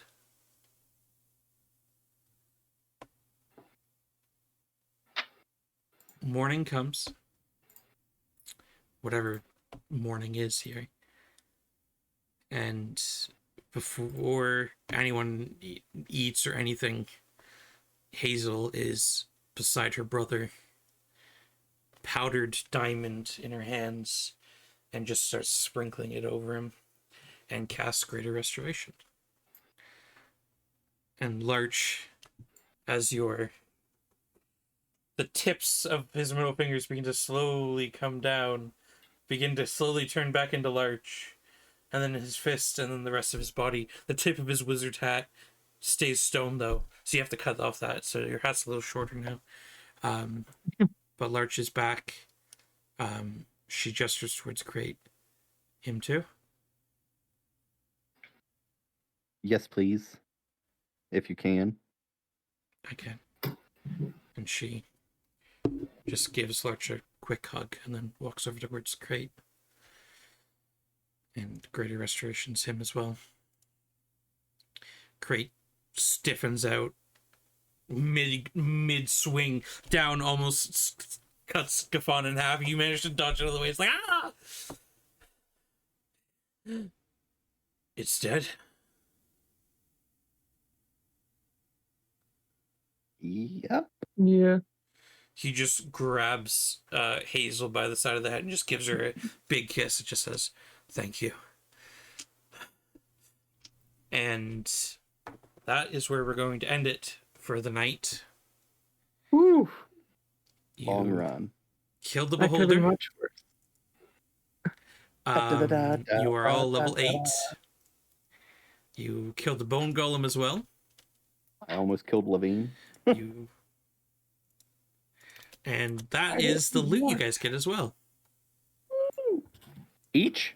No, all total.